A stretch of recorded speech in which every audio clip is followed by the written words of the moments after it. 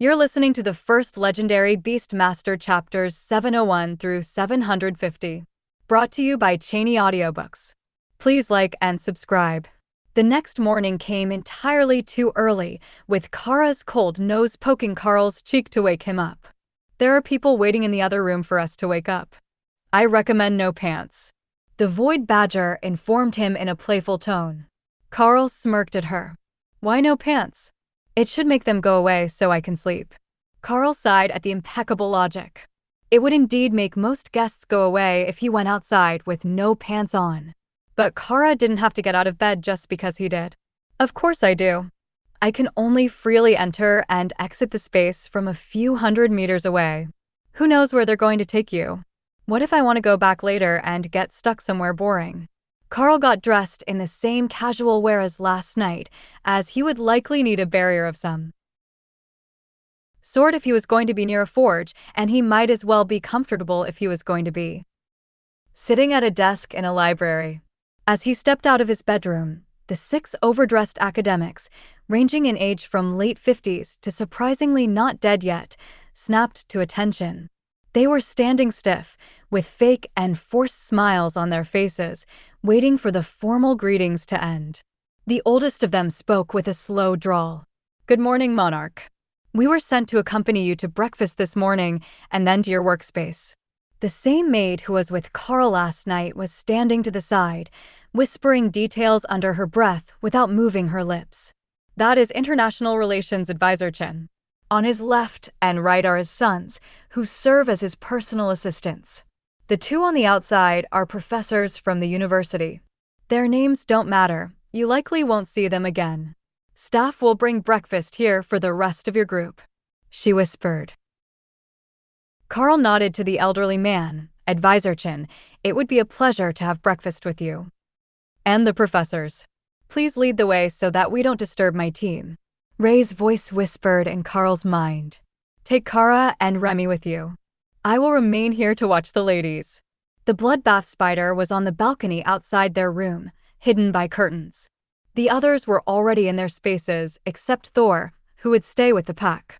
And Kara, who was still on the bed, deciding if she really did need to get up. Karl shifted her into the blanket nest in her space and led the group of visitors to the door. The maid was with them, standing a half step behind Karl's shoulder where he could still see her as she guided them to the informal dining room. This morning, there was a buffet set at the entry for guests to make requests to be brought to their seat. Carrying your own plate appeared to be taboo for some reason, or perhaps beneath the dignity of the people who usually dined in the palace. As they took their seats, Karl let his gaze roam the room, using soul sight to inspect auras for possible traitors or disguised spies. Most of the guests appeared normal, though a few had a level of corruption to their energy that suggested they were horrible people in a general sense. It was the same thing he had seen on the rejected candidates for the Lightning Sarrow hatchlings. One maid was actually a demon, but Karl noticed she wasn't wearing a disguise. She just looked human enough in her uniform that nobody noticed. No, that wasn't quite right. She was wearing colored contacts to make her eyes appear all black. Not a big deal to Karl as she was only an awakened rank demon. That might mean she was a spy for Nuban, but it might just mean she was one of the small group of non-humans that actually lived openly in the Golden Dragon Nation. There were many more, but they preferred to keep to themselves, as hybrids were generally treated as outsiders and had a hard time finding good jobs, while demons were viewed with suspicion just based on their species. Unless she did something questionable, there was no need to make life hard for her. Tell me, Monarch, what is it that you see with those enhanced eyes of yours? Advisor Chen asked. I see that ranking elites are rare here in the palace's dining hall. That there are 4 people in the room that the others are habitually sucking up to. That there are 4 more with personalities so vile that they would instinctively repulse animals, and 1 maid that prefers crotchless pantyhose to stockings with garters. The last comment made everyone do a double take, then begin to surreptitiously look around to see if they could determine which maid it was. The one assigned to Karl was smirking slightly, as she already knew the answer, even if she couldn't see the difference. Standing still, it wasn't obvious, but when they moved, Karl could hear the difference. There is no way that you can know that by sight. The maid whispered to Karl after she thought about his statement. Karl tapped his ear in response, and she smiled. Being able to communicate from her spot along the wall without being overheard made her day so much more interesting. Once they finished eating, the maid escorted Karl and the team of academics downstairs to the underground transit tunnel that led to the university's research center. There was an electric train that ran back and forth on demand, moving workers from the city to the palace without leaving the secured areas. Karl got on board with the 5 men sent to escort him, and the maid turned back to the residential area to wait for the notification that he was returning to the palace. As she entered the staff dining room, a black-robed inquisitor materialized from the shadows. "Melanie, report." The maid curtsied and bowed her head. "Inquisitor, I have seen no sign of the enemy moving against them. However, they may be waiting, as Monarch Karl's senses are absolutely terrifying. He can hear the sound of garter buckles on a slip from across the room, clearly understand a whispered conversation from 5 meters away, and his range of vision is well over 200 degrees. Walking to the dining hall, he could track my movement a full step behind him without moving his head.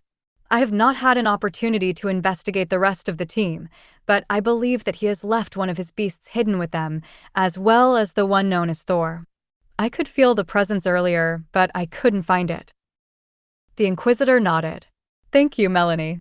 I will assign an additional member to their security detail once we have determined who is left behind."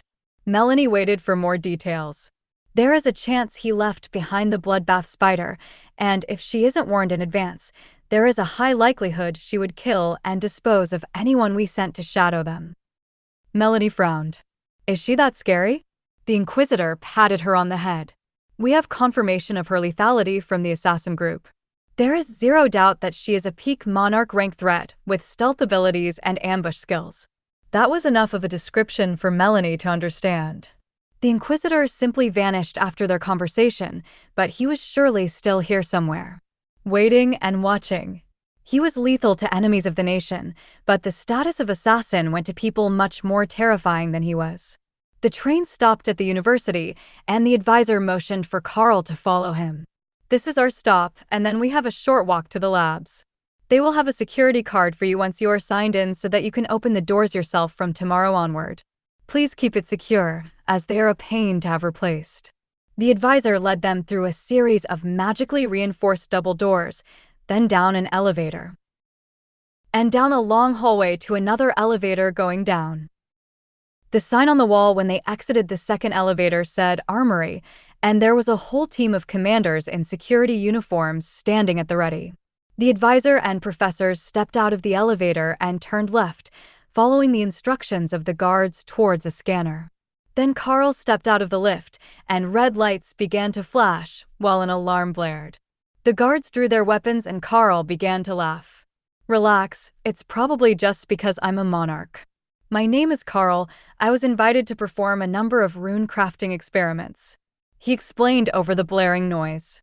A dart flew out of the wall in his direction, and Karl lifted a hand to catch it, wondering what sort of security system was shooting at him before anyone even investigated. There was shouting from down the hall and the sound of pounding boots.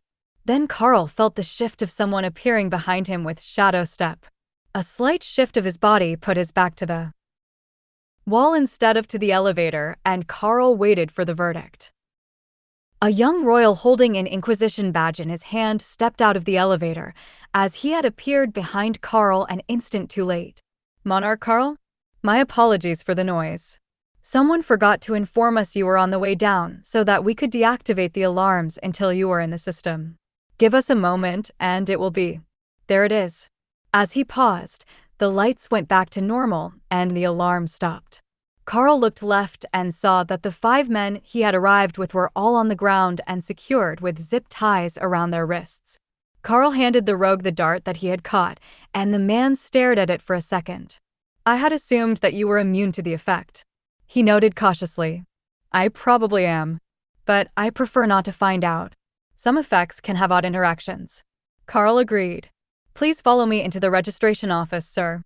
The Inquisitor led him to a scanner with directions to stand inside with your arms spread. A bar spun around in circles as Karl waited, and then an angry beeping reset the machine to its standby position. "Sir, do you have any magical alloys on your outfit?" the operator asked, confused. "I have a special constitution.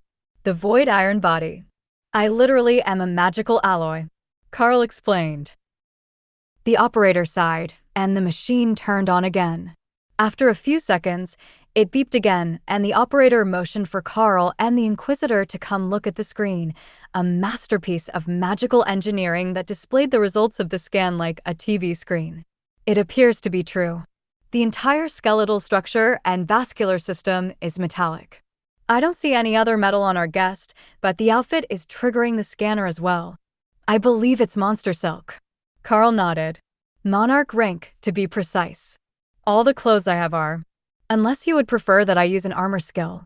Please don't. The alarms for skill activation in the common areas are particularly obnoxious. That's what you triggered when you entered. I would assume that you have passive skills active that can't be turned off. The Inquisitor asked. That is correct. It's not doing anything at the moment, but there is no real option to turn passive skills off. Karl agreed. Well, other than echolocation, soul sense, and thermal vision. They were all passive skills that went into a dormant state when he wasn't paying attention to them. But that wasn't truly off, just not in use. Are there any other skills that you would normally have active when you enter? The Inquisitor asked. Normally, I have an eternal lightning barrier active at all times. I turned it off in the palace so that I didn't panic the guards. Please leave that off inside the facility. Do you have any skills that might interfere with scanning equipment if traces of them remain after your work? The Inquisitor verified. Well, I have nullify. If that was activated in here, we would be having this conversation in the dark. Karl joked. In the dark? The scanner operator asked. The power source for this floor is just over there, and it's a magical circuit. The lights are all magical, not conventional. The Inquisitor looked impressed. I didn't think that you would be able to locate the core device. You have great mana sense. Karl nodded in acceptance, and the Inquisitor continued making notes in a large binder. Other skills that might be dangerous beyond your range of sight? Karl shrugged. There were too many to list. How did he explain the danger of a curious void badger or a bored Naga queen? Well, if the epic guard used gravity slam, that could be a bit of a mess in an underground complex. But I don't expect to be doing any fighting, and especially not enough to summon backup. The Inquisitor sighed as he finished the entries. That should be enough details. I don't know why they asked. Every Monarch-ranked elite will be an S-rank existential threat to the facility. But your pass is updated, and I have attuned it to the energy you're emitting right now, so as long as you don't change your passive skills, you shouldn't set off the alarms tomorrow. Karl hung the pass around his neck, secure in the knowledge that he would no longer set off the alarms just by showing up at work. All right, where do I go now? They were quite sparse with the details. The Inquisitor led Karl down a hallway opposite the direction of the scanners that the others were going to take him through, then down a set of spiral stairs, which led to another long hallway. That ended in a massive circular blast door with an entire team of palace guards standing at it. Interesting. The actual labs are not under the university facility at all, but to the west. This isn't under a residential area, is it? Karl asked. How can you tell that? The Inquisitor demanded, visually scanning Karl for a compass or other tracking device. I'm from the mines. Never once in my life have I been lost underground. Now, can you tell me what is a kilometer west of the university? I haven't had a chance to see the surface of the city. Karl explained. Woodland Hills Cycling and Recreation Park. It's a former gravel pit that was replanted and shaped into a public park when the city expanded past it. We're currently beneath the park. That would leave some risk of civilian injuries, but minimal, and if there was a blast from the battle, it could be explained away as the gravel pit settling, should anyone notice from the surface. 500 meters below it. 485, if my guess is right. Even with the air circulation, I can feel the depth. Karl added. It sounds cozy there. Ray agreed from her hiding spot in the palace suite. Well, not exactly a hiding spot, as she was incorporeal and sitting on the sofa watching nature documentaries with Lotus. But technically hidden. The massive underground facility was basically one huge burrow, and if she killed the lights, it would be a perfect nest, already fully stocked and everything. The Inquisitor was giving Karl a strange look, but he kept walking to the guards. Karl held up his pass, which they pressed a small stone to, waiting for it to turn green. Once it did and the spells on the pass were verified along with the picture and Karl's face, they opened the door to let him into the laboratory. The door slid into the stone, reducing the chance they could be pried open. They also extended a half-dozen meters past the hallway, from the sound of the machinery moving them. Truly a formidable barrier, even without the magical enhancement. A gust of heat hit Karl's face, smelling of coal, hot iron, and magic. Then, the sound of hammers on metal, the distinctive ringing of a forge, reached them. Karl smiled and stepped through the blast doors, which slid shut behind him. He turned back and looked at the smooth surface, then realized that his skills might actually be as much use for security as they were for offensive weapons. Enhancing the durability of that door to commander rank or higher would make it nearly impossible for anyone or anything to get through 3 meters of solid steel in a reasonable time frame. There was someone waiting patiently for him to address them, so Karl took his mind off the door and turned to see what sort of workplace he would have for the near future. The air was hot with the smell of forge, but the actual lab was immaculately clean. It was set up as an open floor plan, with forges along the wall and crafters making weapons. Then there was an enclosed clean zone in the middle with workbenches for whatever sensitive projects they were working on. The entry was elevated, nearly 30 meters above the lab floor, with a walkway that went all the way around. Access to the main level was through any of a half-dozen staircases, plus 4 visible elevator platforms that only operated within the lab. The girl who had been waiting for Karl cleared her throat, making him look way down to find a ridiculously short woman with pink hair, a bulbous nose, and big ears. No way was that a human. Good morning, Monarch. I am Chief Engineer Fizz Spark, head of the engineering facility. You should be the new runecrafter, correct? Please follow me to the floor and we can get started, she announced in a squeaky voice.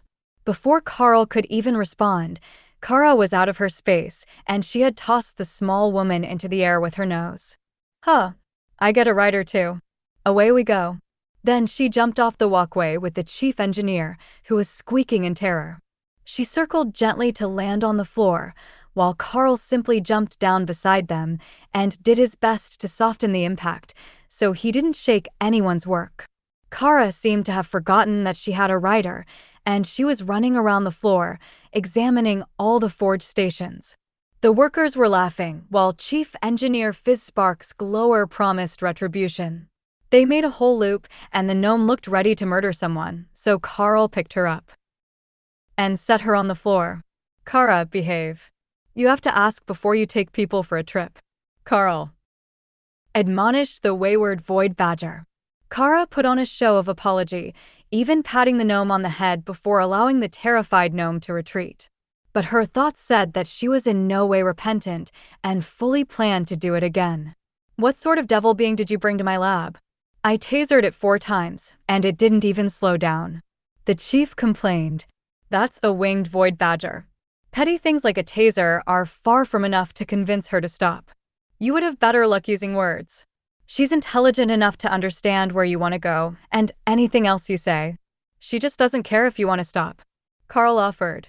And how did you get her past security? I am a Beastmaster. They have a separate space attached to me. Wherever I am, they can be as well.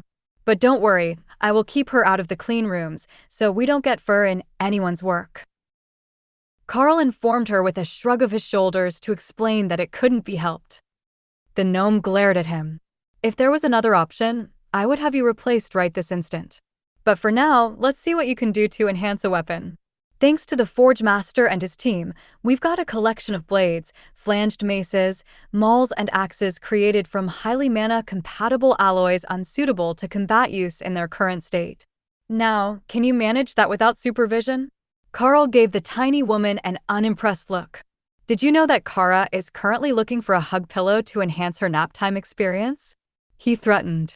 The two glared at each other for half a minute, not saying anything, before one of the researchers, a blue dragon cleric with his head shaved bald, revealing scattered blue scales, came over to break up the standoff. Chief Engineer, please forgive him. The monarch certainly didn't mean to insult you with his partner's antics. The rune crafting skill is invaluable to our work here, and I will assign someone to ensure that he doesn't trouble you further. The cleric pleaded. Chief Engineer Fizzspark began to relax a little until a nasal voice came from behind her. What? Someone has been picking on the failure again. Hardly shocking.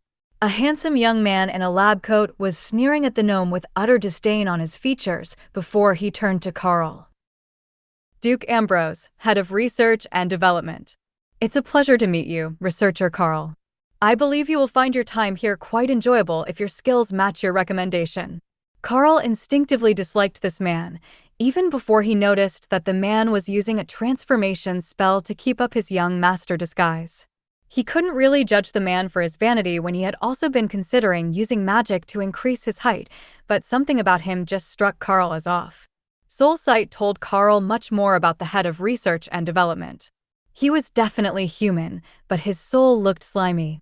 Like food scraps left outside to rot in a bucket of water, the outer layer of his soul seemed to have a greasy, rotten sheen. The man swung a lazy kick at Fizzspark, only to pull up short when Kara appeared between them, baring her teeth. Put your beast away, researcher. Such a creature doesn't belong in the lab. Karl sighed, but he didn't reprimand Kara. I would recommend that you refrain from kicking coworkers. We enforce a zero tolerance for bullying policy. Karl insisted instead. Since when? Ambrose scoffed. Since about 4 minutes ago. Now, it was a pleasure to meet you, Researcher Ambrose. But I have an orientation to finish with Engineer Fizzspark. Can we ask for new people? These ones are defective. Remy asked. Probably not. But I think we can sort them out easily enough without killing anyone and ending up in a royal prison cell. A third person came over to their argument, and Karl smiled as he saw a familiar facial structure for the first time in ages. Duke Ambrose was 190 centimeters tall and whip-thin, while Fizzspark was half a meter tall. Not at all like home.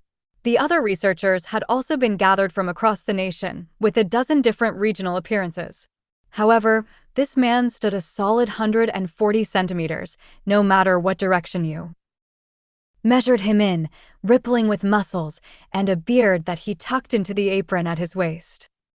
He kind of reminded Karl of a shorter commander rank version of his dad. Will you two idiots cut it out?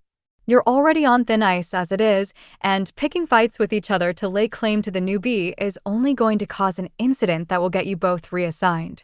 The monarch isn't just a researcher, he's a war hero, and he's here with the blessing of the Archbishop himself. You don't want that kind of trouble. My apologies, young beast master. I am Forge Master Granite, head of production here in the lab. As you can see, things here have been tense for some time. Unlike you, most of us don't have the luxury of leaving here daily, and they are going stir-crazy without the sun. Karl chuckled. That happened a lot in the mines as well. Some people are only suited for work topside. Don't worry, I don't hold any grudges. But I would appreciate it if everyone could get along well enough to get through orientation. Duke Ambrose looked like he was going to start screaming, but Karl raised a hand to stop him. I can see on your face that you want to complain again, and I will warn you now that you don't want to press your luck. I am not so morally upright that I wouldn't slap the stupid out of a manager. In fact, it's tradition where I come from. I will apologize for scaring the chief engineer, but I don't give a damn about your interpersonal drama. Forge Master Granite laughed. I think we're going to get along well. All right, son. Follow me to the F5th station, and we can see how your new technique works on a freshly crafted blade. That calmed the other two, and Karl resisted the urge to smile at the way that you could see how upset the short man really was with every stomping step that he took. Karl strongly suspected that Forge Master Granite was an actual full-blooded dwarf. He didn't have any proof of that, but all the evidence was pointing in that direction. Especially with the clearly gnomish spark working here as well. The blade on the cooling rack was exquisite, forged of an unknown alloy, but the tiny details worked into the handle, as well as the perfect angles of the blade, without any signs of tool marks, even before being polished, couldn't be the work of anyone but a true master. How hard is this alloy right now? Can I etch with a chisel or should I use a skill? Karl asked.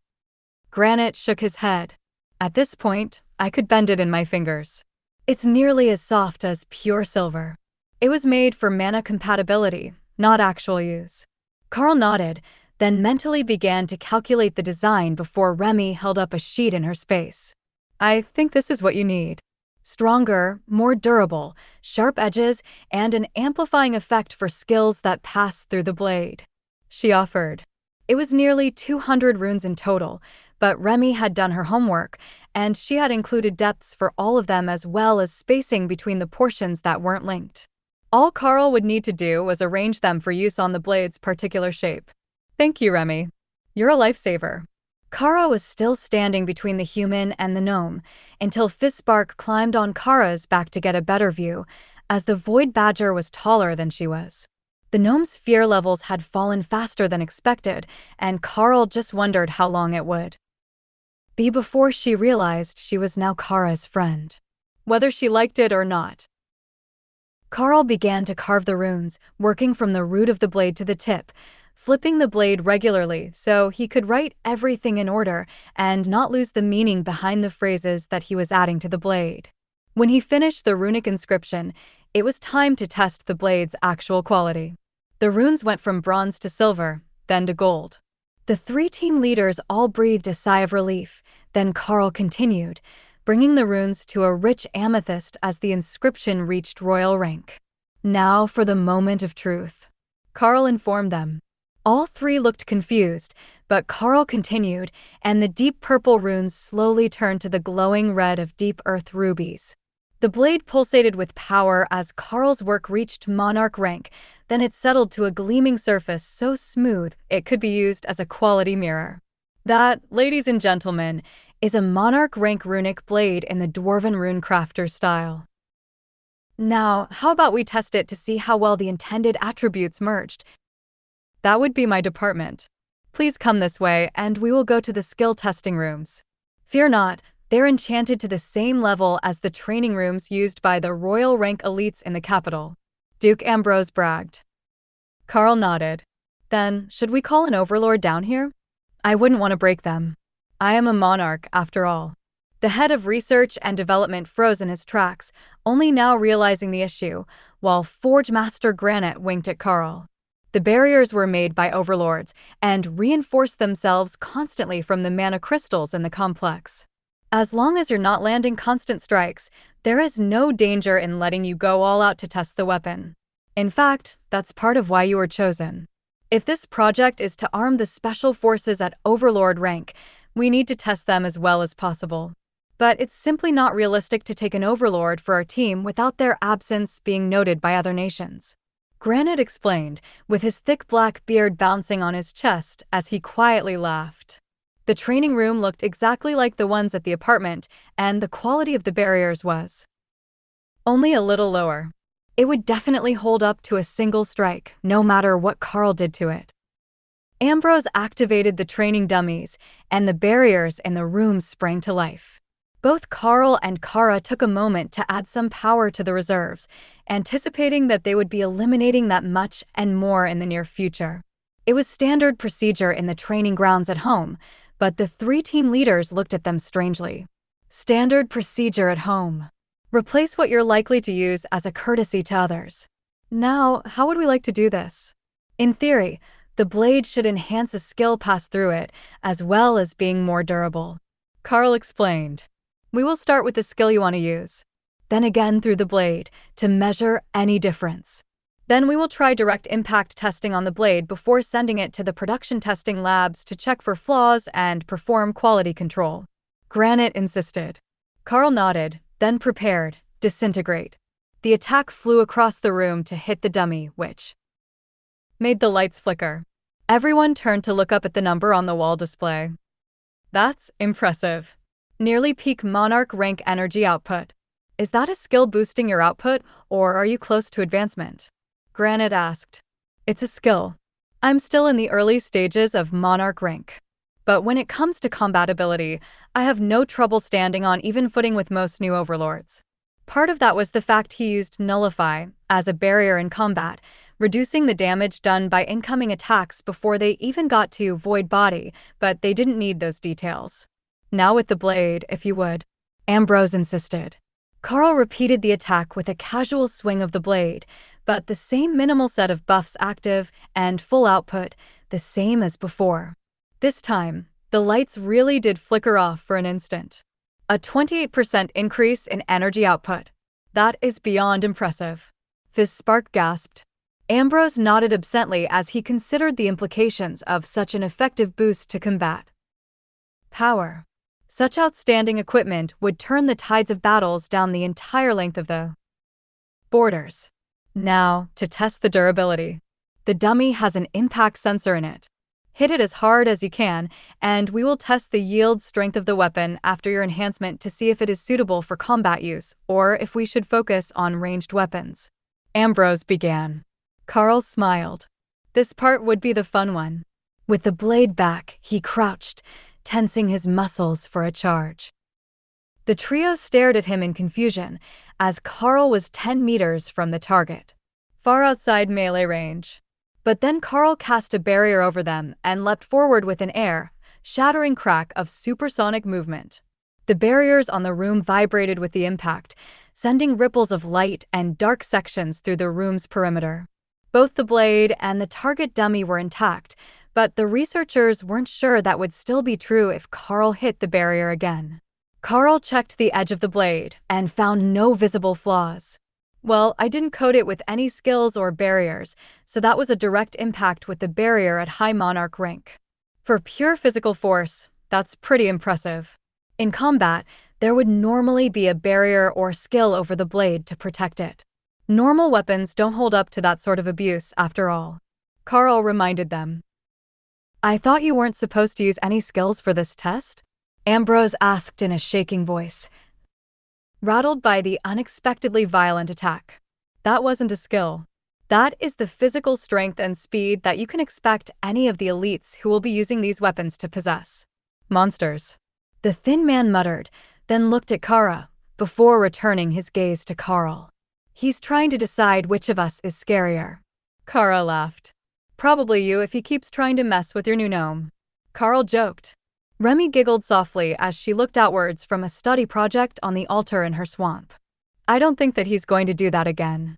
At least not while you two are here at work. He looks terrified, like he has never actually seen a powerful elite up close before. Hawk squawked in amusement. Researchers are like earth mice. They hide underground and never go out to see the dangers of the world up above. It's only natural that he is terrified the first time that he meets a predator. Kara thought that was sage-tier advice. You could only hide in the burrow so long before you had to go out. But that creepy human had his food delivered, so he had never gotten to experience the real world before. Karl and Kara both put a bit more energy into the storage for the barriers, as they had done more damage than expected, and the array was likely to suffer for it until the draw was replenished. There we go. That should make up for the usage of the room. Now, I suppose that we should send this blade off to be tested for any production issues. Was there anything else we needed to do before repeating the process with different combinations to test for viable alternate effects? Karl asked. Do you have more variations prepared? Forge Master Granite asked. I have a few. The viability of them hasn't been tested. But theoretically, they should work. Duke Ambrose frowned as he realized that he had been entirely cut out of the process. He was the head of research and development, but they had sent someone here with a skill that he didn't know. Someone who had already prepared designs for the testing phase, which was what research and development was supposed to be doing. But how could they do their jobs when they couldn't provide any actual input into his design process? Karl's entire presence here was an insult to his authority within the facility and a challenge to his position. For years, Ambrose had been here, toiling thanklessly to create new weapons for the nation. Now, some upstart young runecrafter just showed up and crushed the performance records of everything that they had produced in the last 2 years. What Ambrose couldn't know was that in order to make powerful runes, the creator had to be at an equal level. So, they wouldn't be able to mass produce them for distribution at Monarch rank. However, what they could do was distribute weapons that could eventually withstand Monarch rank usage, and then distribute them and let them grow with their users. With the assistance of a rune master, the runes would adapt to the power pushed through them if you deliberately overloaded the stage they were at. So, if the weapon didn't explode, it could be improved when the user advanced. That was a long way off, as they didn't have a single other rune master yet, as far as Karl could tell. He vaguely recalled that there were supposed to be acolytes sent by the blue dragons, but he hadn't seen them yet. The best thing to do is ask. So, when will the acolytes arrive? The sooner we can get working, the better. Granite shrugged. They're in security somewhere. They arrived before you, but with 10 of them sent at the last minute, none of their passes were ready. That was one problem down. But there was something off with the chain of command here. Who was supposed to be arranging for their arrival anyhow? Karl addressed the group. Well, until they come down, we can continue on this project path. Should we start with the most or least likely to succeed? Forge Master Granite smirked. I say that we start with the least likely. Doing things that you know will work is how we ended up so far behind the power curve to begin with. That was clearly a direct jab at Ambrose, the head of research and development. But Karl ignored the bickering and motioned for someone to bring him another weapon. This one was much different than the last one. Not only was the material different, the quality of the workmanship was far inferior. Karl turned it over in his hands, then sighed and began to plan the runes. The dwarves didn't believe in specific effects. They wanted grand concepts in their rune crafting, to the point that even the language supported working that way. So, Karl thought for a few minutes and came up with the most absolutely ridiculous compound rune that he could fit on the blade. In a literal translation, it meant a divine sundering blow that splits the earth, shakes the skies, and instills fear into the hearts of men, dragons, and gods. But the supporting runes to shape the concept without breaking the single rune, as well as the addendums for power, an earthquake that would split the earth, and inspiring reverent awe of the wielder added quite a bit to the sigil. The dwarf stared at the rune as Karl finished writing the draft, then began to laugh out loud, his whole body shaking with mirth. Do you not have any fear of divine retribution? I am not certain I would dare to think that one much. Less dare to actually inscribe it on a blade. Granite laughed. Well, I have limited invulnerability. At worst, I should only be 90% dead. But if the rest of you want to stand outside the room, I totally understand. Karl joked. The rest of the group was baffled, as they couldn't even attempt to read what Karl had written. Karl decided to tempt fate and used disintegrate to carve the runes as he envisioned them on first one side of the blade, then the other. The runes appeared down the blade, as if drawn by an invisible finger, while Granite held his breath.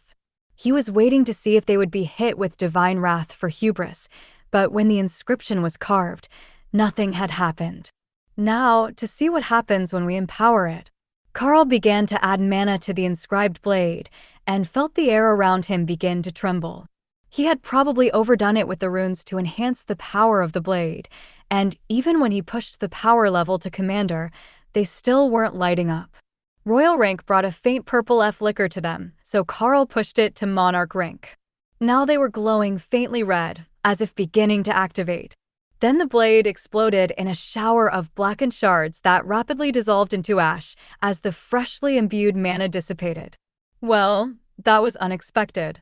I guess that blade wasn't up to the inscription. Karl sighed. Forge Master Granite cleared his throat and pointed at the table in front of Karl. There was a black scorch mark on it where the blade used to be, and the protective enchantments were shattered. Minor technical difficulty. Do we have someone on hand to fix the tables? Forge Master Granite shook his head. Those tables weren't intended to be consumable items. First off, how did you shatter an Overlord rank barrier with a Monarch ranked crafting failure? Karl shrugged. It likely pulled the mana out of the enchantment when I didn't have enough to feed it. What none of them could have known was that a single bolt of black lightning had hit the park overhead at the moment that the blade disintegrated. Karl began to draw another inscription. This one is a bit less overblown. Can you get me a blunt weapon? A maul or a war pick of some sort, preferably. I will try to enchant this one to add both durability and large amounts of impact damage to strikes. It was a much less obnoxious enchantment than the other, and it would fit easily on the head of a hammer. An assistant came in with a cart holding a freshly crafted maul, still warm from the forge. Karl grabbed it to set it on the table, then froze halfway as everyone screamed in terror. I haven't even started yet, he complained. No. That maul, how are you all right? Ambrose asked. Karl looked at the hammer for a moment, then realized that the warmth on his hand was actually flesh melting heat to most people. Oh, that. It's fine, that won't hurt my hand, it's just hot. But that makes it easier to carve if I can find the chisels. They seem to have been obliterated by the aftermath of the last failure, so Karl used Earth Barrier to make himself a new one and set about carving the runes. This time, when he was almost done, Karl decided to add a bit more flair and added a small side note about melting armor on impact. A small homage to Hawk's love of fire and the heat held in the hammer. Extra impact force and armor damage, or possibly armor ignore, depending on how the weapon interpreted it when used, should make for a suitable level of enhancement. Karl began to add mana to the hammer and watched in awe as the head of the weapon slowly turned a deep crimson, while the runes went from bronze through silver to gold. What is the mana compatibility of this weapon? He asked as the weapon approached the royal rank. It should be close to that of the first weapon, higher than pure silver. Forge Master Granite insisted. All right, then we go all out. Karl pushed the weapon to the royal rank, and the coloration changed. The head of the hammer turned deep amethyst, while the runes shone silver. Then, the runes went back to gold, and Karl kept pushing the quality up. It appeared that the alloy had been enhanced, changing in core quality, while sucking the mana out of the runes. That was interesting. He certainly hadn't expected it, and this might make for a much more powerful weapon than he had planned. The whole head of the weapon glowed purple when it reached royal rank again, and then the purple hue began to fade, turning to an opalescent sheen on the metal similar to the maul that Karl had in his possession. The runes finally turned monarch rank red, and then the process stopped as it reached equilibrium with Karl's power level. And done. The worker who had brought in the hammer gasped at the changed appearance. That is incredible. Why did it do that, when the ones before it did not? He asked. Karl shrugged. Well, one of them blew up. But the first one, the one that Forge Master Granite created, was already at a much higher quality level. If I am right, then this should now be an exceptional or epic ranked weapon. But the blade that was used for the first weapon was already an epic item before being enhanced. Forge Master Granite nodded as he stroked his long black beard. Yes, it should be considered epic grade. All that it was missing was mana to get it there, as the weaponsmith missed multiple steps in the imbuing process. The worker looked terrified at the prospect of what the Forge Master was going to do to correct such an oversight. They should all have been masters at their craft here. There was no real excuse for forgetting steps that would improve a weapon's quality to such an extent. It was sad news for Karl, who realized that the improvement was not actually from his skills, but just finishing the work that the previous craftsman had skipped. But the result was an item that should be of more than sufficient quality for their purposes. Duke Ambrose cleared his throat as they were back to his department's specialty. His petulant voice instantly annoyed everyone around him, but his idea made enough sense that they still listened. Perhaps we could have a less powerful user test the weapon to determine the scalability of the runework. While the first round is going to the overlords, should they be suitable, this craft will eventually spread to all of the special forces. Forge Master Granite held his hand over the maul, checking the temperature, then picked it up and hefted it carefully to test the balance. Granite was a commander, so he would be able to put a decent amount of force behind the attack. Plus, it was a dwarven rune, so there might be a bit of extra affinity for him. The Forge Master collected another similar maul from the pile of completed weapons as a baseline for their tests and led the way back to the testing room. This will be so much fun. I haven't gotten to hit anything but work in far too long. You should try it too, Fizz. It's quite therapeutic. They both excluded Duke Ambrose, who was a common rank human with no noticeable powers. That would be closer to comedy relief. Assuming he could even lift them all. Karl charged the barriers in the training room again, while Granite set the new weapon on a table at the side of the room. Karl wasn't sure what sort of combat skills a Forge Master might have, but there should be something for swinging a hammer, and that was what this one was designed to enhance. Forge Master Granite's arms were powerful, and the first swing that he made with the regular hammer caused a flare of light on the barrier over the dummy. Impressive strength without using a combat skill. Do you need me to teach you one quickly for more effective testing? Karl asked. Forge Master Granite shook his head. I know how to fight well enough. But pure strength should always be the first test for a weapon. You never know when that fancy magic mumbo-jumbo will fail. And it will be time to just beat something to death. Duke Ambrose looked somewhat dubious about the logic behind that, but Karl knew that it was true in more ways than one. You could be injured, out of mana, exhausted, or simply in an argument with Kara, and you wouldn't be able to use the skills that you were after. Granite swung the hammer and smashed it into the barrier, giving a solid low commander rank impact reading just from physical impact. That was truly impressive, and under that loose shirt, he had to be even more physically powerful than Karl himself had become. Impressive. Karl congratulated, but the smith simply grunted and nodded as he switched weapons with a reverent smile at the new one. He swung again, and the numbers on the meter began to grow, stopping just short of the standard for a royal-ranked skill. Now that's a hammer. He sighed fondly.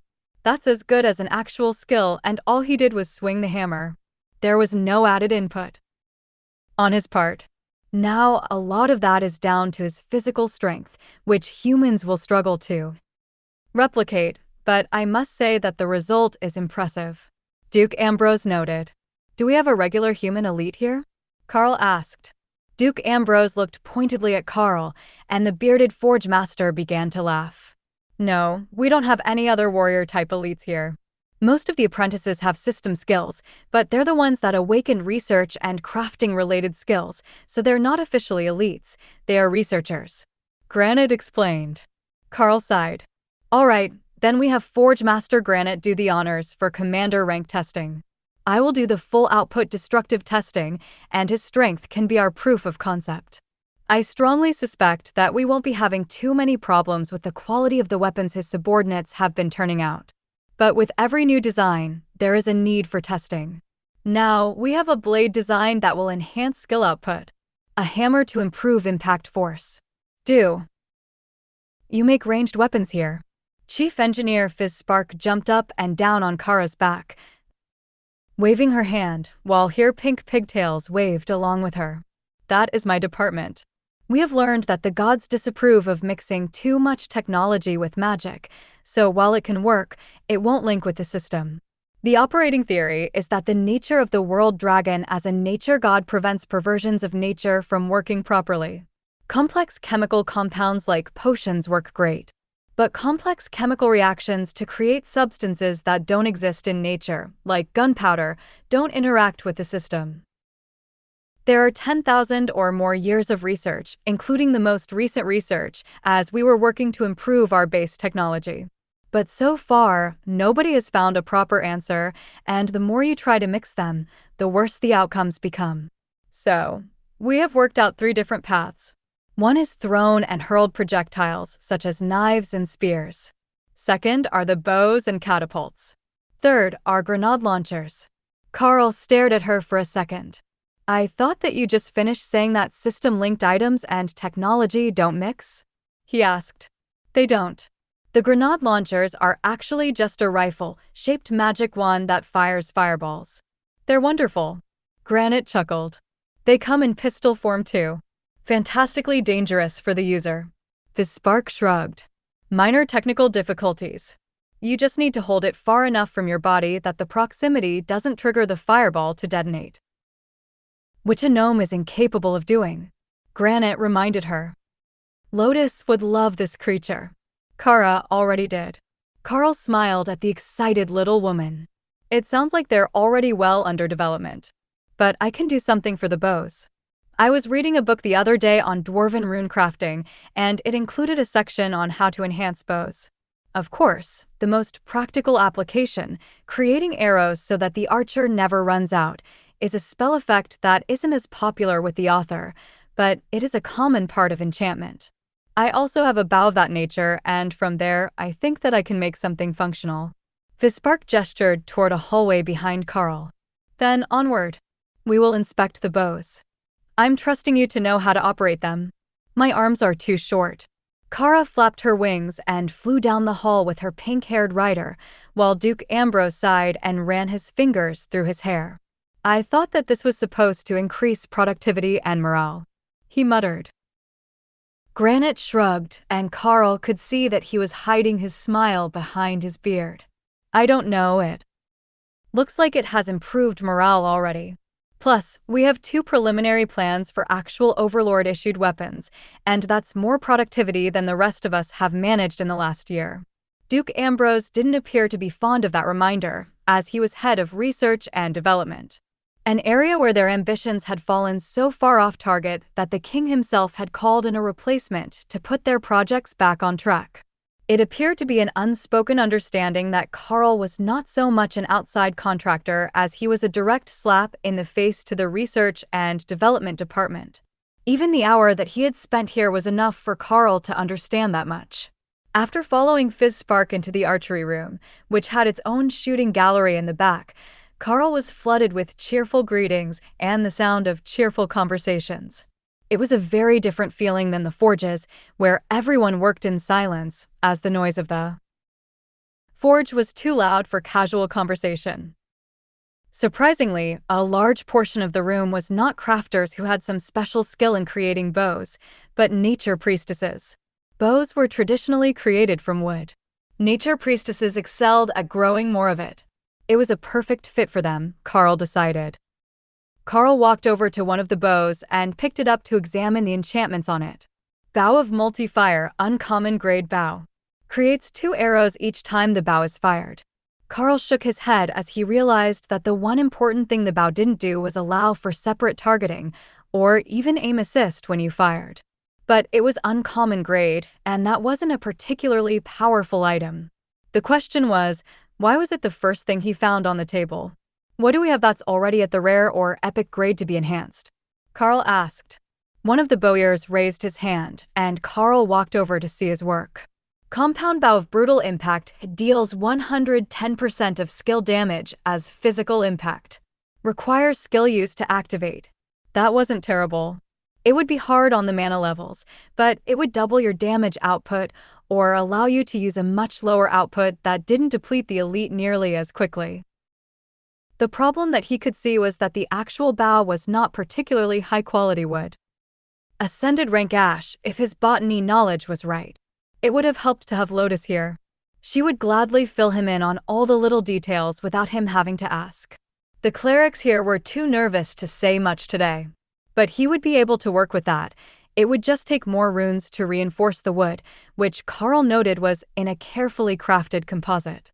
It was quite a modern weapon, with its compound design for improved arrow speed and shorter overall length while retaining power.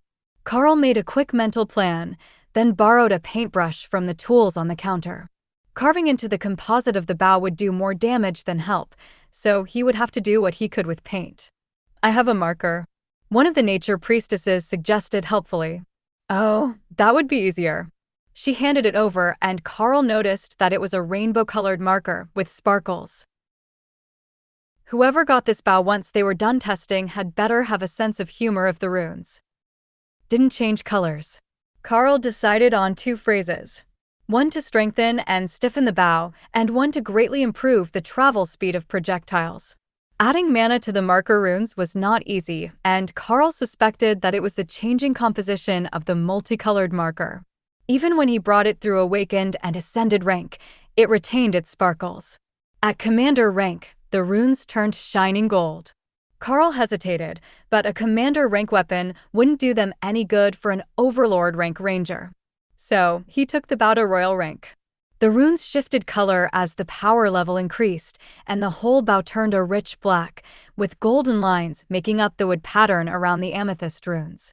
He could feel the saturation of the wood and didn't dare to take it any further.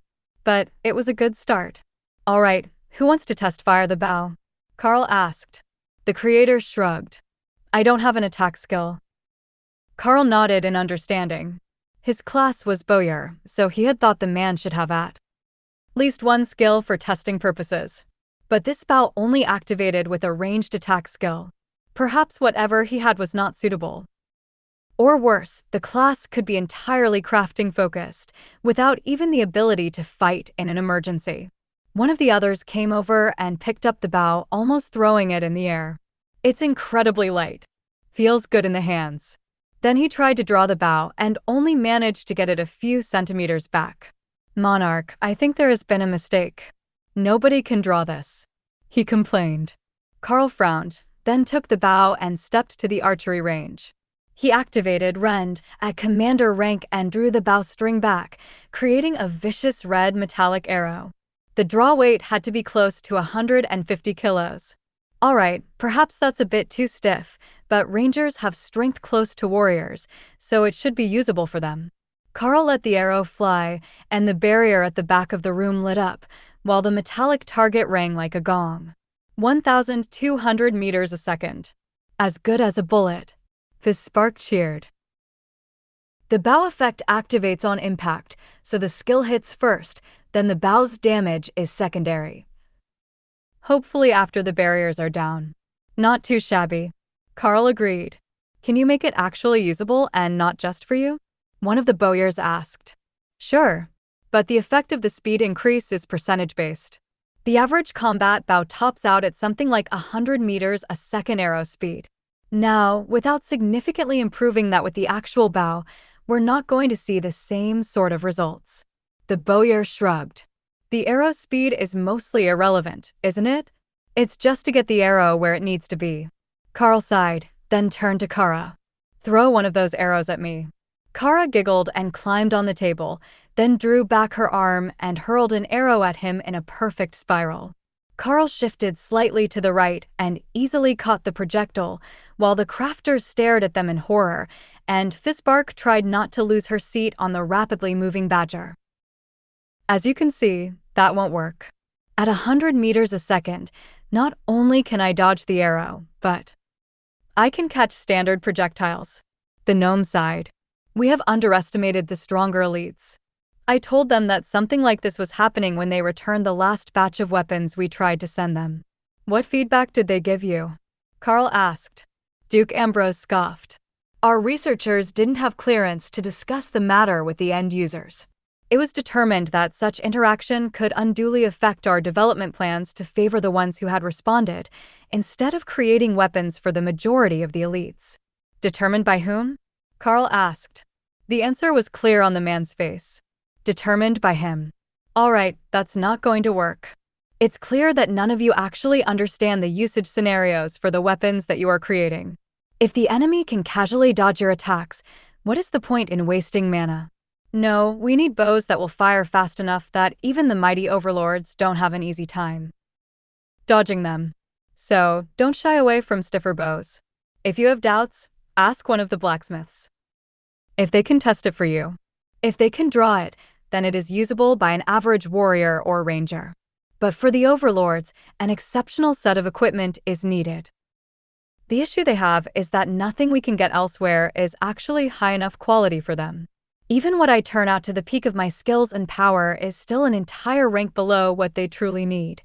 And my limited skills means that there is a significant chance that we will still be lacking in quality compared to the items created by the Cyclops Forge Masters. As Karl finished his speech with a mention of the giant's craftsman, Granite spat on the ground in disgust. Unacceptable. No way will we lose to the giants. But the Forge Masters should be extinct. Where did the giants get more? He asked. There was a monster spawn, where multiple Cyclops Forge Masters were obtained by the giants at royal and possibly monarch rank. Forge Master Granite's disgust turned to something bordering on rage, until one of the nature priestesses handed him one of their signature cigarettes, already lit. The dwarf smiled at her and took a drag, then put it out. "Thank you. Damnable giants. All right, I think I know why there is such urgency now. If the giants have their legendary smiths back, and we're working with no information and a design team that has two functional brain cells fighting for third place, things are about to go south." Duke Ambrose stormed out of the room, sick of their insults, but nobody seemed sad to see him go. "How many people are on the research team now?" Karl asked. "Just him and a couple of paperwork clerks. The last of his subordinates quit last week, and none have been sent to replace them. The acolytes coming with you would presumably be the new team," Fizzspark whispered. Karl gave her a surprised look before responding. "This doesn't seem like the sort of place that you can just quit and head home from." The gnome nodded. "They have the mages mind wipe your time here, so you can't spill secrets when you leave. I don't think that they'll try that with you, but most of our team doesn't get any consideration at all." Kara chuckled, making Fizzspark vibrate on her back. Kara has a point. Even if they wanted to, they probably couldn't. I am somewhat resistant to negative magical effects, and we already know that they don't have an overlord here to do the job every day when I head back to my room at the palace. Fizzspark gasped. "You get to stay at the palace? Lucky. I heard that it's really nice. What does the city look like?" Karl shrugged. "I went underground from the palace here. I haven't seen the city at all. Security reasons, they say. But there is a train that goes from the palace complex to the university, then it's all indoors from there to the entrance. Rather dull, really." Their conversation was interrupted by the sound of the main doors opening. That was unusual enough that everyone in the main room turned to see what was going on. There were no scheduled deliveries today, and they had already gotten a new person who made the head of research and development cry. More excitement seemed like too much for one day. 5 young acolytes, all in their first and second years at the Seminary Academy, were led in by a security guard. Karl and most of the occupants of the archery room came out to see what the commotion was about, and Kara flew Fizzspark up to the landing. Then she poked the chief engineer with her nose and made a get-on-with-it gesture for the gnome to begin her welcoming speech. "Acolytes for the room crafting project? Welcome to the development lab. Please do come in. Monarch Karl will be taking charge of your training from this point forward." They wouldn't actually be able to learn the rune crafting skill, Karl feared. Nacht had said that it had incredibly high standards as a skill. But there was some hope that they could learn some subset of it as a trade skill. If nothing else, they could help Karl with his preparations while he worked out a way to alter the skills he had to the point he could train them properly. What would you even blend it with? Don't you need more useful skills before you can start mixing things for others? Remy reminded him. Good point. They keep promising me more skill books, but they never do make good on their promise before I'm sent somewhere else. Well, now we have captive blue dragon clerics. They should have some connections who would love to get more books for us. Maybe they brought books. I hope they brought books. I've already read almost all of mine. That was impressive. She had entire shelves full of them arranged around her altar, hundreds in total. But Remy didn't really sleep unless she was bored or full, so she had lots of time to research. It made her a lousy night watch, but a great researcher. Karl leapt up from the ground level to stand on the catwalk and inspect the new arrivals, who all waved happily at him. "I thought that there were 10 of you coming?" he asked. "Security rejected 5 of us because of family political connections." One of the girls, a tomboy with a crew cut, replied. Or perhaps that was a very effeminate boy. Karl checked the system interface for the truth. Name, Marissa. Prefers Mark. Well, that was easy enough.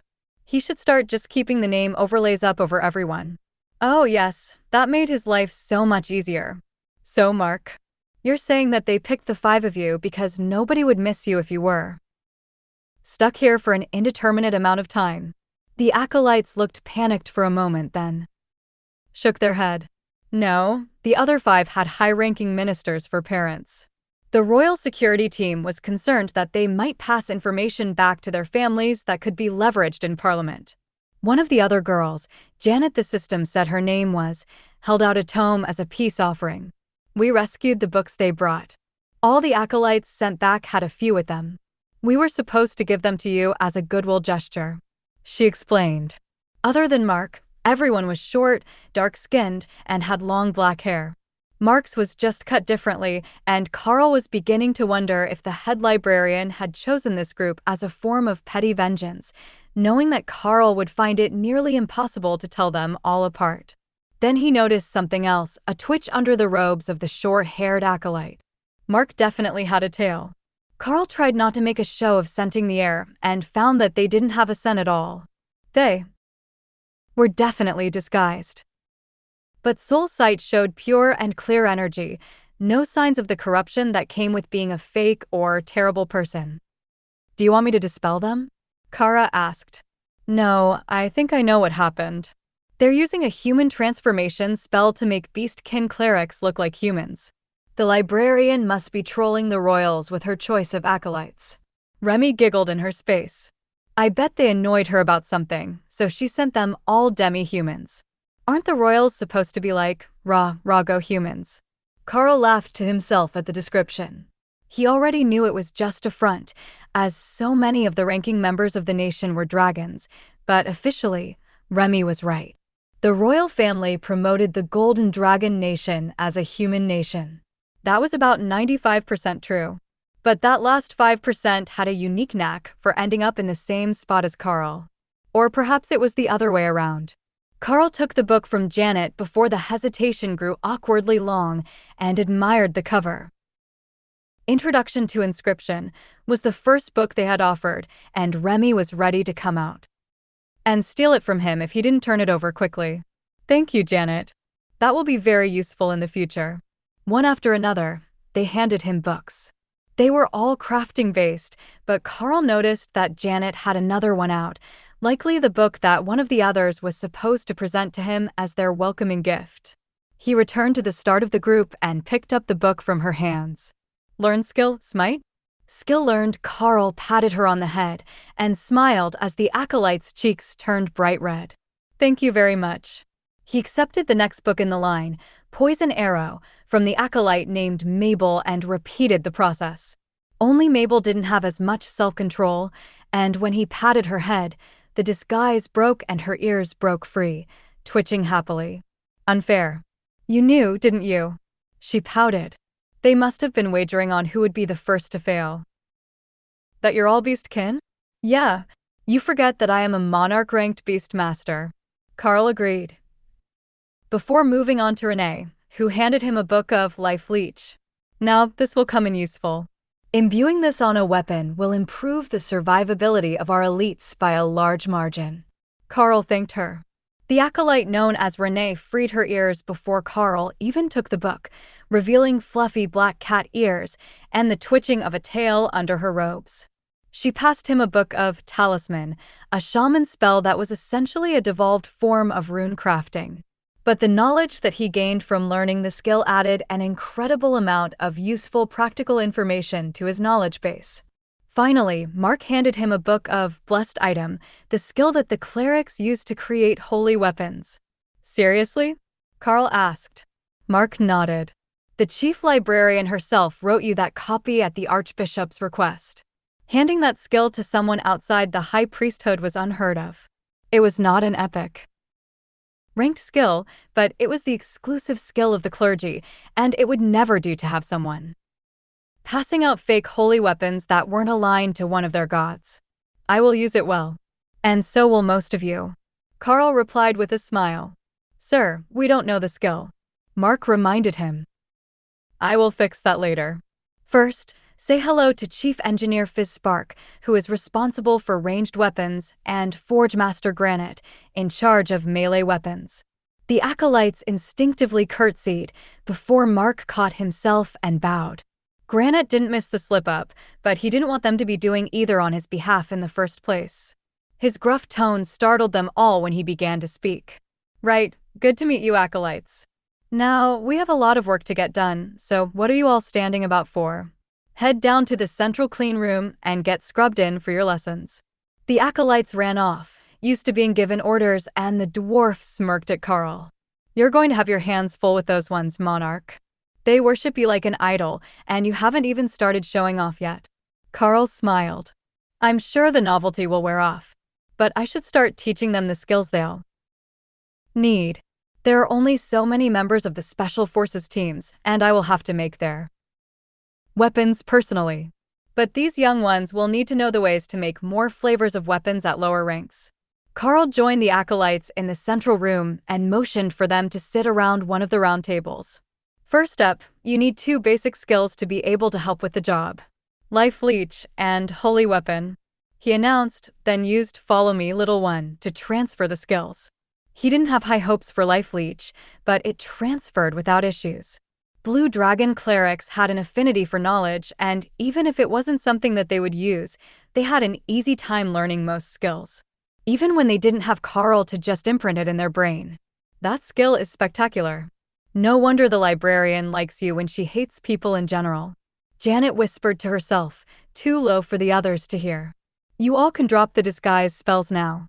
Keeping them active will use up energy that you're going to need by the time that we're done training you on these techniques. Karl insisted.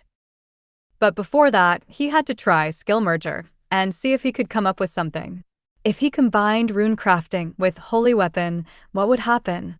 It took an immense amount of focus to bring up two such technical skills at once, especially when he couldn't activate them in his mind to see the effect. Sir, one of the acolytes asked carefully. Give me a moment. I'm trying to mentally blend a pair of skills to teach you the basics, because you can't use rune crafting as a complete skill until royal rank.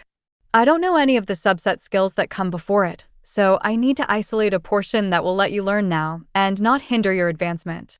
Karl's answer had tails wagging furiously, and Kara was laughing so hard at the sight that Fizz Spark nearly fell off her back. Karl lost track of the time, but eventually, he had something workable. He had to eliminate 90% of the knowledge in rune crafting, but with the knowledge from Holy Weapon, he had a new skill. A skill he couldn't use. Trade skill already known, the system informed him. But he could visualize it in his mind, so he started with Mark. Packmaster Karl offers knowledge skill. Apprentice runesmith will be transferred to gentle pet Mark. Mark frowned. Why is the system making fun of me? Karl chuckled. It does that to everyone when I use that skill. Did you accept the skill? Mark nodded. Yes, it taught me apprentice runesmithing. It's incredible. This is precisely what we need to add runes to weapons and make them better. Used with Holy Weapon or Life Leech to create a base enchantment. The acolyte trailed off, seeing all the possibilities for future creations. Exactly. The smiths here are already turning out high-quality weapons. If you add Holy Weapon and Life Leech along with some enhancing runes, we should have something that any commander would drool over. Behind Karl, Forge Master Granite cleared his throat. Before we get too far, is there some particular reason that the church sent you a whole group of cat girls as acolytes? Karl sighed and made a non-committal gesture. Yes and no. I am a beast master, so they're naturally drawn to me. But I suspect that the reason was more of a power play, a flex on the royal family. They sent half the team away for being politically connected. But we still needed acolytes, which left them no choice but to send the other 5 to us. The scans would have told them right away what the truth was, and it would have detected the transformation spell. Honestly, it's above our pay grade, and it's easier to just let them play their games while we make new smashing tools. Smashing tools. Thor cheered. He really wanted one of those hammers. It would work great with his gravity slam skill in human form. Mark, can you use that skill you have to enhance bows? Or is it limited to metallic weapons? Karl asked, changing the topic. Mark thought about it for a bit, then nodded. It should work fine on wooden weapons. It's more like I've got an introductory primer to the skill and basic runes. There aren't many restrictions, just a lot that I don't know yet. Well, if I can teach it to everyone, then we can start getting you all to work. Karl sent the skill out to the other acolytes, and the girls giggled as they read the message. All right, we have more melee weapon users than ranged, so we will split the tasks. Who wants to do bows today? I need 2 volunteers. Karl requested. Janet and Mabel raised their hands. Perfect, you two will do bows today. I wish I had a better written primer to help you get started, but I will write you out a handful of options for the base runes. If I understand how this works correctly, you will need to add the runes and the spells as the weapon is created, so you will have to work with the existing bowers. They know how to actually make the bows. You know how to do the advanced enhancements. But because you're new, we will bring them in here where I can supervise everyone. The other three of you will be with the smiths. Forge Master Granite, if you would please pick someone patient for them to work with. This is all new to everyone, but if they do it right, a runesmith should be able to create magnificent enchantments. Forge Master Granite nodded. What is their path forwards after this? He asked as he chose the three smiths for them to work with. Well, the advanced form of the knowledge should be a dwarven runemaster, but as none of them are dwarves, I guess it's just a progression through the ranks of runesmith to runemaster? Karl guessed. Mark nodded. I think that's right. I can see the option in my system, and the next step is Journeyman Runesmith. But I can't buy it with skill points. It looks like the only option is to practice until this gauge is full. At the mention of filling a set amount of progress, Forge Master Granite began to laugh. So, it works like Blacksmith or Weaponsmith does as a system skill. You need 1,000 points of progress to reach Journeyman. Not every creation will give you an advancement, but sometimes when you learn more than expected it will give you more than 1 point. Now, it's all up to talent and time. If they're starting as apprentices, it might be a year or more before they're journeymen and a decade before they are getting close to being called real rune masters. But lucky for us, the system will give them new bursts of knowledge when they advance. That was the one saving grace for the new crafters of all sorts. If the system wasn't giving them knowledge, the entire craft that they had gotten a skill for might remain lost to time. Before the apprentices could head to their stations, Hawk came out to stand on top of the armored glass enclosure of the clean room, startling everyone with his massive and majestic presence. What's up, Hawk? Decided to say hello to everyone? Karl asked. They don't know fire well enough. That explained it. My friend Hawk says that he's willing to help enlighten the smithy on the wonders that can come from fire magic. Karl explained, as Hawk began to draw mana into his body. The fires of the forge began to flicker, then turn faintly blue as runes appeared on the walls above the forge pits. What is he doing? Granite gasped as he read what was appearing on the walls. It's something that I found written on the wall of a dwarven forge in a trial. He's improving the forges here with his innate ghost fire ability. I don't know what it will do to the weapons, but you won't have to worry about the forges being hot enough for your alloys anymore. Karl joked. But the forge master was already out the door and headed for his forge station. While there was no doubt that many of the others would be able to turn out high-quality weapons with a ghost fire forge, the forge master himself could make a true masterpiece with this sort of quality equipment.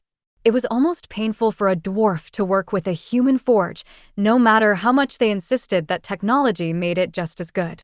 So he happily tossed a handful of coal in the forge, not for fuel, but for the carbon that the steel would pick up as it was stuck in the ash bed to warm. One way or another, it needed to make its way into the alloy, and this was still the best way, even in a magical forge. The blue light would take some getting used to, but the steel heated quickly, and the bellows kept the forge heat exactly where he wanted it to be. Monarch, how much of the dwarven forge did you record? Granite asked as he realized the bellows were linked to the enchantment as well as the airflow. All of it, I hope.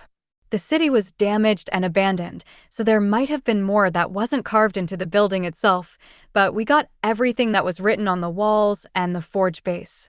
Is it working out all right? Karl asked curiously. We will know in 5 minutes, but it looks promising so far. As the forge master turned back to his work, Karl settled into wait, and Hawk observed the smiths from the top of the clean room. They were so happy with his fire that the ghost fire Thunderbird was beginning to see some logic behind Thor's help people all the time for no particular reason logic. The forge master was making a mighty two-handed battle axe, so Karl began to plan the runic design to turn that weapon into a true masterpiece of their combined arts. One of the overlord-ranked berserkers would be over the moon with joy when they saw what Karl was turning out for them. Lifesteal would be the centerpiece of the effect, draining the enemy to restore their ally. Add to that some skill power enhancement, sharpness, and a combination of reduced weight with increased inertia. That would let the overlord spin it like a toy, but the force behind the strikes would not be reduced the way that a lighter weapon would be. The only issue was that lifesteal was ugly, not the runes for the ability. It was one of what the Rune Master's book had called the third path unlinked runes. So, unlike the rest of the weapon, it was just a cluster of runes with no coherence or intricate patterning. Why not carve it into a gemstone, then put the stone in the axe? You can hide all the ugly that way, Remy suggested. Oh, that was a wonderful idea. If he just added a few more sets of runes to link a gem setting to the rest of the inscription, it would be perfect. He just needed to warn the Forge Master. Master Granite, please put a setting for a half-fist-sized gem in the blade. I will need to set in enhanced stone to create one of the effects, Karl warned. Understood, Monarch. I know just how. Karl thought about his pattern for a second. Make that 2 gemstones if possible. If he put Life Leech on one side and Brutality on the other side, it would balance out the design, and an Overlord would get a 70% strength and size increase from the second buff. Utterly terrifying. Hawk dropped a few stones out of his space, and Karl showed them to Granite before he started the carving. That part only took a few minutes a stone, as he wasn't trying to recreate the whole spell, only described the effect well enough that it would merge with the rest of the runes on the weapon. Rune Master, the axe is ready, Granite declared, half an hour after he had started to forge the axe. It glowed faintly blue, the same color as Hawk's flames, and there was a stone setting on either side, where he had embedded the 2 stones, ready for Karl's handiwork. Already, it would have 3 spell effects on it, from the forge and the stones. But they were just getting started. Karl decided not to use tools, but to use a careful application of rend on a pencil to carve the runes in honor of Hawk's first skill. Somehow, it just felt right for Rend to make the first weapon that was imbued with Hawk's fire. Hawk had chosen deep red fire element stones for the 2 spells, which should go well with the runes when Karl was finished. The amount he wanted to add would stretch his skills to focus on all the effects at once. But with the gems completed separately, at least it lightened his load somewhat. This might actually be why so many ancient weapons had enchanted gems. Purely practical reasons for the enchanters. With one long stroke, Karl wrote the runes across the entirety of the axe head, never once lifting the pencil, while continuously imbuing power and intent into them. Then, with the last rune carved, he began to increase the energy level until he felt the 2 gems link at commander rank. After that, it was smooth progress as the runes turned purple before becoming a deep and rich ruby red. The weapon gave off a sense of foreboding, as if simply looking at it threatened the life of the viewer. Most of the room was in hiding, only sneaking glances. But Blue Dragon clerics weren't afraid of new knowledge, even if it did get them killed, and the Forge Master was never going to be intimidated by his own weapon. Should we test this? Granite asked reverently. Karl shook his head. If I do, it will bond, and I don't think that I will be able to break the link to give it away again. We need to call a Berserker class overlord in here, or bring the weapon to them.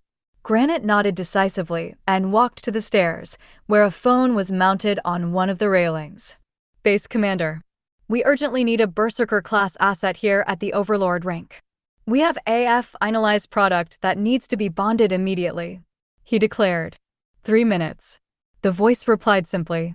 Sure enough, 3 minutes later, a portal opened, revealing a massive overlord that Karl suspected might be part orc, with the strong jaw and the way that his lower teeth dented his upper lip, but didn't quite extend to tusks. The face was wrong to be part troll, but Karl supposed that he had only seen a small sample of trolls, so it might be one of them as well. Garrick here, the burly overlord announced as he stepped through the portal. Thank you for your prompt response. I want you to pick up that axe and bond with it. For testing. It will be yours if it survives the tests, Karl announced. The Berserker's eyes flashed green with magic as he smiled and stomped to the weapon. At first, It flared with fire when he tried to pick it up. But the berserker simply growled at it and grabbed it by the handle to hold it up and smile at it. "Oh, we will be good friends, you and me," Garrick insisted, talking to his new weapon. The portal was still open, and Karl gestured through it. "Is there somewhere on the other side that we can test this? I don't think that the barriers in the room will hold up." Overlord Garrick laughed. "Oh? You're that confident, are you?" Karl and Granite both nodded silently. "All right, there is an empty valley by my house. We can test it there." Karl motioned for the acolytes to follow them, and Kara brought Fisbark to watch the action from the back of the procession. Karl wasn't sure where it had dropped them, but there were 2 more Overlord-ranked warriors present, plus a mage Karl didn't know, and a royal-rank high priest that he vaguely remembered seeing around the capital. "This is my team. We won the lottery to be first, apparently," Overlord Garrick explained. Karl smiled. "Well, then I will make weapons for them all next. Just write down your wish list and I will see what I can do." The mage chuckled. "Oh, we all get custom, but poor gentle Garrick gets what he's given." The berserker laughed and held up the axe. "Don't underestimate the power of random gifts. This one is feisty." Can you believe that it actually tried to resist being bonded? It wasn't a matter of free will. The spells were in balance as they were, so it took an exceptional amount of willpower or magic to force them to bend to the point that the weapon would bond with. The system.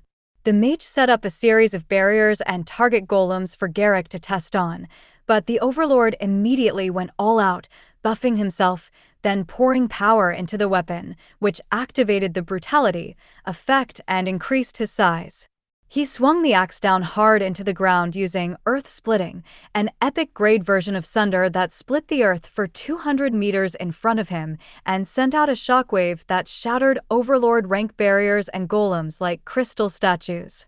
Shards of Earth, golem, and plant life flew into the sky, hiding the area for a few seconds while the mage stared at Garrick in shock. "What the hell is that thing?" he finally stammered. "Bloody good axe, it is. It's even got life leech. I got a nice little trickle from the things hidden underground," Overlord Garrick declared proudly. Karl and Granite stepped forward to examine the axe, ensuring that it didn't show any signs of damage, overload from being used by an overlord, or magical stress from an improper rune. Everything looked good, and the axe's power felt more stable now as it adjusted to its new owner. "It looks like there are no flaws. You will have to test it in battle to be certain, so don't discard your old weapon. But I would say congratulations on your new weapon," Karl insisted. Garrick smiled as he returned to normal size, then tweaked his power a little and grew again, then shrunk. He had already learned to use the gems separately from the rest of the effects, and he was a very happy berserker who could grow into a nearly 4-meter tall, very, very happy berserker. Forge Master Granite handed out notepads and pencils to the other team members, then went to survey the damage from the strike. "Don't forget to write your direct phone number so I can contact you when all your weapons are ready. They might be similar to this one, unstable until bonded," the dwarf reminded the group. "Gladly. If punctuality is all that it takes to get a monarch-ranked class customized weapon, I will bring the team to you as many times as necessary," the mage agreed. The other warriors were crowded around Garrick, examining the tool work on the weapon. "Are we allowed to know where this came from?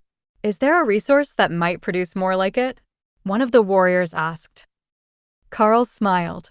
"It's a newfound system skill and still under development. There are resources that can produce more of them, but they're extremely limited in quantity. Give it another few years, and we should be able to make dozens of commander-rank weapons a week. But until then, a slow production of these monarch-ranked blades for the Overlord-ranked Special Forces teams will be all there is." The mage smiled at Karl. "I think that I see now. The craftsmen can't make weapons above their own rank, so the number is limited by the time that it takes the available crafters to make it, and we don't really have any spare high-ranked elites who can be trained." Karl winked and leaned closer to whisper conspiratorially. "If you don't have a trade skill, I might be able to sneak the knowledge to you," the mage whispered back. "I will have you know that Overlord Dallas might have been born at night, but it was not last night.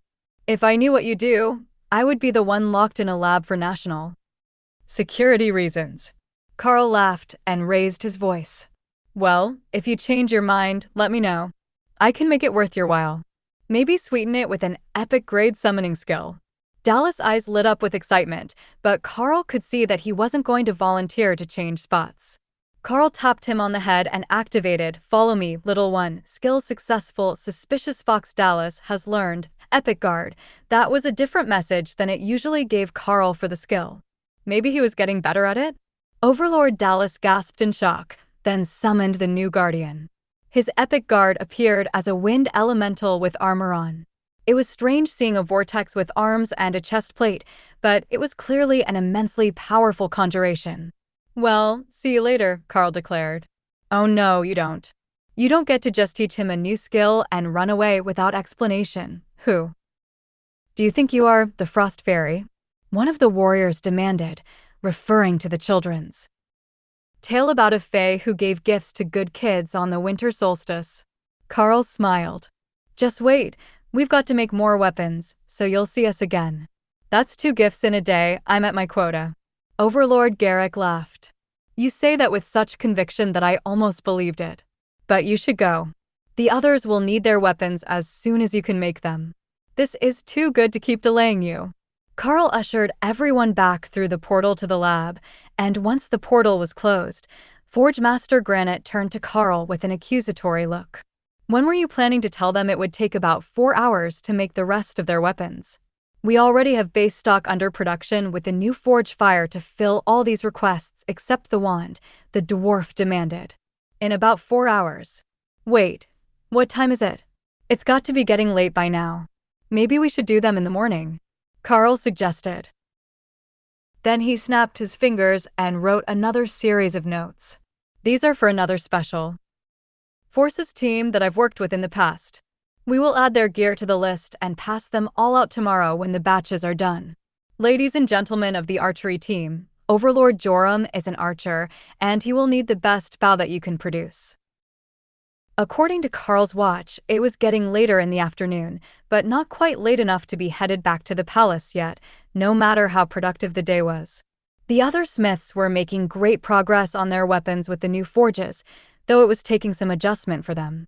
Forge Master Granite had managed to adapt instantly to the new forge, but the others had repeated stages multiple times, trying to get things just right. Once they finished, things would be greatly improved, though. The addition of Ghost Fire Flames to the forge only granted the Ghost Fire skill to the highest quality of weapons, but the level of refinement made the alloys subtly different and more mana-compatible. The only issue Karl could see was that nothing created here would be particularly amenable to being enchanted with the ice or water element. There would be a few warriors and rangers who might be put out by that. But overall, it was an improvement. Engineer Fizz Spark gestured up the stairs toward the main door. Go, head home for the evening and come back early. We will have something suitable by then, and the workers will be less stressed without the extra supervisor, she demanded. Should the acolytes stay? Karl asked. We have rooms ready for them here. They're assigned here as long as you are, but they don't have rooms in the palace. Granite interjected. Karl nodded. All right. Make sure that they sleep so that they're not nodding off when I get back in the morning. That made the dwarf laugh.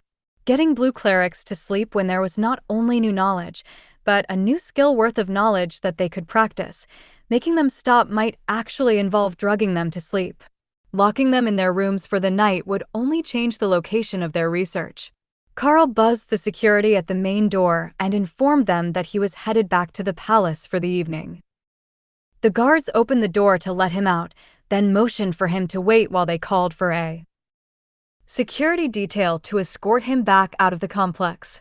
Nobody moved alone around the complex, not even the guards, and Karl was the only real threat to the structure of the building. Not that anyone thought he would be attacking anything.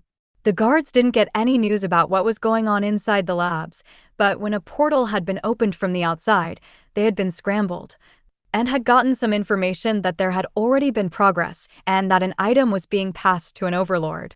There were no security checks on the way out, Only an escort until Karl was back in the main hallways and past the first security guard at the elevator that took them down from the standard levels of the university's underground labs. From there, it was a short walk and a train ride back to the palace after a half-hour wait, but by then, it was getting close to the formal dinner time at the palace. Unlike most homes, the palace served meals on a rigid schedule, unless you were eating in your suite, and as new arrivals, it was considered courteous to socialize to some extent. The ladies might have done that for him while he was at work, but after weeks of daily training, he wouldn't blame them for simply resting in the suite, watching movies and snacking for a few days. So when Karl got off the train and found the guards at high alert, weapons drawn and in defensive formation, it took him a moment to understand what was going on. "Ray, did something big happen while I was gone?" he asked, suddenly concerned by her silence. "Not to us. The guards are all running about like someone stepped on an anthill, though." Karl could sense that she was incorporeal and enjoying the comfort of a web set in the main room's upper corner. The guard captain on duty nodded to Karl as he entered the palace from the underground train station. "Sir, there has been an incident. We have placed guards on your team, but we ask that none of you move about without a guard detail," the captain announced. "That bad? Can you give me details?" "I am quite capable of dealing with most threats," Karl asked. "There were 2 attempts today to infiltrate the palace with modified portal skills. We don't know who the target is, but the rest of the guests have been relocated out of the palace, and the second attempt occurred after that time." Karl nodded in understanding. "So, it's either us or the royal family. I was hoping that it was something as simple as spies. I have an assassin on staff that would delight in ferreting them out." The captain smiled faintly. "Yes, we were made aware of that. We were going to assign an infiltration team to covertly keep watch on your associates, but we were unsure where the bloodbath spider was." The guard's frustration made Karl chuckle. "Well, you made the right call. She's been in the suite all day, keeping watch over the ladies. Have you introduced the guard team on duty to them yet? It would be best." The captain ran a hand through his short blonde hair and smiled down at Karl. "Yes, we made them lift their visors as well, so that they could be personally identified if they needed to interact during their shift," the Red Priestess insisted. Karl considered that for a moment. "Well, we could relocate outside the palace as well, so that we're not interfering with the workings of the palace guard or reducing the number of available assets if there should be an attack." The guard captain sighed. "We did consider that. But if your team is the target, which is possible given your recent visibility, especially in defense of the capital, then it would put you all at excessive risk. It might be your skills that brought your entire team here, but if something should happen to any of you while under our care, it would be a public relations disaster." Karl sighed. "You have a point. I was going to say that I could leave more of my beasts with them, but if they went on a rampage against attackers, there wouldn't be a city left." The guard general laughed. "I don't think that it would be that bad. But I get where you're going. You have less to worry about than most. We're in a tough spot, but we can't afford not to have you at the research facility. Or so I'm told. How did things go today? Are they close to making anything?" Karl patted him on the shoulder. "I passed out the first of the new weapons to the overlords today.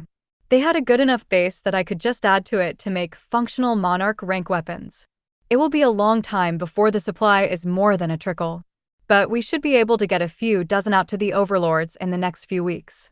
The guard captain smiled. "Well, once they're done with the overlords, us monarchs are next on the list, I would assume. Plus whatever the trainees can contribute to the mix." Karl sighed.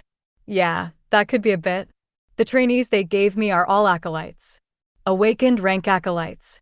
They're going to be a while before they can even turn out the commander rank mass-produced items we're hoping for. But give it a year or 2, and we will get enough of them trained." The guard captain chuckled. "Well, I hear that the dungeon is giving a steady trickle of commander rank items as well, so we have a little something for the elites until then. Getting good equipment is always the hardest part of preparing a force, even here at the palace." Lotus stared expectantly at Karl as he entered the room.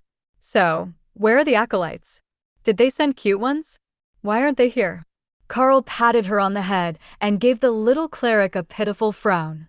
I'm afraid that they sent all blue dragon acolytes, and they couldn't be pulled away from new knowledge so easily. They're still at work, and they will be staying at the lab tonight. However, they are all beastkin clerics. I suspect that it was a little prank played on the lab, as half of them were sent home, leaving only 5 acolytes. But they have all learned the basic skills that they are going to need, and from there, we can start building their skills. Lotus frowned. So, am I going to have to go there? No, I will bring them back in a day or two, once they sort out the dangerous situation here. But one day I will have to bring everyone from the lab out to meet you. There is a gnomish woman named Fizspark there that you would get along very well with. She even rides Kara around the lab like a Sero. Karl realized when he finished speaking that the logical word would have been horse, but none of them had ever owned a horse as far as Karl knew. Once he was in the suite, the rest of the team came back out, even Hawk, who had decided to use the transformation token to look humanoid again. This time he had a bird head and 4 wings with long clawed toes on his feet. But his hands were very nearly human. He flapped his wings and rotated his head halfway around to get a better look at them, which freaked out the maids. But he was satisfied with his transformation skills. 4 wings might actually be better than 2. You decided to come out twice in a day. Aren't you feeling adventurous? Karl joked. Hawk squawked in amusement. Then he actually answered. Someone dared to target our new nest. I can't let Sister Ray have all the fun. His voice was raspy, and a few times, Karl was certain that he heard a keening cry in the undertones of the voice, which made him wonder if the system was translating for him. But the maids were smiling, and they didn't have system access. So, Hawk had finally made a head that could speak common. Or he had learned to speak in everyone's minds at once. Both were possibilities with Hawk's transformational limitations. Should we prepare separate rooms for the newly arrived guests? One of the maids asked. That would be appreciated. Until they are certain that everyone is safe, I suspect that they will prefer to remain active in the outside world. Remy, stop teasing Lotus. She just wants to pet the bird.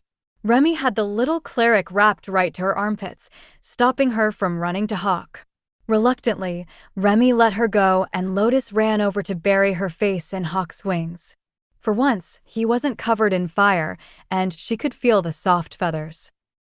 Ghostfire body was still active. He had just pulled it back to a warm layer over his body, so he could move freely. As an added safety measure, Karl called the guardian and both bodyguards. The Lamia pair glided across the room to bask in the late afternoon sun by the patio door, while the guardian remained near Karl, her scaled and bark-covered body barely visible to others as her camouflage skill passively activated. Oh, that's a great idea. Anyone who comes to bother us will think that's me at first. Then chop chop chop. Ray cheered. She had a good point. Intruders would definitely see the guardian first, and if they attacked her, they would be defenseless when Ray arrived. These new ladies, Karl's maid asked, are summoned like a living golem. They don't sleep, so they don't need beds. But I am feeling a bit hungry. When is dinner? He asked. Whenever you would like, sir. The other guests have been sent away, so dinner will be here in your suite, and it can be ready in 15 minutes whenever you request. Dana nodded in agreement, and Ophelia gave them an enthusiastic thumbs up, so the maid ducked her head out the door and had someone outside run with the message. There was an underlying tension in the suite that was definitely coming from the maids. They weren't elites or even combat trained. Their job was to clean and assist guests. So, the day's news had them rattled. The palace hadn't come under threat since any of them had started working here, making this the first time that they had actually had to use the security protocols. Even worse, while they were relatively safe for now, with the elites, their friends were still at work elsewhere in the palace, and nobody knew what the target was. If they realized just how eager the beasts were to find out what the threat was, they might not feel as safe here with Karl's group. But for now, the presence of so many powerful creatures in this one suite had put all thoughts of seeking safety in the bed of a guardsman at the barracks for the night vanish from their minds. That sort of protection came with not just a price, but implied future obligations. But staying here to watch over a group of monsters and elites was just passively safe. Assuming that the monsters were actually safe to be around. It seemed that they should be, as they were summoned by a spell. However, none of the maids were familiar with intelligent summons, and there was nobody they could ask for reference. The food arrived quickly, and the maids retired to the servants' quarters of the suite for their own meal, leaving only one behind to fill drinks and clear the empty plates. Ray dropped from the ceiling to join them at the table for a strategic discussion, only appearing in humanoid form when she was already seated on the sofa. "So, what are we going to do about the attackers?" she asked. "Whack a mouse," Hawk offered. "Smash them when they dared to poke their heads out?" That sounded about right. There was a rather low chance that the enemy would actually attack during the daytime under normal circumstances, but what really got to Karl was that not only had they done it twice after he had left for work. Was it because they were waiting for the increased guard detail at night to relax and fall asleep? Or were they really targeting his friends when they thought he had left them unprotected? The dishes were efficiently cleared once they had all finished eating, and Thor immediately began to redecorate the main room. "What are you planning, big guy?" Tessa joked as Thor slid the sofa she was sitting on. "Not all the spots can see the TV for movies." The last time got interrupted. Lotus jumped at the chance, and Karl laughed as she immediately put on a nature documentary where two clerics were exploring a forest, looking for a new species of magical fruit. That wasn't quite what Karl had in mind for movie night the last time, but the plan brought the maids with a tray of snacks and drinks, while Tessa settled in next to Thor and Lotus used Kara as a pillow on the floor. Dana pulled a blanket over her and Karl, then settled her head on his chest to watch the documentary, which was turning out to be a tragic comedy of sorts. Not intentionally, of course. But the duo seemed to be a magnet for all sorts of monsters and wildlife, and they had kept all the mishaps in the film as a warning to anyone who tried to emulate them. After a few minutes, everyone had changed into their pajamas, settling in for the night while wondering just how long this documentary was. The answer turned out to be 4 hours, though everyone but Karl, Ray, and Thor were asleep long before that. Karl didn't bother to move anyone except to put Hawk back in his space, as the transformation spell was beginning to fade off without him awake to refresh it. Thor had already stopped using his amulet and had managed to emulate the skill on his own, following the same learning pattern that Ray had. As it was, they both found it easier to look just vaguely human, instead of trying to get all the features right. Ray looked scary, but the more that Thor practiced, the more like an affable young giant elf he appeared. In Thor's version of nightwear, just a pair of silk pants from Ray, Karl could see that the Sero was mostly scaled across his back and shoulders, but that was all hidden in casual clothing or his armor. Once he was sure that Ray had slept enough to keep watch for the night, Karl fell asleep with Dana draped over his chest on the sofa. A deep sleep that ended suddenly when the first light of dawn hit their faces. He kissed her forehead good morning, before sliding a hand up her back to pull the mage closer. Only, as soon as he did, he caught sight of the glare that Kara was giving him, while holding Lotus like a body pillow. Karl looked over to Thor, who was similarly entwined with Tessa under a blanket on the other sofa, and the Void Badger laughed in his mind. "That doesn't count," she insisted. "Still, I'm not getting a head start. Thor has a cuddle buddy for the night." Karl briefly wondered when Kara would give up on her mission, then realized that it was no longer about Thor's dating life. If it had ever been. The Badger just enjoyed frustrating him. "Any action during the night?" he asked Ray, while doing his best to avoid having to get up and give up the warmth of Dana's body against his own. "A whole lot of nothing. Some of the stuffed suits say that it might have been a one-off incident, in their words." Stuffed suits. That's what the guards call them. The useless ones with titles that make up reasons for everyone else to work. Karl understood that concept very well, and the name actually suited them very well. "Am I on watch again today?" Ray asked. "I think that is for the best.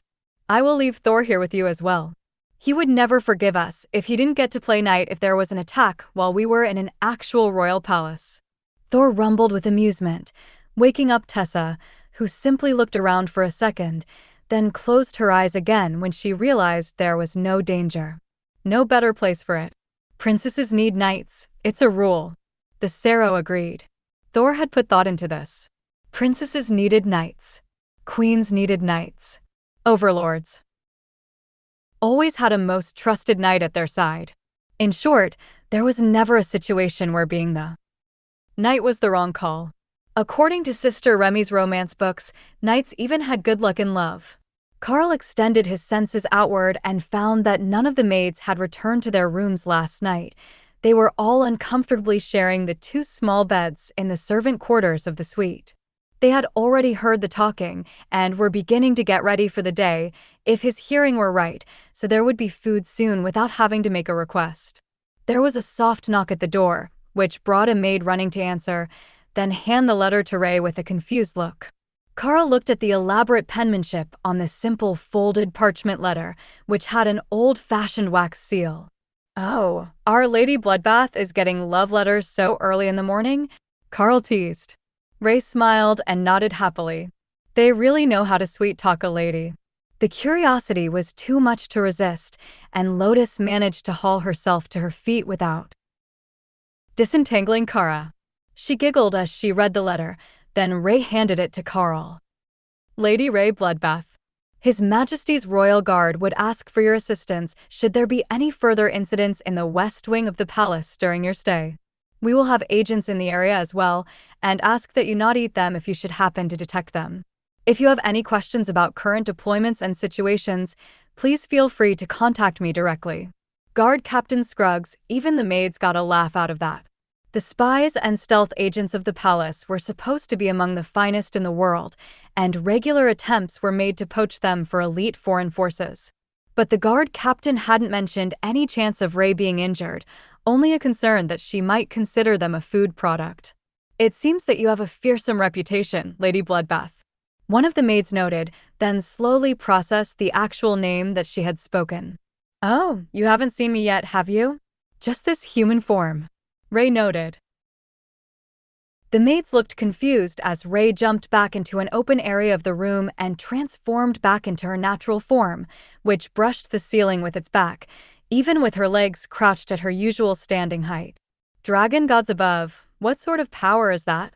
one of the maids asked as Ray shifted back into her usual ebony-skinned humanoid indoor form. "I am a monarch rank bloodbath spider.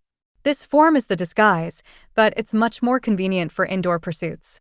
Lord Thor over there is a divine thunder Sero, and he's 3 times my size. There is no way that he could transform indoors without knocking down a chunk of the castle," Ray explained. The maid smiled. "And we've seen Hawk's natural form when he first arrived on the balcony. Truly impressive, all of you." Kara looked up, waiting her turn for praise. "And then there is this furry bundle of joy. I suspect that she is actually much more dangerous than she looks." "Well, that is a given because she is adorable, but she feels powerful as well."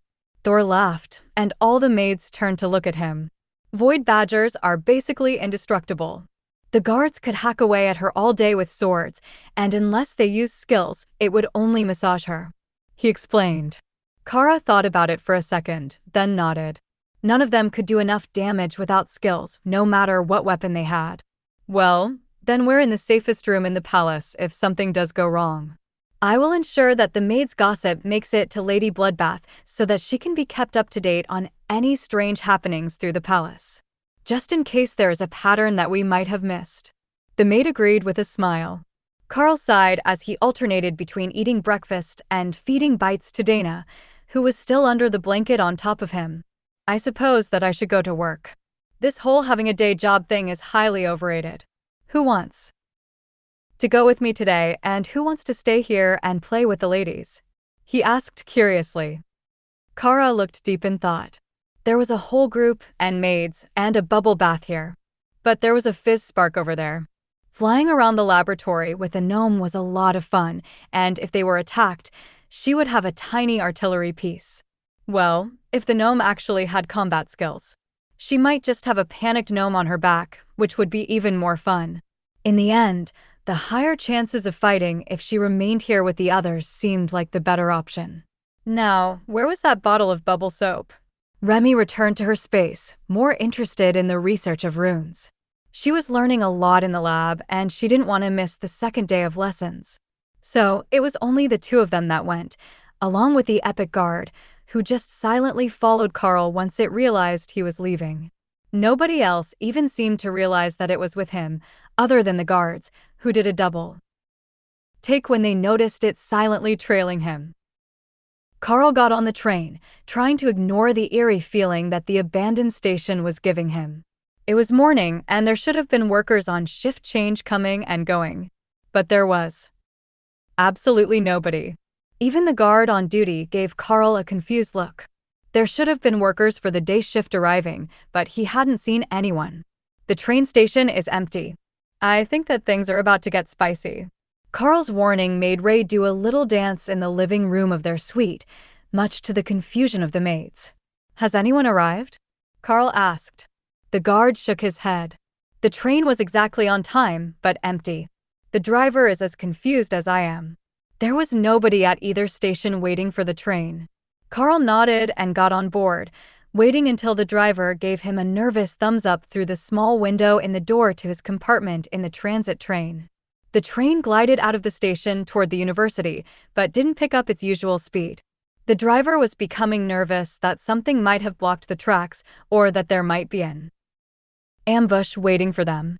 But there was nothing moving under the city except them.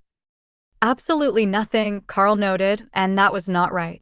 There should be flowing water, rats, and other vermin, insects in the stagnant water that gathered near the surface ventilation holes, or even maintenance workers. But none of them was present today. Karl focused on the area around him and cast Nullify at full output as an area effect.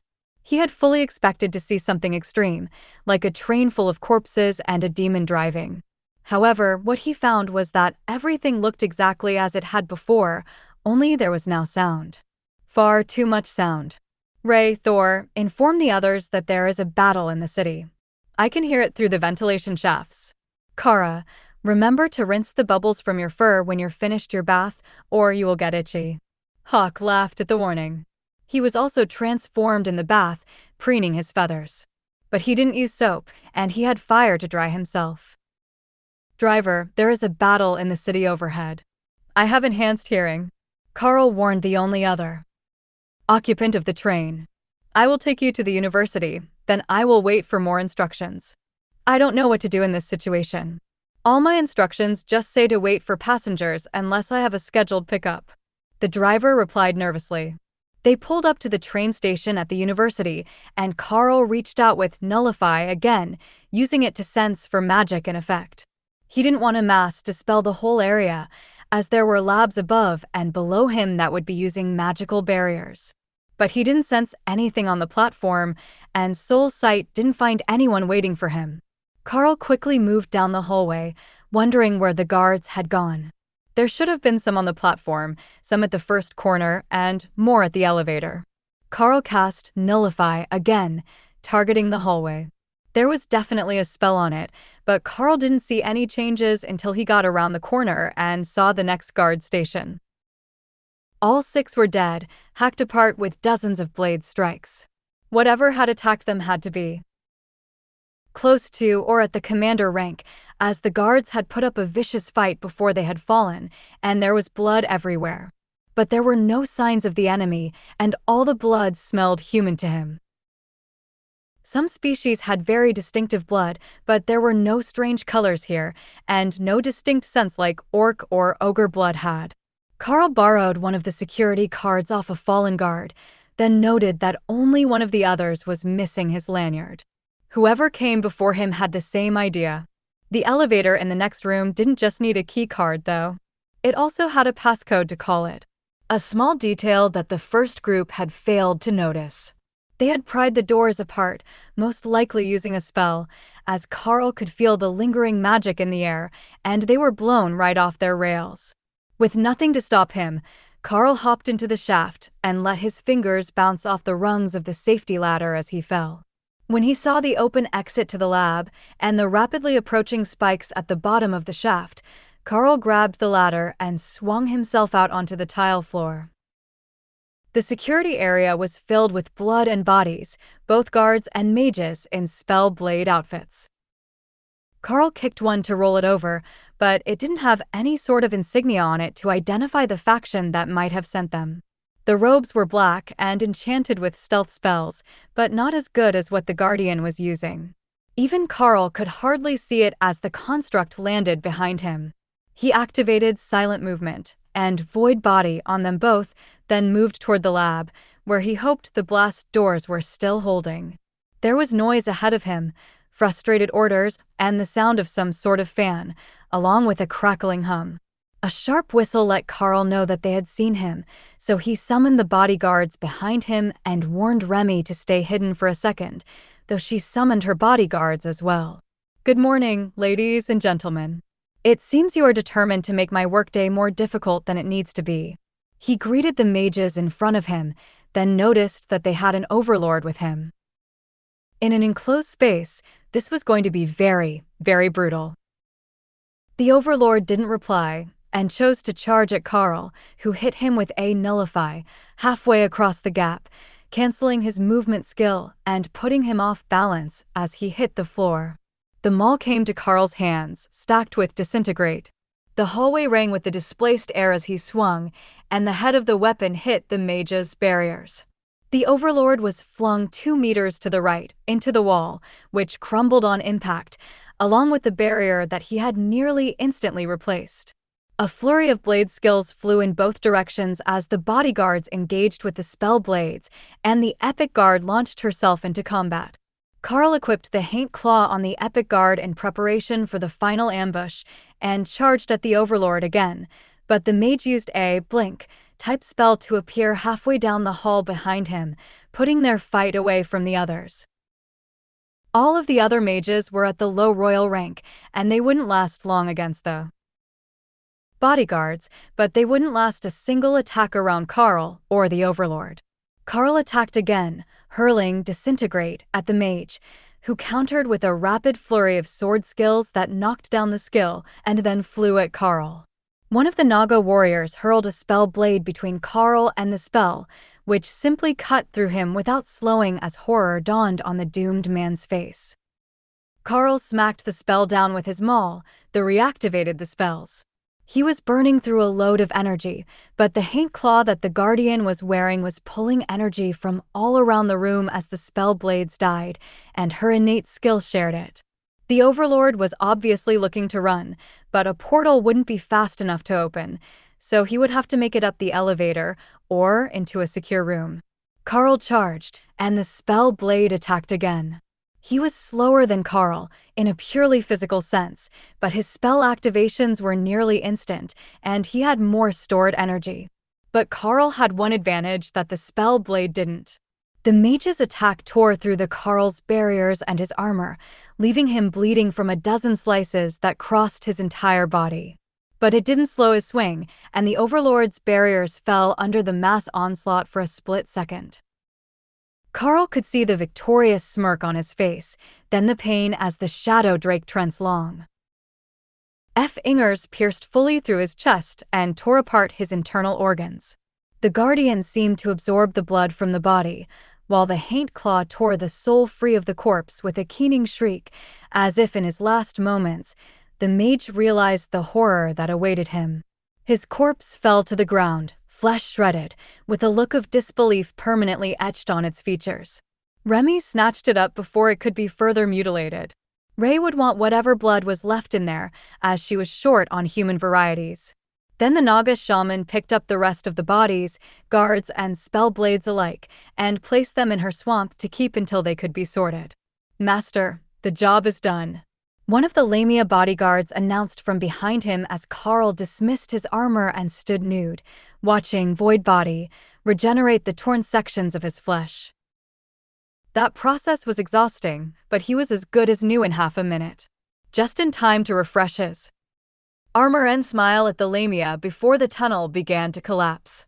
The Guardian grabbed him, and the world went blue for an instant, Then Karl found himself standing inside the lab, and the haint claw on the Guardian. Rumbling outside the blast door, and a sense of loss told him that the area had collapsed, crushing the bodyguards, which he immediately summoned to his side. Monarch? Thank the dragon gods, you're all right. Have the security teams rescued us from the intruders? Wait, how did you get in without opening the door? Fizzspark demanded. Karl patted the Guardian on the head and felt the pulse of energy from the haint claw. It wasn't awareness, more like a preset safety mechanism. The haint claw could inhabit the Guardian, and in that body, it could use its ethereal form to move between targets, the way that it had in combat against Overlord Ahmed's golems. Secret skill. Is everyone in here all right? Karl asked. The gnome smiled. Yes. As soon as the alarm was sounded, we activated the full lockdown. Barriers, preventing portal openings, and reinforcing the lab. I can still feel the shaking. What did you do out there? Karl sighed. I got into a fight with a foreign overlord. We might have caused the tunnels to collapse. Fizzspark gave Karl a confused look. Tunnels? There are no tunnels, at least not in the conventional sense. The whole area is one huge underground building, and the part by the university is constructed for 50 floors before it reaches ground level. If it collapsed, if more than just the last section collapsed, then the entire research wing of the university lab complex collapsed in on itself. Ray, what is happening at your end? I broke the university, Karl asked, while motioning for the gnome to wait a moment. Nobody is in the palace yet, but we can see the fight in the city. For portals and a lot of combat. No, 5 portals now. I think that 3 of them are our team. It's hard to tell from here, the buildings are in the way. But I promised that guard Captain Jerk that I would wait and help him defend the palace. Ray complained. The barriers over the lab shook, and Karl instinctively traced the attack to the surface. Someone was trying to blast their way in. It looks like the enemy isn't contained yet. Only the ones that were in the hallway outside the main entrance. Karl reminded the others. Right. Everyone, breach protocol priority 1. Destroy everything. Fizzspark shouted, followed by Forge Master Granite. There were pained wails from somewhere in the back, and Karl recognized them as coming from Duke Ambrose. No, you idiots. If we destroy it all, they will kill everyone. You have to stop, don't you understand? I've already. The human researcher stopped, but everyone was staring at him. You've already what? Forge Master Granite asked in a deadly tone. It's just, they're going to get in, and if we can't give them what they want. Ambrose stammered. Lie. The Guardian standing beside Karl muttered. Granite was thinking the same thing, and in a split second, he had his smithy hammer in his hand, and Duke Ambrose's brains were on the wall. Well, that's one traitor down. Anyone else? It will hurt less if I find out now. The dwarf insisted. Dwarves really hate traitors. Fizzspark whispered. Karl saw a couple of others panic and try to run before the other researchers turned on them. But even with that issue solved, it didn't stop the pounding on the barriers, and their energy storage wouldn't last forever. I'm going to the energy storage crystals. It will buy us some time for them to solve the issues overhead, he explained as he jumped over the railing and down to the main floor. Between him and Remy, they should be able to greatly slow the process of entry and buy the researchers enough time to destroy everything that they had already produced. The Smiths were already slagging down the weapons that they had in stock, with pain etched on their faces at the loss of hundreds or thousands of hours of work. The archery specialists soon joined them, dumping armloads of wooden weapons in unused forges, letting everything burn to ash. For 15 minutes, Karl poured energy into the process of reinforcing the barriers while they worked. Then, the sound of destruction fell silent, and the Forge Master came out of the back rooms. Smelling of smoke. He must have gone to destroy the paper records made by the traitoress. Research and Development Chief. It's done. Everything is destroyed, and I used Forge Fire to destroy his room, as well as the hidden enchanted storage spots he had placed in it. There is nothing left for them to find. You can let down the defense now, and we will face whatever comes our way. The Blue Dragons have provided us with an emergency measure. Worse than death, as they put it. A memory-erasing potion. Their last resort if captured. For a blue dragon cleric, that was a fate worse than death. But if someone was going to try to torture them for information, it would be incredibly effective. Karl nodded. I am only putting in mana at the rate I can regenerate it. I am at full capacity for what might come next. Let them wait a little longer. For a few minutes, the pounding at the barrier paused, and the mana storage began to recover. That didn't last long, and the attacks soon resumed, but with a much lower intensity. Whatever group of mages had been attacking the barrier before had left, or lost members, and now they weren't doing enough damage to defeat Karl's efforts to sustain the defenses. The pounding continued as Karl checked in on the others. Any fun yet, Ray? Ray's mental voice was amused. We're playing hide and seek. There are invisible mages all over the palace. They sent Neil here to help me play. Are you winning? Karl asked. I don't know yet, we took different wings. Thor has a whole herd of maids and a guard team in the suite to help him and the others. But they haven't been attacked yet. A message came in from Inquisitor Neil, filling Karl in on the details as far as he had managed to decipher them. Monarch, there are spell blades from 3 different nations attacking today. A bounty has been put on the heads of a number of ranking elites, as well as the king. I must say, if we weren't friends, the amount that they put on your head is enough to tempt even me to take the reward and go into retirement. Overlord Neil joked in a system message. Oh, that good. But the Overlord replied to Karl's sarcasm in a serious manner.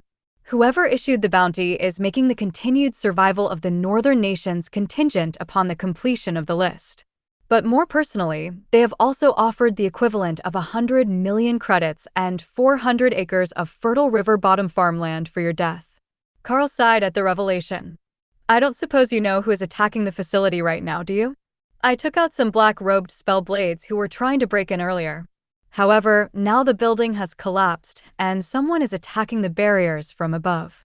At least if they were going to claim a bounty on him, they would have to have an intact body to show their boss. Karl was almost absolutely certain that was how it worked. Or, at the very least, his head. But could he regenerate from just a head? Void body didn't specify how much of you could get blown up before you couldn't regenerate anymore. The ones above you now would be the spell blades from Linnea, with a group of Overlord-ranked foreigners backing them up. The team under Overlord Othello is there dealing with them. Coincidentally, her name is on the list. So are Ahmad and Tabitha. The invaders had a serious abundance of confidence if they were willing to put those names on the list. For a few minutes, the damage being done to the barrier was minimal, and Karl wondered if Othello and her team were winning the battle above him. Then a massive lance of power smashed clean through the barrier and into the floor of the lab in front of him. 3 overlords in pale blue robes floated down from the hole in the ceiling, smirking as they stared at Karl. We have found you, little rat, hiding in his hole. To think that it would be our team who gets the bounty on the Beastmaster. The mage on the far left, an elderly man with liver spots on his bald head, chuckled in a sinister whisper. Karl smiled and stacked 5 layers of obliterate on his maul, which made the overlord laugh even harder. But when Karl fired the 5 stacked spells layered in Nullify, the Overlord-ranked skill shared by Kara, the mage's barrier shattered like glass and his body simply vanished. Karl turned to the other 2. You seem to have fundamentally misunderstood something. Karl began. We're not stuck in here with them, they're stuck in here with us. I heard that one in a movie. Remy cheered in his mind. The spellblades stared at the spot where their ally had been for another half-second before recovering. You were never going to live long enough to see the reward. Karl finished, while Remy booed him silently for not going with the cliché. The 2 overlords charged for him, only to have the bodyguards throw themselves in between, grabbing with their serpentine bodies and sacrificing themselves to buy the time for Karl to recharge his spells. Karl sent out another stack of disintegrate, coated in Nullify, and the younger of the 2 overlords vanished in a puff of ash, along with the bodyguard wrapping him. The overlord died at the exact moment that a flash of purple magic blinded Karl's eyes, and he winced as a blade ran through his stomach, bare steel stripped of its magical enchantments by the barriers it had broken. "You were saying?" the last overlord asked, his sword buried to the hilt in Karl's body as he prepared another spell. Karl grabbed the sides of the mage's skull, shattering his barrier with nullify, before physically removing the man's head from his body. Karl slumped to the ground, and Remy left her space to douse him in healing splash, while activating both of her healing totems. "Oh, that's not good. It destroyed most of your insides. Are you sure that the Kara healing can fix that before you die?" she asked. Karl didn't have the energy to even make a mental response, but his body was surrounded with black smoke as he regenerated. Fordmaster Granite ran up the steps and dumped a potion in Karl's mouth. "Stamina and mana potion. It helps with regeneration-type spells," he explained to the confused Naga Queen. Remy made a mental note that she would have to add that step next time, but Karl was still in rough shape even after his body had healed. Then power began to flow from the Haint Claw to him, restoring the metaphysical damage that healing his body could not repair. Karl gave the dwarf a weak fist bump and carefully sat up to inspect himself. "Well, that sucked about as much as expected. But aren't they too weak for overlords?" he whispered. The old dwarf laughed. "They're researchers from a tower somewhere, not trained assassins. They've likely never cast a spell with intent to kill in their lives. See the talisman that was on this one's neck? It's a translation amulet, the sort that the blue dragon clerics use to help with books they can't read." Above them, Karl saw a familiar face. Overlord Othello's polished silver armor was shining in the sun as she looked down into the labs. Karl called up to the Overlord. "We're all right down here. How's your team doing? I have limited healing here and a resurrection-capable cleric in my suite at the palace. We're not dead yet, but I don't think that we can get you out of there. I can't fly and the university is rubble. The entire complex is gone," she shouted back. "I can get out with Earth Barrier. Do you want to retreat and rest?" The paladin nodded and gestured to someone near her on the surface. Karl began building a stone stairwell to the surface, a narrow spike of stone with thin runners in a circle around it, made using the stone that had tumbled down as the barrier was breached. Othello, along with 4 monarchs, made their way down the stairs, then slumped down in the chairs of the ruined clean room. What a mess. There are hundreds of attackers in the city, half of them are invisible, and they brought overlords with them. "How much do you know?" Othello asked. Overlord Neil gave me the rundown. "What do you need?" "I've got a whole group of researchers here to protect. Though, it sounds like they're not a primary target, and we've already destroyed all the research material here." Othello blinked in shock. "You did what?" "Standard practice. Nothing for the enemy to steal." Karl replied with a shrug. "Right, you didn't know that they weren't here for it. Or perhaps they are. They're after you, and we can't say for certain that they're not under orders to take certain targets alive." The Inquisition had a friendly chat with a spy, and that's where the little information and the target names we have come from. The mage with Othello sealed the ceiling with a barrier, and Karl closed it completely with the stone barrier spell, locking them all back inside. Then the mage cast a spell that brought the main barrier back online, though it was nearly out of mana storage. "We can open the barriers again when it's time to leave.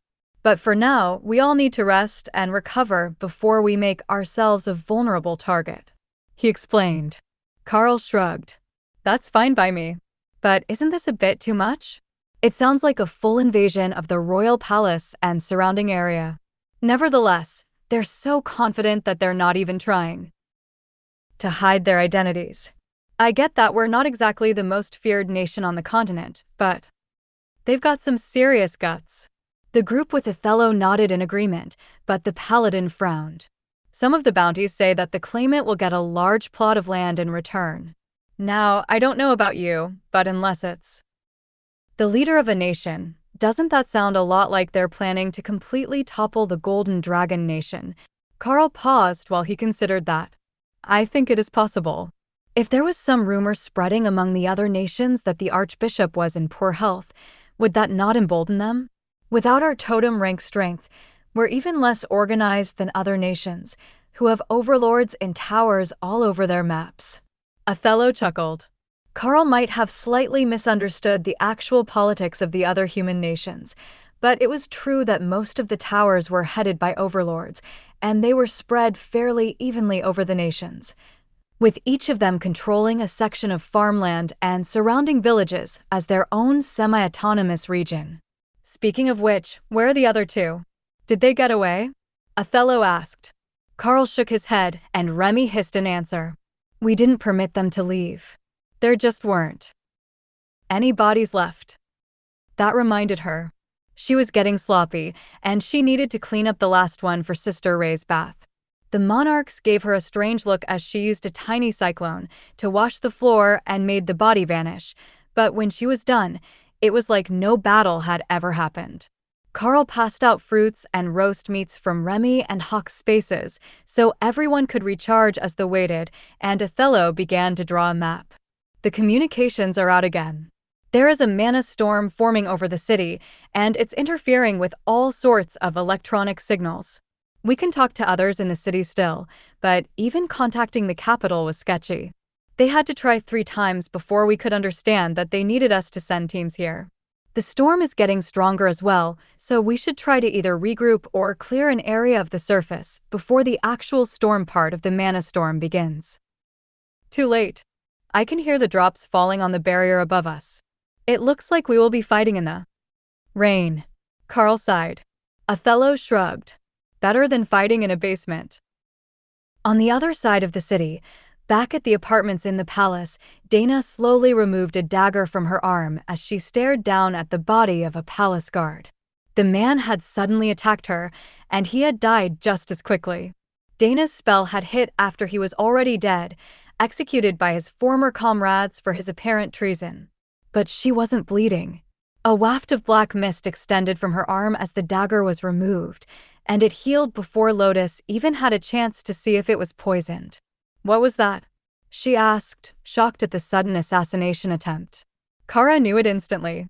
Thor, tell her that she's got void body active. Remember how Karl said that the new scaly Leafa golem heals the whole team? Well, he's got void body active all the time. We just didn't notice because nobody is dumb enough to stab one of us.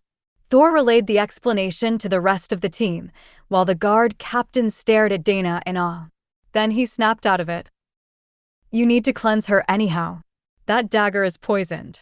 When whatever healing spell she has active wears off, the poison will take effect, he insisted. Once that was done, a tense situation began to build in the room. One of the guards was a traitor, which meant that there might be more traitors among the palace guard, both in this room and elsewhere in the palace. But they had no way to tell who was and who wasn't. It wasn't like they were disguised giants, just humans with different loyalties. A foreign spy didn't see himself as a traitor. He was loyal to his actual employer, and possibly even a noble person, so his soul wouldn't look suspicious with soul sight. And they had hired far too many foreigners for the royal guard. Outside the room, the storm was raging. The air crackled with lightning and magic, while the wind howled and the rain poured down. It was getting stronger by the second, and the gardens outside were already starting to flood. The radio calls had mostly fallen silent, as the constant thunder made it too difficult to get a clear signal through, and the battle was beginning to wind down. The attackers had begun to retreat, either after completing their assignment or when the danger level got too high for their power. The declining battle hadn't reduced the fury of the mana storm building over the city, and Tessa could feel the power crackling on her skin as the events in the region drew the attention of her patron deity. In contrast, Lotus was nervous, as the storm was not a natural phenomenon. Something was happening, and all of her training as a priestess hadn't covered anything like this. Especially when the power in the clouds began to rotate, creating mana tornadoes in the upper atmosphere. That was the signal for the last of the attackers to flee the city before it was no longer possible. The storm would interfere with any sort of spell casting, and soon it would be nearly impossible for a mage or magic-type class to even defend themselves. In the lab beneath the ruins of the university complex, there was not much that Karl could do about the storm other than wait for it to pass. There were no more sounds of nearby battle, and Othello's Entire team was exhausted after battling the allies who had arrived with the overlords that Karl had defeated.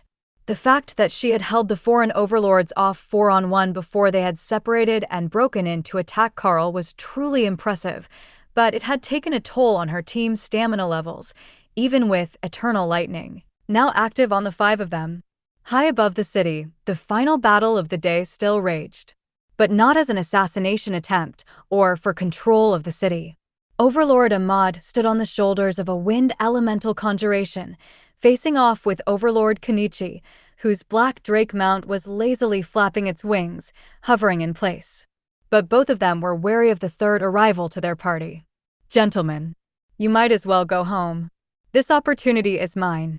The arrogant young overlord sneered. "Ah, Reginald. So good to see you again. Did you know that your entire family was just killed by a Naga Queen who didn't even understand what they wanted?" Overlord Kenichi taunted. The young overlord did his best not to rise to the provocation. "You won't get me to leave the Eye of the Storm on a fool's errand," Reginald replied in a tone much more calm than the seething hatred on his face. Overlord Ahmad smiled. "Actually, he's not lying." "Well, probably not lying."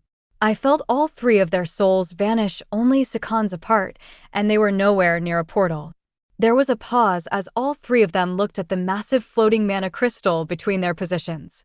The battle in the city had formed it, bonded with the souls of the deceased, and it represented one of the greatest opportunities that any mage could ever hope to see.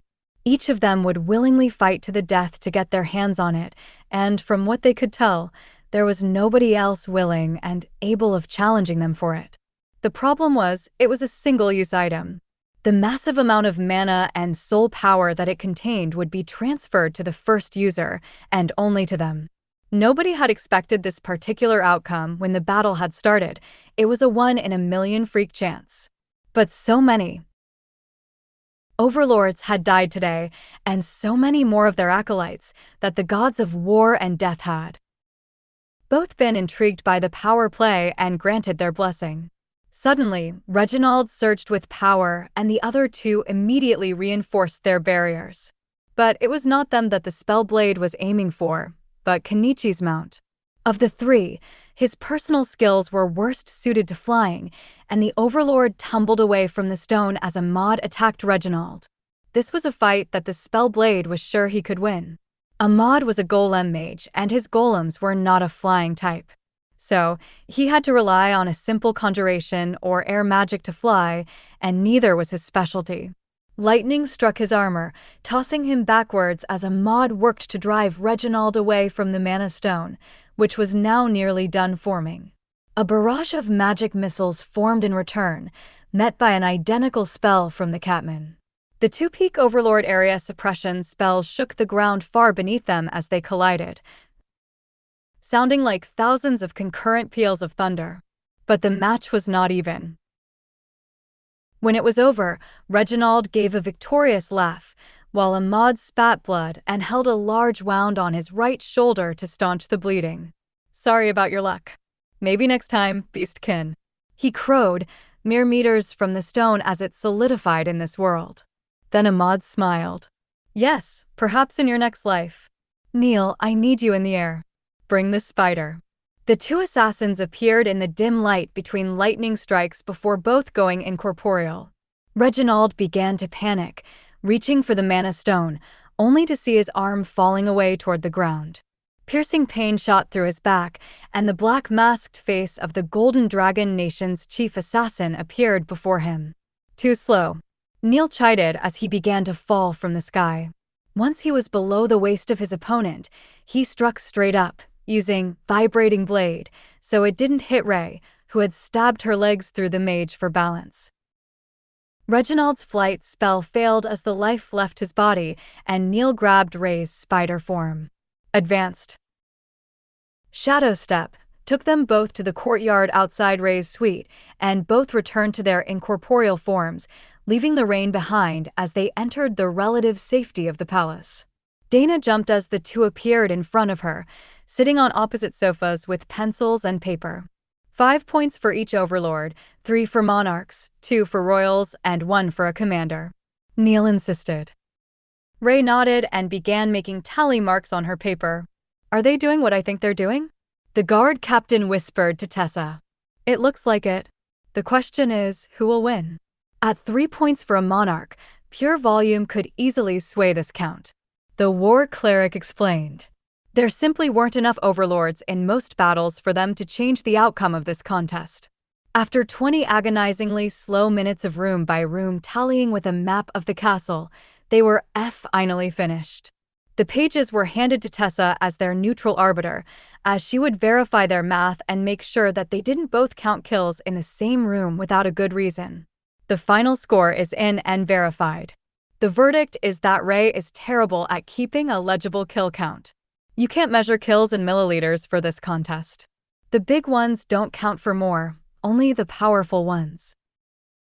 However, after some recalculation, we have a total of 1,804 points for Ray, and with a decisive victory, thanks to an explosive device through a portal, Overlord Neil has scored 1,912 points. Ray sighed and shook her head. That portal was a lucky find. But I learned a valuable lesson today. I need to work on the speed of my humanoid form. It takes too long to move around the castle on only 2 feet. While the battle appeared to have ended, the chaos in Weymouth was far from over. 2/3 of the city had been damaged or destroyed, large portions of the palace were rubble, and the university complex had collapsed, trapping an unknown number of students and employees. But that was not the largest concern for Karl and the others in his suite. There was a growing sense of power overhead as the storm began to fade, and the auras of at least a half-dozen totem-rank powerhouses had surrounded the city, while something stronger was flying overhead. Their best guess was that whatever had happened here had attracted the attention of the mythic rank black dragon that held the unofficial title of Overseer of the continent. Karl and Neil had a general idea of what had happened, as Ray and Neil had gone to assist Ahmad in the fight. But the storm was interfering with any attempt to observe from the ground. There was no way that they could have guessed the monumental nature of the events that were occurring in the sky above Weymouth. Overlord Ahmad surged with power as he stood on the shoulders of his summon. His back was bent in a deep bow, welcoming the mythic dragon, but his attention was entirely on the process happening inside his body. Once the stronger challengers had arrived, he had immediately used the mana core of the storm. A missed opportunity was worthless, but to the gathered totems, the mana core was nearly as valuable intact as it was to him. You have gained quite the opportunity today, the dragon intoned, speaking slowly the human language unfamiliar and difficult from his draconic form. Indeed, mythic lord. Ahmad agreed. The dragon's passive look turned to a faint smile. Perhaps from now, we shouldn't call the Golden Dragon Nation the largest human nation anymore, but the Northern Beastkin territories. It suggested. Ahmad shook his head. You flatter me. The Archbishop is still the leader of the nation. The mythic dragon snorted in amusement. For how much longer? A year, 2 at most? Lord Nacht has been keeping vigil over him for months, ready to step in if he should go earlier than expected. But in a few more minutes, the Golden Dragon will have a new heir to the nation. To think that so many overlords among the humans would have thrown their lives away in one battle for greed and power. But their sacrifice birthed a new totem, and over the next days new overlords will rise to replace those who have fallen. Such is the will and blessing of the god of death. That was when it really began to dawn on Ahmad what he had done. He had taken the chance to gain the greatest of powers, and had pushed himself past the brink and into the totem realm. Already, the totemic blessing was settling into his bones, and his power was skyrocketing as his magic and his very soul merged with the world in new ways. But the power came with a cost. There was only one other totem in the Golden Dragon Nation, and he would soon be on his deathbed, leaving Ahmad as the leader of the country by default. Surely, that young monarch was laughing at him now. Everyone had assumed that his astronomical rise to the top would have marked the next totem rank powerhouse on the continent, but instead he was comfortable in his palace suite while it was Ahmad up here, trying to digest the implications of his own actions. Karl wasn't actually at the palace, but in the labs beneath the city, but Ahmad didn't know that. Ahmad couldn't sense him there, but he had felt the familiar presence of Thor and the ladies. Not only had he done this to himself, he had literally killed for it. Well, ordered someone killed for it. He should have made Inquisitor Neil use the stone. That smug bastard deserved to be stuck with a desk job. As his advancement took hold, Ahmad realized that he no longer needed assistance to fly. He could simply control the mana in his body to hold himself aloft on the natural mana currents. So, he dismissed the elemental and let himself hover. Good, you are learning quickly. Congratulations on your advancement, young enlightened one. Now, I have whelps to oversee, new to their training. The mythic dragon announced, before simply vanishing. Ahmad smiled as he realized how the ancient dragon was doing it. He knew both teleportation and portal, so he opened a tiny portal, then simply teleported through it to the other side, bypassing the limits on the range of the teleport spell. He was simply so good at it that the process was complete before even an overlord rank mage could tell what he was doing. With the mystic dragon gone, the other totem rank leaders approached to introduce themselves or make sure that the new Golden Dragon Nation totem was who they thought it was. Welcome, everyone. Why don't we move this to my place for a bit of tea? Ahmad suggested. His house in the hills outside the city, obviously. Bringing all of these people to the capital was a terrible idea. The storm cleared as they left, and the palace started to give out damage reports. No casualties in the visitor wing, 14 in the guard barracks. 7 guards were killed at the train station, 2 in the east wing. 15 died in the underground areas, where Karl assumed the dungeons and storage areas were. But the true extent of the attack became clear in the last line. 50 guards, 2 overlord rank protectors, 5 princes, 2 princesses, the queen consort, and the king slain in the throne room region. A king is dead. King Axel inherits the throne by birthright. Long live the king. Neil and Ray stared at the message that had been handed to the maid. That shouldn't be right. We cleared that area. Ray insisted. Neil nodded in agreement. And I killed 4 other overlords with their retinue just over here, only one turned down the hall. They were on their way in, not out. Ray vanished and started counting bodies in her space. She had collected all the overlords once they met up, and nobody had tried to steal any of them before she got to them. There are still 17. We didn't lose any of them, she explained when she returned. Neil sighed. It looks like my work is not over yet. The church will want answers to this. In the labs, Karl and the others were fully recovered and ready to face the chaos of the city. Overlord Othello was on her feet already, motivating the rest of her people to move. Is the train station collapsed? Most of these people are not combatants. And we destroyed all the spare weapons anyhow? Karl asked. Forgemaster Granite took the first blade they had made, and the war maul, out of a hidden storage spot under his forge with a conspiratorial wink. If they never find them, it's as good as destroyed. These were too good to give up. The other smiths laughed, and one of them pointed to his forge. We all saved the raw materials. Give it a few days, and we will have a fresh batch ready for upgrading. Or give us 6 hours, and we will make enough for the Overlord and her team. One of them suggested. I think we should stay and make at least one more weapon. The fight is over, and Ray says that Cat Mage is likely going to be a totem now. He got a good thing that didn't look tasty. Remy suggested in Karl's mind. Remy says that the fight is over. We can wait here and make a round of weapons, which was our assigned task to begin with. Others will search for survivors and clear rubble. They won't miss us for a single night, he explained to Othello and her team. You prioritize weapons at a time like this? The paladin asked. I know, it's a strange response. But we're on a project to make monarch-ranked weapons for the Overlord's Special Forces members. I will make one for you tonight, and a few more as gifts, as well as for the Special Forces members. My source says we might have a new totem and a new king. Both of them will need gifts. Othello had a good idea who his source was, as only the Naga Queen was here with him today. Forgemaster Thorin smiled. Well, you heard the man. Forget the scrap of the past.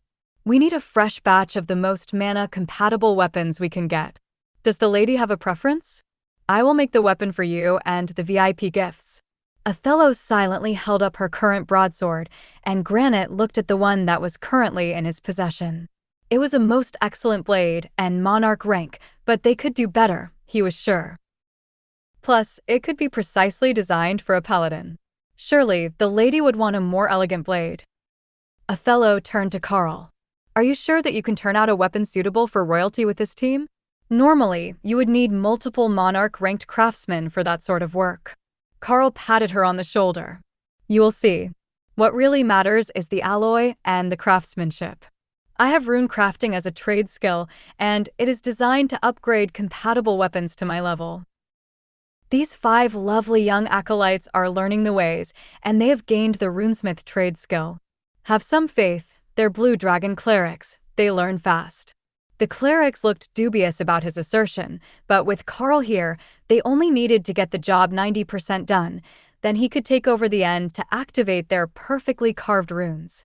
It wasn't a perfect system, but even with the transfer in intent between creators, Karl was fairly certain that he could still get the weapons up to a decent standard. If nothing else, it would be a good training lesson. All the crafters scattered, getting to work so that there would be a weapon of every type available. But it was a very smug nature cleric that finished first. I left a spot for an elemental gem. I think that any mage would be proud to have that gnarled black ironwood walking staff. It's incredibly mana compliant and as hard as steel even without upgrading, he declared proudly. Remy reached into her space and handed Karl a large stone. Not a gemstone, a rounded chunk of meteoric iron rock that she had extensively carved with runes. Karl turned the rock until he found the start of the inscription and read it as it wound around the rock. She had inscribed the meteor storm spell effects description on the practice piece a few days ago, and it seemed ironically perfect for this purpose. Thank you, Remy. Now, let's see what we can do with this lovely staff.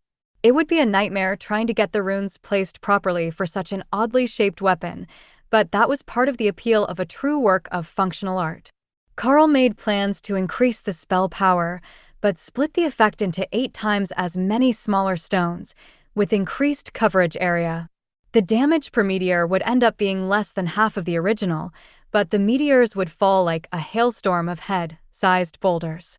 An enchantment to trigger more mana flow through the weapon from the outside would go well with that, and naturally an increase in the durability of the staff, just in case the mage had to resort to beating someone with it.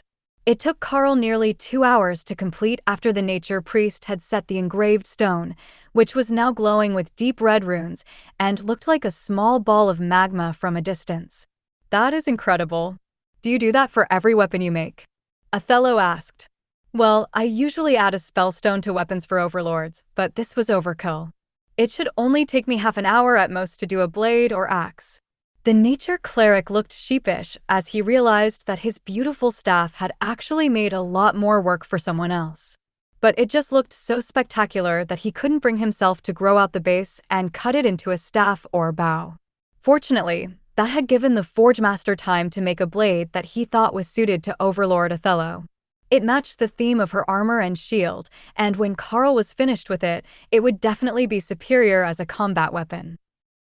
Karl smiled as he made up a poem to inscribe on the weapon, which didn't actually need a highly detailed buff for a paladin. First, he would put on runes for increased skill effect, physical strength and radiance. That part was mandatory because a paladin should be a shining beacon of holiness in combat.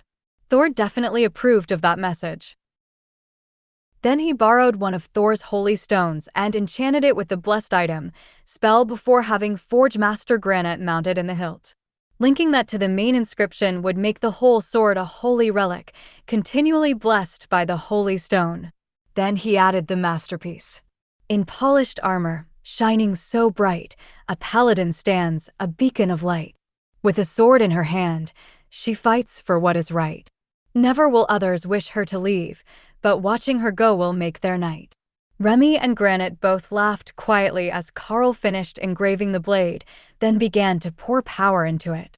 For some reason, This one enchanted much more easily than the attempts that Karl had made before, like it was actually eager to reach maximum power.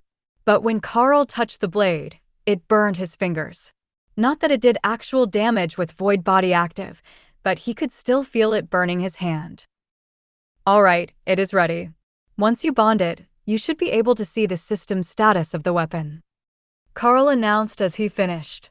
Othello stared down at the glimmering silver blade, with its blood-red runes and golden hilt. It was beautiful, and the runic inscription scrolled down the blade like a Gordian knot of power. The moment her hand touched the blade, Karl could see it bond with her, and a smile slowly spread across her face. Blade of the Avenging Angel adds 20% skill damage, adds 40% physical strength, deals 150% additional weapon damage as holy damage, deals double damage to targets with impure intentions toward the wielder. Not usable by unholy or male wielders. Granite stared in shock as he inspected the weapon. I can't believe that worked. And it worked well. Double damage to targets with impure intentions? That has to be an epic grade bonus. The others might not make the epic standard, but that one for certain should, even if it's limited. The dwarf announced. Is it a random effect? Or did you specifically try for an effect that would keep a female paladin safe from unwanted attention? Othello asked Karl, who put on his best innocent expression while Granite sat down on the floor, holding his belly as he laughed and tears rolled into his beard. Aye, lass. A very specific inscription. The bottom half of the inscription is a poem about how nice your ass is. The dwarf crowed. You didn't, Othello gasped. Karl shrugged. It is the outcomes that matter, right? Besides, there are fewer than 10 people in the country who can read those runes, and even fewer who will have the chance. The holy damage should stack on all of your attacks, the same as Ghost Fire does when I use the Haint Claw.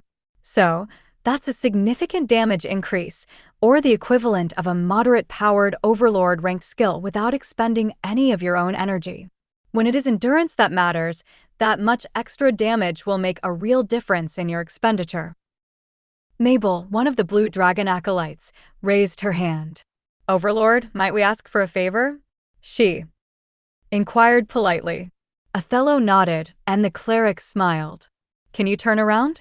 It would seem that the shape of your posterior is relevant to our notes on the effectiveness of targeted poetry and inscriptions. Othello turned to face Karl, inadvertently doing what the cleric asked. See what you have started? You have a whole team of ladies at the palace. Are you so affection-starved that you need to be fantasizing about other women? She demanded. See what you have started? You have a whole team of ladies at the palace. Are you so affection-starved that you need to be fantasizing about other women? She demanded. Karl held up his hands defensively. It's not like that. You see, if you put a rant about how bad human craftsmanship is on a human-made weapon, with the rune to strengthen it, the effect is amplified. So my logic was that if I put a cheeky poem about the virtues of a female paladin on a weapon specifically for you, it should increase the other effects. I didn't know that it was going to add a whole other spell effect. The intent was to increase the other 3 effects. Then Karl gestured at her shield. Can you hand me that for a moment? I can see that it's just a commander rank holy item, but I think that it can be improved if you're fond of it.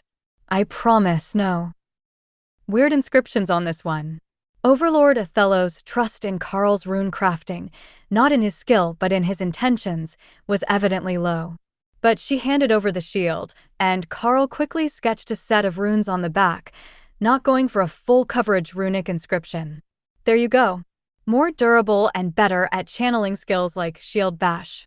Othello smiled as she picked up the shield, then giggled when she saw that Karl had added Property of Othello in at the top. It was all in runic, but the translation for the name tag appeared before her eyes, thanks to the system. Forge Master Granite came over to inspect the shield, now that he had mostly stopped laughing, and grunted in approval. That's a fine piece of armor. It should be able to take a proper hit, even if you don't have a skill on it. That will save you some energy in battle. I don't recommend that you just let the shield take everything, but if you can't get a skill up in time, one hit shouldn't destroy it. The dwarf decided. Unfortunately for Karl, he didn't know a rune combination that would actually lead to a self-repairing piece of armor, which would limit the value and longevity of defensive items much more than a magical weapon was limited. Returning them to storage in your inventory often repaired small damages on items, though. So there was some hope that stronger magical items would be able to ignore small amounts of wear and tear without needing to go to a forge regularly. The rest of Ophelia's group stared at the weapon in envy. If she gets something that excessive, I can only imagine what the consolation prizes are going to look like. One of the warriors joked. Karl chuckled and gestured to the weapons that the other smiths had been making. Pick your favorite style, and I will enchant it for you. Those blades will all handle royal rank power, and with a standard inscription on them, they will be quick to upgrade. It might not be as glamorous as what the overlords get, but I can do the work for all four of you in under an hour. The mage looked concerned for a moment, but the nature cleric had him covered, and there were freshly made compound bows assembled from spare parts that the ranged weapons team was now working to upgrade. The ranger in the team looked torn. His class often needed both, but asking for two weapons to everyone else's single gift seemed like it would be pushing his luck. His blade was a strong commander rank 1 with lifesteal on it, so he kept that one and went for a new bow. He had no idea what Karl could do for archers, but a royal rank bow could be enough to swing many battles. Karl looked at the bow that was brought to him, and the simple staff that the mage had chosen. All right, I know what to put on both of these. Give me a few minutes, then I will do the blades for the warriors. He explained. He would have to do a few for his own team as well. They had yet to reap the benefits of having a craftsman in their group. Karl kept the staff simple, with skill enhancement percentage increase, blessed item for bonus damage, and strengthening abilities for the staff itself. At royal rank, that was already enough to make it an exceptional weapon, and it had the advantage of only taking 10 minutes to write the runes and cast the blessed item spell. The bow got a short poem about unerring aim and swift arrows, along with the blessed item spell, but it also got a small stone inscribed with the poison arrow skill. Since Karl had gotten new spells from the clergy, he might as well use them all when he had the chance. Plus, adding poison arrow removed the need to have an arrow creating skill or carry. Physical arrows. That was the best part about his own bow, other than the fact that it helped target. He was tempted to do more, but if he tried to overload the less capable alloy with too many runes, it would either shatter or simply fail. They didn't have the time to be wasting weapons today, so this would have to do for the royal rank weapons. The mage smiled as he held the staff. I must say, it's a bit odd having a holy weapon in my hands. But even more strange to think that it was made by Karl from the capital, not some bishop. Othello chuckled. That would be Karl from the lithium mines. He's still not adapted to being a Capital Towers resident. Karl sat down at a surviving table in the ruined clean room and began to meditate before he worked on the next few weapons. He needed some mental clarity before working on new runes so that he didn't make any mistakes. As he focused on the flow of energy within his body and the circulation through his veins, Karl began to feel something shift within him. Requirements fulfilled, skill unlocked, bestial form, allows the pack master to join his beasts in frontline combat.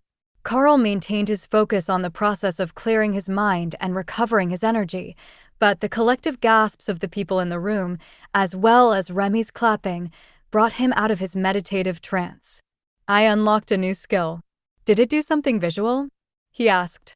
Remy nodded happily, and one of the acolytes cast a spell that created a large mirror out of water magic. The Dana mage is going to love you, Remy insisted as Karl stared in shock at the mirror. His body looked similar to the way that it had for the last month or so, massively muscular in a way that would make the most avid steroid enthusiast blush. But now it looked more balanced as he was close to 220 centimeters tall and completely covered in white fur with black stripes. His head was a bestial muzzle, and he had fluffy ears on top. He had become a war tiger? That was the best guess that he had for what to call this beast form transformation. His hands were still functional as human hands, but he had retractable claws of black metal that leaked magic, as if always covered in disintegrate. His feet were paws, and his legs had an extra joint, the same as cat legs did. It made standing a strange experience, but he instinctively understood how to move in this form, and the sense of power from the increased strength was addictive. Karl chuckled, a deep rumbling feline sound in this form, and then deactivated the skill. "Hey, you shrunk." Spark gasped. Karl looked at himself. He was still a bit bulky and muscular, but he was definitely smaller than he had been this morning. Hopefully not shorter. He was already short enough. Spark held out her arms, and Remy picked her up in both of her right arms, so the gnome could inspect Karl more closely. She had a small magical device in her hands as she happily poked Karl with a finger. I don't think that it was a backlash. I suspect that the skill didn't activate properly the first time, so he has just been slowly expanding until it became fully active, and now he's back to normal-sized. Well, I think that he's normal-sized. He's still kind of muscly. Gnome men are sort of pudgy and squishy, much more pleasant. Ray's voice filled Karl's mind with enthusiasm. Kara and Dana both approve of this change. They say that you are taking up too much bed. Tell Kara that Remy can carry her gnome like a baby in just her 2 right arms, and it's adorable. If they were going to joke about his size, he could at least taunt the badger back. Ray laughed at Kara's response to Karl's words, but the badger had an idea. If we're both furry, we can turn the heat all the way down in the room, and Dana will never want to get out of bed. So we can just sleep all day. It was brilliant, in a way. Nobody wanted to get out of a warm bed into a freezing room.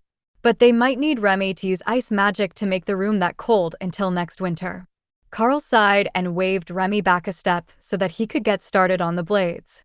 2 more for the team that was here, then weapons for his own team, and finally, he could make something for the new king. The fancy staff for a mod might not be as cool as some of the other things he would get, but it was as good as Karl could do. Unless runes didn't have to go on weapons to be useful. He could make the new totem some jewelry. Surely, Forge Master Granite knew how to make more than weapons. That would be an exceptional gift for him, as Monarch-ranked accessories were even more rare than Monarch-ranked weapons, especially ones that were tailored to the user. Karl quickly finished the blades for the Monarchs in Othello's team and turned to Forge Master Granite. I have an idea if you're up for it. Weapons are fairly common, and everyone looks for one, so our new leaders will already have something. But what they might not have is some quality jewelry. How are your skills as an artist? He asked. The Forge Master smirked and looked at his forge, which was currently glowing bright with Hawk's ghost fire. Oh, I think that I can come up with something. I didn't get the title of Forge Master for nothing, and dwarves are well known for their artistry. Granite nodded to himself and went to his forge, where he pulled out a sheet of alloy from a side storage cabinet while Karl got to work on the weapons for the warriors in Othello's team, plus a pair of axes for Ophelia, which would get life steel stones in them, though they were only royal rank-capable materials. Spark laughed as Remy turned her to watch Granite's work. Oh, he's serious this time. He's using the rare materials. There are some very suitable materials for mana transfer, but they're so rare and expensive that we don't have much to work with and can't use it to make weapons. How much room do you need for runes? Granite asked as he heated the metal. That depends on the material. But my eyesight is good and my hands are steady. If the material is up to it, I could make a proper enchanted item out of a hoop earring. Karl's joke made the dwarf laugh, but inwardly he was sighing in relief. He only had the 1 small sheet of this material, and if he was going to make 2 masterpiece quality items from it, he would have to conserve. But if he could just make a pair of small bracelets, he would have enough for a dozen or more additional items. So, that was what he did. Wide dwarven bangles, with a flat rear surface to give Karl more room to work without interruption. It would also give him more than enough spare material to replace mistakes and an excuse to add a decent-sized gem for a spell ability. Remy handed Karl a deep green stone, nearly the same shade as Ahmed's eyes, and Karl frowned as he tried to determine what sort of spell would go well with a nature element stone. He didn't really have a lot of nature spells at his disposal, but lifelink was close in a way.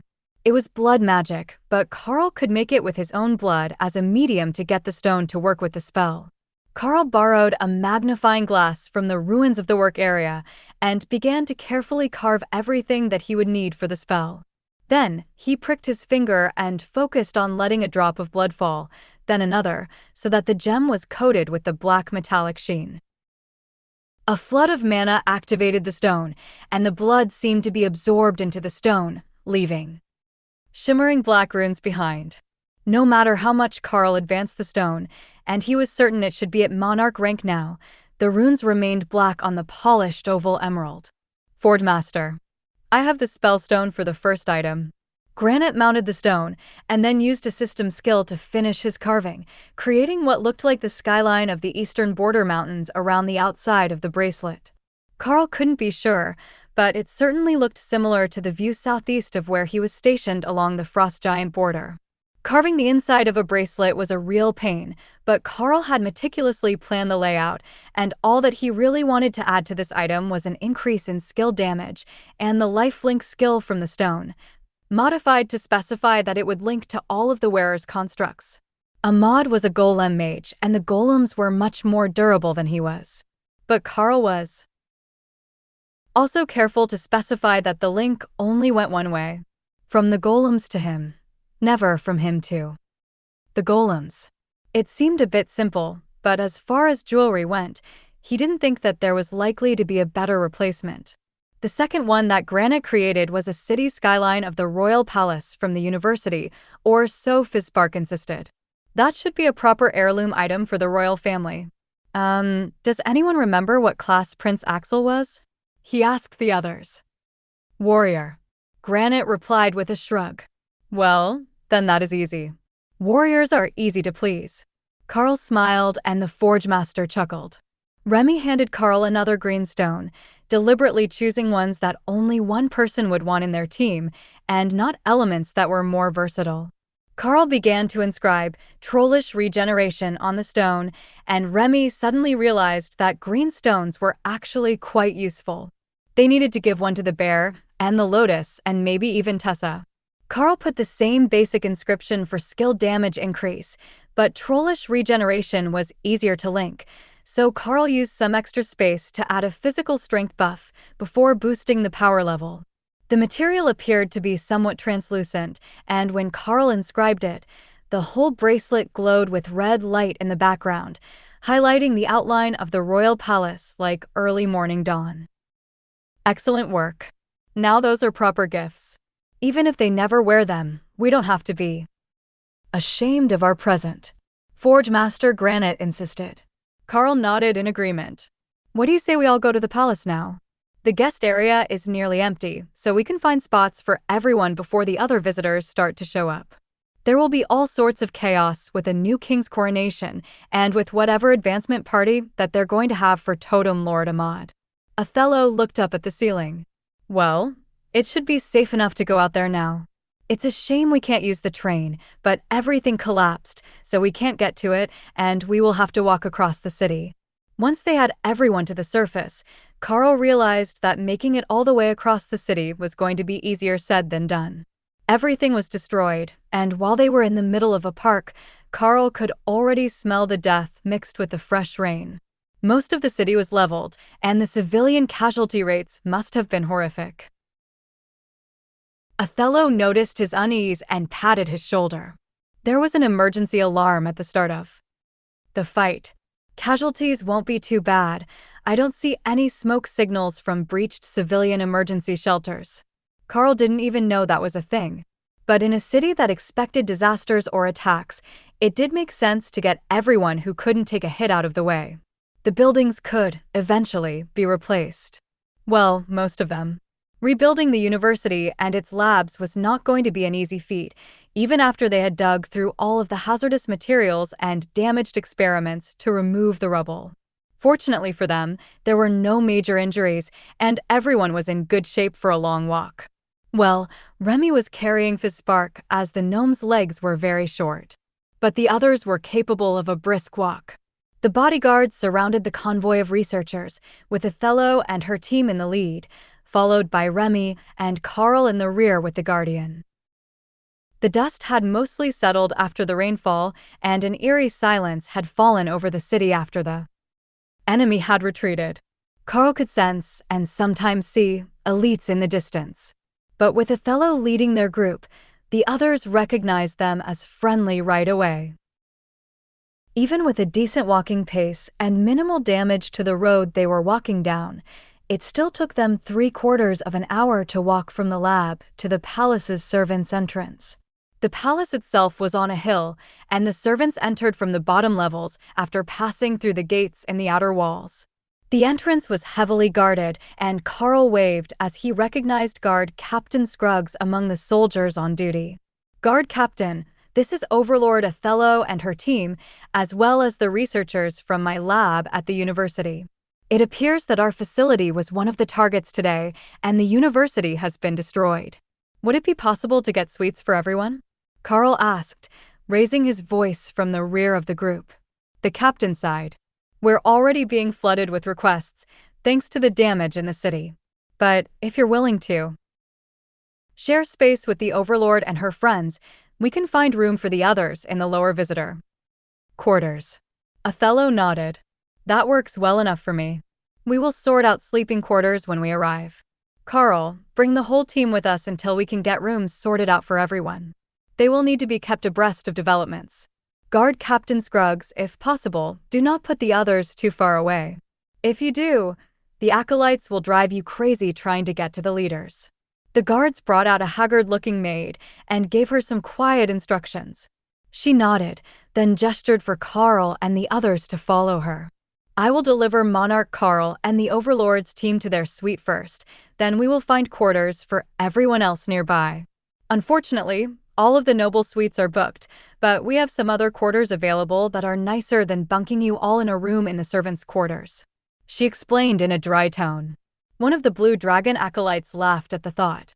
The servants' quarters in the palace were likely more luxurious than their rooms in the cathedral library's residences. Not only were the rooms simple in nature, there were usually so many books and random items packed into them that you could hardly move from the door to the bed. There were only 12 researchers in total, not an excessive number, excluding the 5 acolytes and the Green Dragon cleric. If they could find decent rooms, then this would practically be a vacation for them, as there was neither a forge nor a woodworking shop here in the palace. Halfway to the suite, they were joined by Melanie, Karl's assigned maid here in the palace. She silently stepped up beside him, then produced a wine skin and a stack of plastic cups. "Beverage? I heard that there is heavy damage to the city after the attack, so your mouth might be dry," she whispered. Karl nodded, and the maid began to pour drinks for the group, starting with him. The scent from the large soft bag was not wine, but fruit juice. Better for refreshment, but stored in a soft bag slung over her shoulder with a push button on the cap for easy pouring. The closer that they got to the suite, the more guards they were seeing, and Karl could hear a lot of chatter from the area ahead. "Did something happen in the suite?" Karl quietly asked the maid. "One minor issue involving a traitor. No injuries that I'm aware of, but the entire guest wing guard contingent is gathered nearby, except those on patrol and on courtyard duty," she explained. They arrived at the suite a few minutes later, and Othello whistled in appreciation. "All this room for the 5 of you? That's not even half full without shared bedrooms, and I know that most of you probably are bedfellows," she joked. Karl shrugged.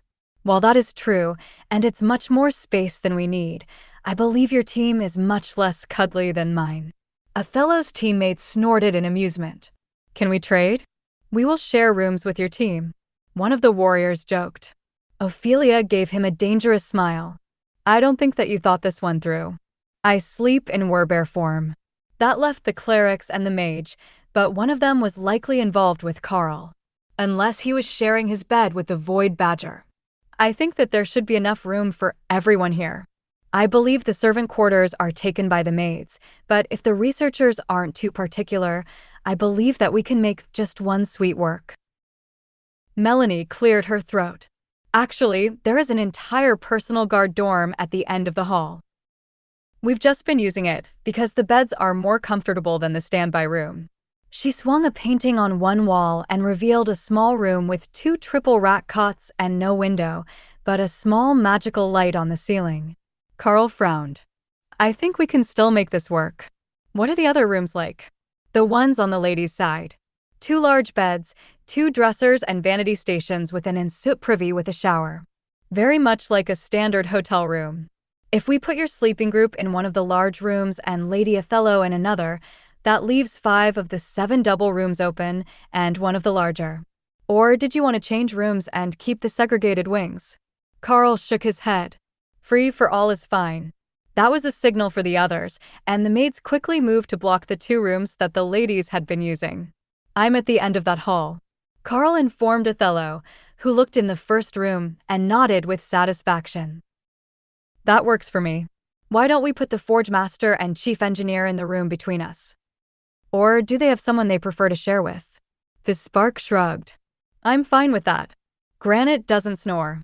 The researchers had gone all the way down the hall, and Karl could hear them laughing in the far room, where the maids had been sleeping. There are bunks for like 24 people here. We're not even close to short on beds. Plus, it has a divider. Someone shouted from the dorm. Karl shrugged. Well, if they are happy, it's good.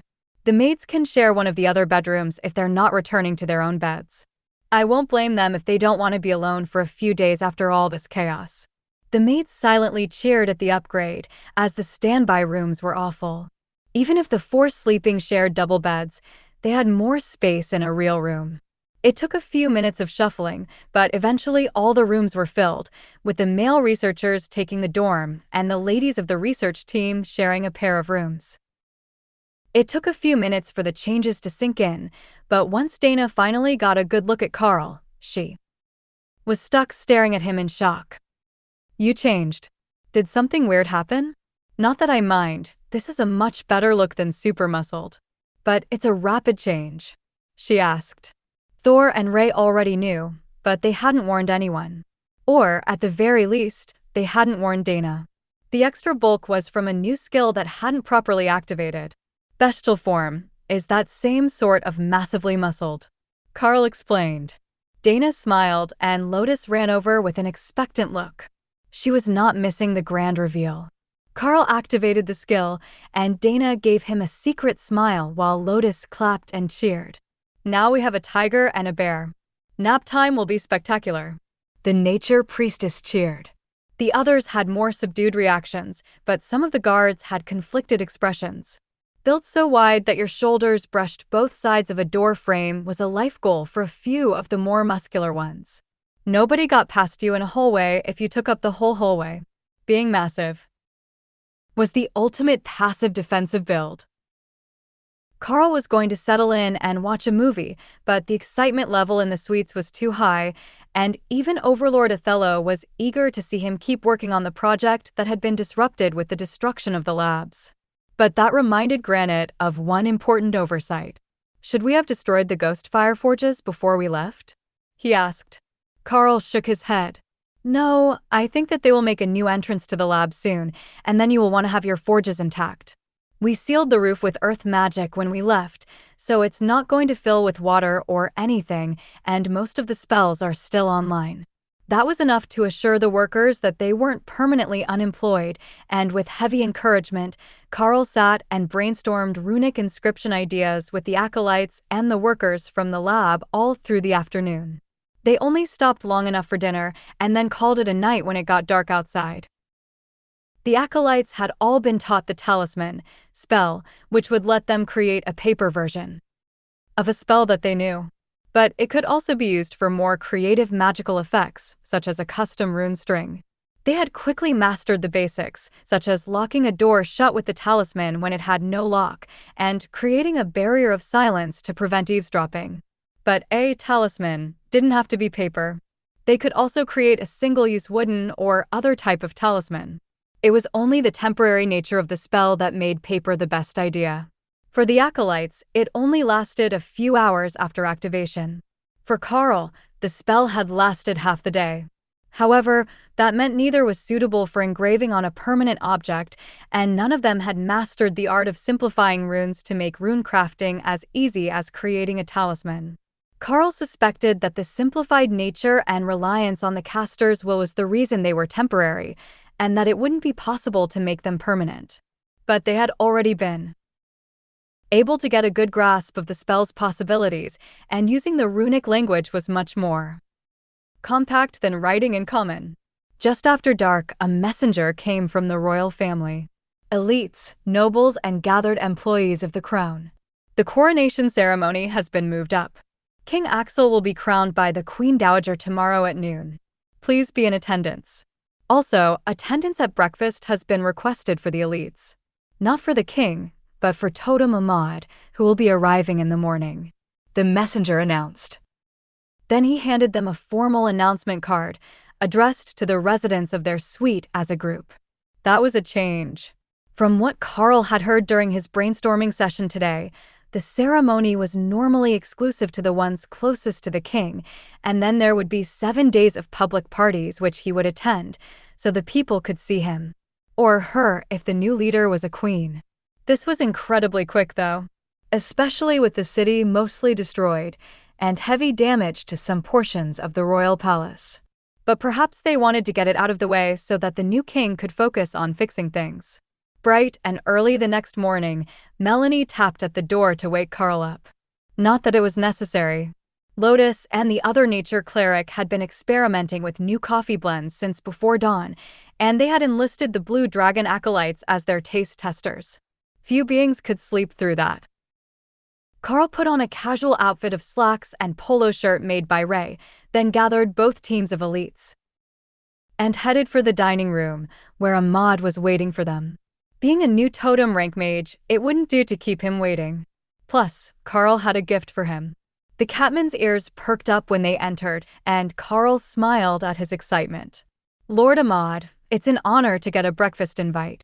Othello greeted him with a slight bow, which Karl copied with a wink that made the mage laugh. I've known the two of you for how long now? No need to stand on ceremony. Welcome, everyone. I wanted to see you all before the ceremony, and I have some news for you after, he explained. Karl nodded and patted him on the shoulder to transfer Meteor Swarm, the combination spell that he had modified for the staff originally intended to be his gift. Then he held out the bracelet with the lifelink gem on it. A combined effort between myself and the research team. Congratulations on your advancement. Ahmad slid a magical bracelet off one wrist and put the new one on with a surprised smile as it bonded, allowing him to see the stats on it. This is amazing. Lifelink to my golems? All of them, it seems. Now that's a cheat code for a mage. And the extra skill power as well. I have never seen a monarch-ranked created item before, but if they're all at this level, I can understand the context behind the news I have for you much more clearly. But that's for after the ceremony. First, let's eat. Breakfast took nearly to lunch with all the interruptions and people showing up to talk to the ranking elites. After the first hour, everyone but Karl, Othello, and Ahmad managed to excuse themselves. The monarchs with Othello's team didn't make it far before they were caught by someone with propositions or a history with them. But at least they got to try. The coronation was exactly at noon, so Ahmad ended up leading them directly to a VIP box in the throne room, above floor level. The rest of the teams would be in the crowd below, and Karl spared a moment of sympathy for the guards who had to maintain security with so many active skills in one room. After the recent events, nobody who had the power would agree to go without defensive spells, especially not here in the throne room, where the resident members of the royal family were killed. The cause hadn't been officially announced, but both Ray and Neil were certain nobody went in or out. Even the guards outside the door survived the battle. Neil had questioned them, but the door remained barred from the inside, and they hadn't heard anything thanks to the silencing spells on the throne room. Ahmad smiled as Karl extended eternal lightning over him. A totem was nearly impervious to the attacks of those below his rank, but activating a totem-ranked barrier would be an incredibly oppressive force for the unawakened humans in attendance, as well as most of the elites. Trumpets began to play a marching tune, and the room fell silent. King Axel looked exhausted, but his back was straight, and his expression was grim as he entered. the room with a pair of familiar overlords walking behind him. One was Overlord Drake, who had been traveling with him when Karl first met them, and the other was a female bishop from the church that Karl had seen multiple times before, but never officially met. The king stepped up in front of the throne, and his grandmother came out with the crown on a pillow. Then, the silence of the room was shattered when King Axel extended his hand and led the bishop to the throne on his left. The queen's throne. Ahmad whistled softly. Oh, things are going to get spicy now. The king has always been a secular force in the nation, but it appears the rumors about King Axel's love life were true. He has taken a bishop as his queen. Karl didn't even pretend to understand the politics, but they made a cute couple. Both were in their late 20s, so they both would be considered prodigies of the elite program, assuming they were both awakened that way. While Karl was distracted, the speech by the elder royal had begun, and Karl snapped back to attention partway through. My dear grandson, it is with great pride and admiration that I address you on this momentous occasion. You have shown extraordinary courage, wisdom, and compassion in your ascension to the throne. Your father would be proud of the man you have become, a leader who understands the importance of serving others, a monarch who recognizes the weight of his responsibilities. As we bid farewell to an era and usher in a new one, let us remember that our kingdom has faced trials before, and each time we have emerged stronger. The loss of your father was a devastating blow, but it is now up to you, King Axel, to lead us through these dark times and into a brighter future. You, King Axel, beloved of the gods. With the admiration of the entire nation, from every region, every caste of society, and every rank of elites who defend our sovereignty. It is that unwavering spirit that makes you the most suited to stand here in this hallowed chamber today. Karl wondered if there were some form of contest for the throne that he wasn't aware of. But then realized he really should be paying attention to the old royal's speech. As we bid farewell to an era and usher in the age of the elites, let us remember that our kingdom has faced trials and betrayals before. Each time, we have emerged victorious and stronger than ever.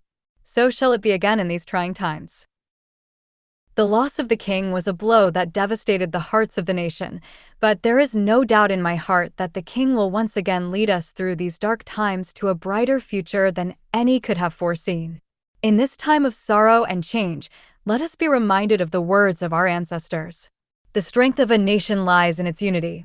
The power of a king is measured by his ability to serve his subjects. May you, King Axel, embody these principles as you lead us forward. As we move forward toward vengeance and retribution, the nation stands behind the king and supports him with all our might. The path will not be easy, but with faith and determination, the Golden Dragon Nation will overcome any challenge put in our path. King Axel knelt, and the Queen Dowager placed the crown upon his head. From beside him, the new queen raised her voice. To King Axel, may he reign forever. The room burst into shouts and cheers, accompanied by a stomping that shook the stone of the throne room. The entire coronation ceremony had taken less than 15 minutes, there was nearly no pageantry, and while the throne room was decorated, it was no more than would have been done for a royal banquet. There simply hadn't been time. But to the new king and the elites in attendance, it didn't matter. The old queen had been right. What was coming was vengeance and retribution on those who would dare to launch such an audacious attack on the nation. Karl could hear the murmurs among the elites, plans to exact revenge, sharing evidence of the specific forces that had been found dead in the capital after the battle. None would escape their wrath. Once the coronation was over, Ahmad took Karl's hand and used an air spell to deposit them both, along with overlords Othello and Neil, in front of the throne. A few other overlords were in attendance, and they were filling the path to the throne behind them, while everyone else waited for their turn. Take out your gift for the king. You did make one, right? Not just something for me, Ahmad asked. With a system message. Yes, I made him a custom bracelet with trollish regeneration on it and some warrior buffs. Ahmad was the first to the throne, where he refrained from taking a knee, but bowed deeply before the king. Your Majesty, on behalf of the elites, I present Monarch Karl with a custom-crafted gift to begin your reign." Oh, that was devious. It saved the rest of the elites from needing to turn over a particularly valuable gift of their own. They could rely on the one given on behalf of the elites as a group. Karl moved forward at the totem's direction and bowed in the military manner, left knee down so that he could easily get at his blade if necessary. Not that he was openly wearing a weapon. There was no need with an inventory. Karl held out the bracelet on a small black pillow that got nearly as much attention as the actual gift. Ray had made it of her silk, and it was a precious treasure on its own. But once he saw the bracelet on the pillow, the new king's eyes went wide, and he quickly picked it up to place it on his wrist. That wasn't protocol. He should have recognized the gift and then had a maid place it to the side. But King Axel surged with power as he put it on, and trollish regeneration took effect, along with the other buffs that Karl had put on the item. This is a most wonderful gift. The crown thanks the elites for their generosity. Then he motioned for a maid to take the pillow, and Karl hid his smile. They were giving him 2 gifts today, it seemed. The 4 of them stepped aside, and Karl noted the relief on the faces of a number of overlords behind him. Now they only needed to give something worthy of being a personal gift to the king, a much lower standard than trying to come up with something that would be noticed and prove goodwill from King Axel's fellow elites. Mostly, they were giving him dungeon gold and magical gems. A practical gift to help rebuild the royal city of Weymouth. Such gifts were considered a standard form of goodwill, and the city was going to need a lot of them. But Karl did notice a few of the mages had scrolls in their hands. Work pledges. They are volunteering to help rebuild the city with earth magic. Those are mostly mages who have a link to the city. Ahmad explained with a system message as he led Karl away. Karl gestured to the other members of the team that he was fine, and then asked Ray and Thor to hand out treasures to the others to give to the king. Ray made small bags and pillows, since the king liked the pillows so much. By the time they were all done, he would have a whole pile of them for his bed. Ahmad led Karl to an extremely fancy suite not far from his own, then dismissed all the maids and put 4 layers of barriers over the room. Karl double-checked it with soul sight and with all of his various vision abilities. "It appears clear to me. I don't sense anything living within your barriers," Karl explained. Ahmad nodded in relief, then sighed as he sat down. "Well, I suppose that I should start from the beginning of this shit show. First off, the king was assassinated by one of his brothers. But what the idiot didn't know was that the magical device he obtained wasn't targeted, and it killed everyone in the room. No, that's not the start. Recent events in the war with the giants have raised concerns in the other nations of the continent. Firstly, because the archbishop's power is beginning to fade. There is a successor among the bishops who is likely to gain enlightenment soon, but possibly not soon enough. So, the other nations all saw that as an opportunity to split our territory between them. Strangely, Nuban and the Divine Beast nation sat it out, but there were forces from every other nation in the capital. All 3 giant nations, every human nation, even a few overlord-ranked divine beasts from the wilds came to join the chaos and attempt to claim parts of the south as their own afterwards. It was my ascension that prevented the complete collapse. The other totems didn't dare to push their luck when I was here alongside the archbishop. No matter how bad his health is, he's not dead yet, and between us, we're one of the strongest forces on the continent. But on a more personal note, I don't think you are aware just how much danger you are in." Karl waited to see if Ahmad would continue, then explained what he knew. "I was informed by Overlord Neil that there was a rather large bounty on my head. I personally dealt with a total of 4 overlords from 2 different forces who had come for me." Ahmad nodded. "And that is the root of the problem. Your powers are viewed as too great of a threat to be allowed to roam free. I don't know how, but it has become common knowledge among the totems that you have the ability to elevate a skill above your rank. When you hit Overlord, that means you will have a chance to elevate a skill to the totem rank. And they are not willing to allow that to happen. If you could threaten the totems, that would be as good as a 3rd totem in the Golden Dragon Nation, and nothing short of a declaration of war in the minds of the other nations.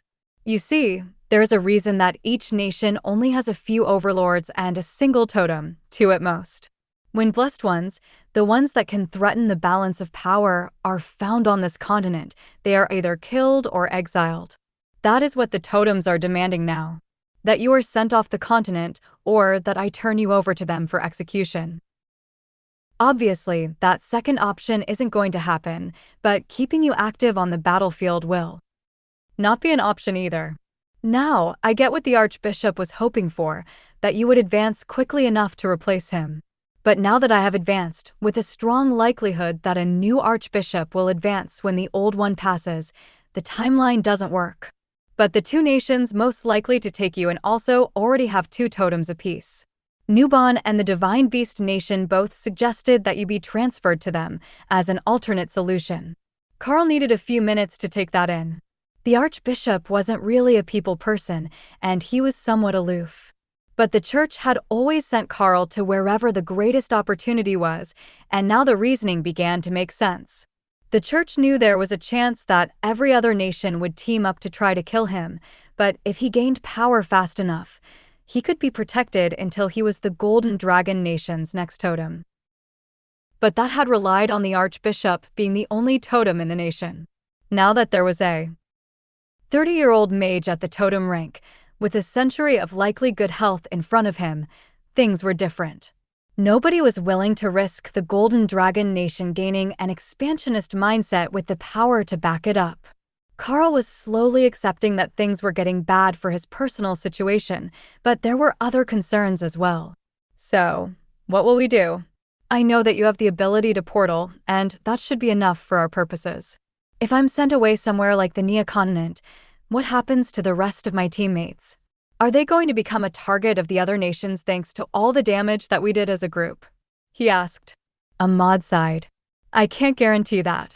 I can put them under my protection, but I know that the giants have a vendetta against them. The other nations don't view them as nearly as high of a threat level as they do you, but that might only be because you're there to dim their light. If you weren't around, then Dana, and likely both the clerics, would be viewed as shocking prodigies for the speed that they are growing. But if I'm right, they probably wouldn't be growing as quickly if you weren't there, so it might be a moot point. Karl nodded. That made sense, as a lot of their combat power was the beasts, and the system seemed to reward acts of massive excess to a greater extent than the average soldiers. If I asked, and they agreed, would it be possible for us all to go into exile together? I know it would be a lot to ask of them, but we do work very well as a team. Ahmad frowned. It might be possible, but asking an entire team to give up their lives to join you in an indeterminate exile is big. It's not a year or two. You may never be able to return, and the only likely scenario that involves you coming back is one of the nations losing their totem rank guardian, and you being the first one back with the ability to claim it. Now, those odds aren't zero, as you would have me on your side supporting you. But there are likely to be other exiled geniuses who might have reached totem rank with the desire to return. I don't really know. There are countless details that I haven't caught up on yet since I advanced. But there is also the matter of where you will be sent. Nia is a possibility. There are more than enough overlords and totems there to not cause a major disturbance when you advance. However, there is also a push to have you sent to the Dragon Isles. It's actually 4 subcontinents grouped together, but the danger level there is immense, to put it kindly. The Dragon Isles have the highest mana concentration of anywhere on the planet, and I am not aware of any human nations at all. It's all monsters, dragons, and sub-dragons. There will likely be humans, but as slaves. I don't know how your team will handle that, or if they will be in danger of slavers during their stay. In fact, we don't really know much about the Dragon Isles at all. They're not particularly welcoming to outsiders of the power level to safely travel around them. The dragon clerics might be alright, as they are slowly becoming dragonkin. But you do have 2 humans in your team. That could definitely change the plans. He wouldn't want to put them in that sort of danger, and needing to rescue the princess from slave caravans was a bit too cliché. On the other hand, Karl felt like he had always been with his group, and he was reluctant to leave them behind, even if he knew that he should, and that his selfish desire for companionship was likely to ruin everyone's life. Would you have time to explain the dangers to them for me? I have never even heard of the Dragon Isles before, and I know precisely zero about them. If it is Nia, I do know a bit about how it was 10,000 years ago, but nothing current. Karl asked. Ahmad nodded. I don't have a problem with that. After all, you did give me that most wonderful meteor swarm skill plus the bracelet. That skill might seem like a trivial thing to you, just a modified meteor spell. But when it's used by a totem rank mage, it can wipe an entire city off the map in a matter of seconds. Something like mutually assured destruction in spell form, as I can cast it through a portal anywhere on the continent. When he planned to use it that way, the meteor swarm spell was absolutely terrifying.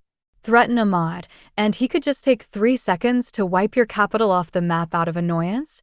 That should keep anyone from seriously challenging his leadership of the Golden Dragon Nation.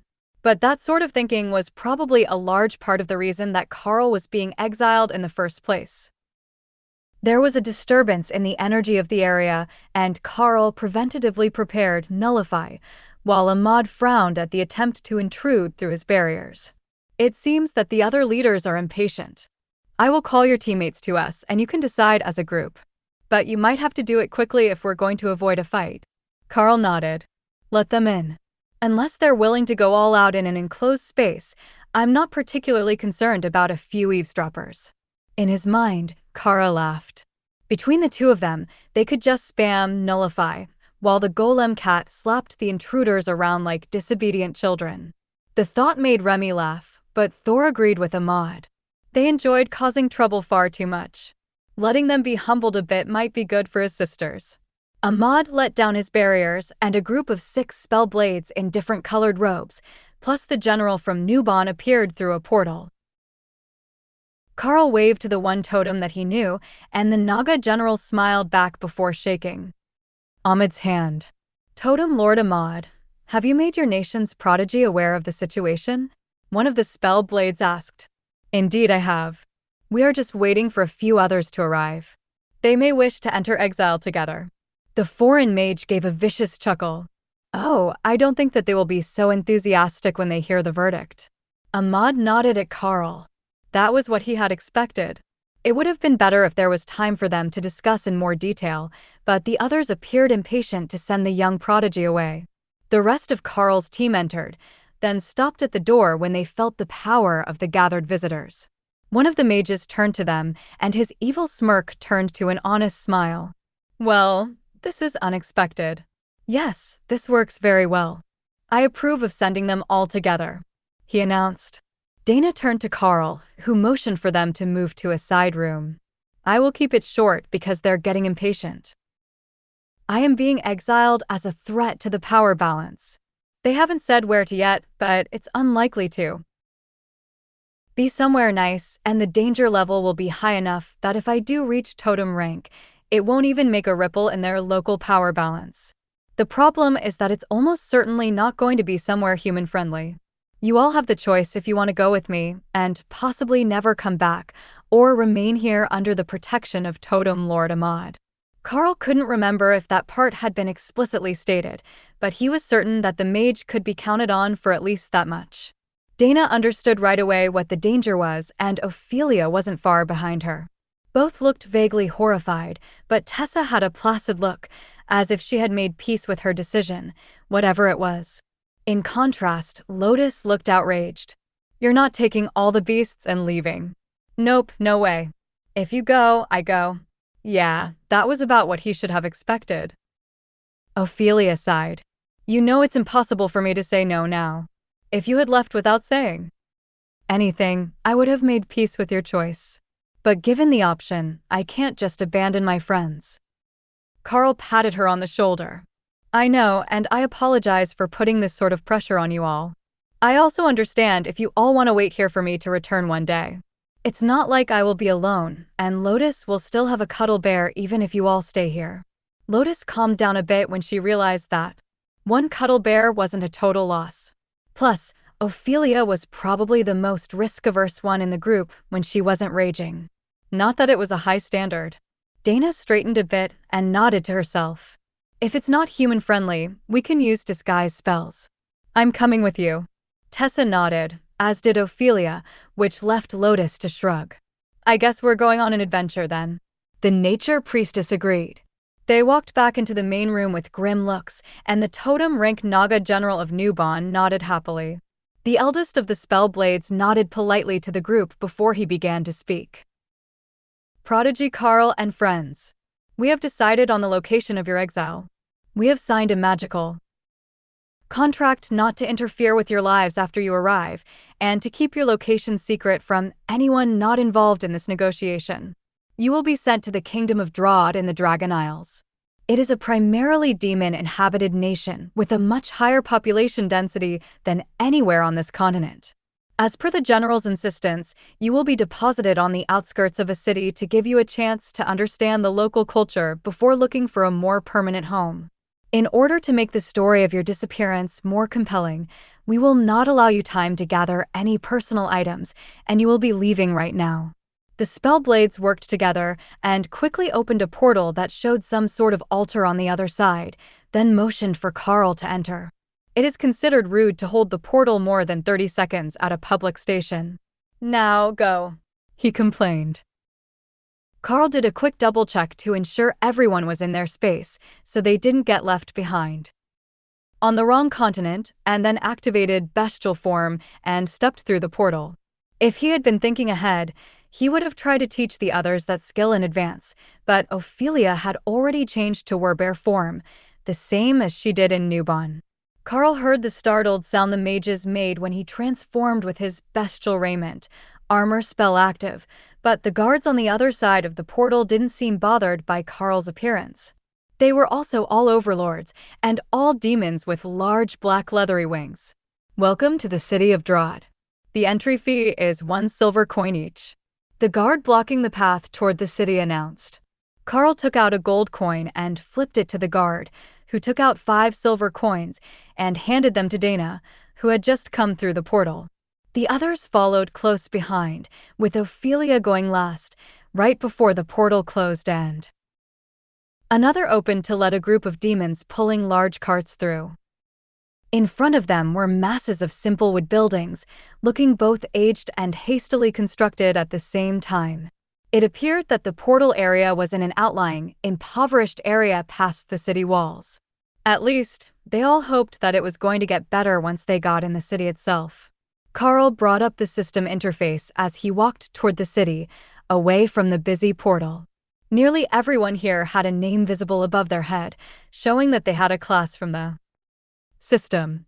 Warriors made up 9 out of 10, but there were rogues, mages, and a few shamans visible as well. Clerics were rare, and Karl hadn't seen any yet, but there were a few other colors that he didn't immediately recognize. There didn't seem to be any restriction on skill use in the city, other than damaging spells, and most residents had some sort of defensive magic active. So, Karl brought out the Guardian to spread Void Body to the whole group, along with the Eternal Lightning Barrier. That should be safe enough for now. Everyone was giving them a wide berth, despite the busy street. That seemed a bit odd, as there was no shortage of overlord-ranked demons and monsters in the crowd. It wasn't as if you were an overwhelming force here, and even the weaker adult residents were mostly commanders. Then Karl realized what the issue was. Everyone had a system active, and when a stranger in a black and white tabard bowed to him as they passed, it reminded Karl to see what was visible from his own status.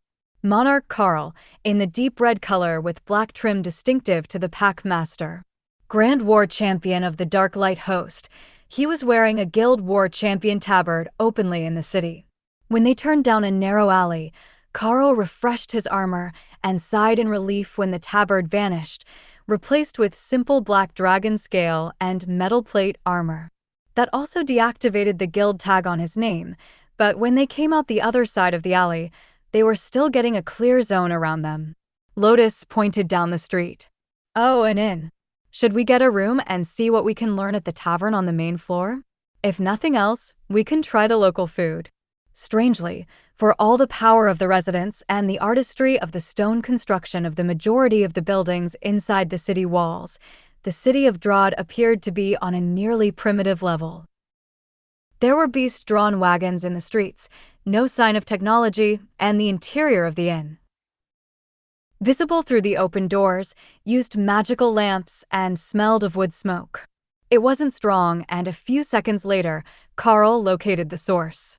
There was a magic-powered smoker outside the inn, which must be burning wood for the authentic smoked flavor. So, perhaps the city wasn't as primitive as it looked, even if most of the buildings were simple wood and plaster or stone block constructs with slate tile or thatch roofs. The inn, labeled as the Laughing Dragon, was simple inside, but immaculately clean. Karl led them to the counter, and the innkeeper bowed politely. "Lord Rakshasa, how may I be of service today?" As Karl recalled, that was a type of tiger demon. That must be what people here thought he was in this form. A room, or rooms for 5. Then dinner and drinks for the evening.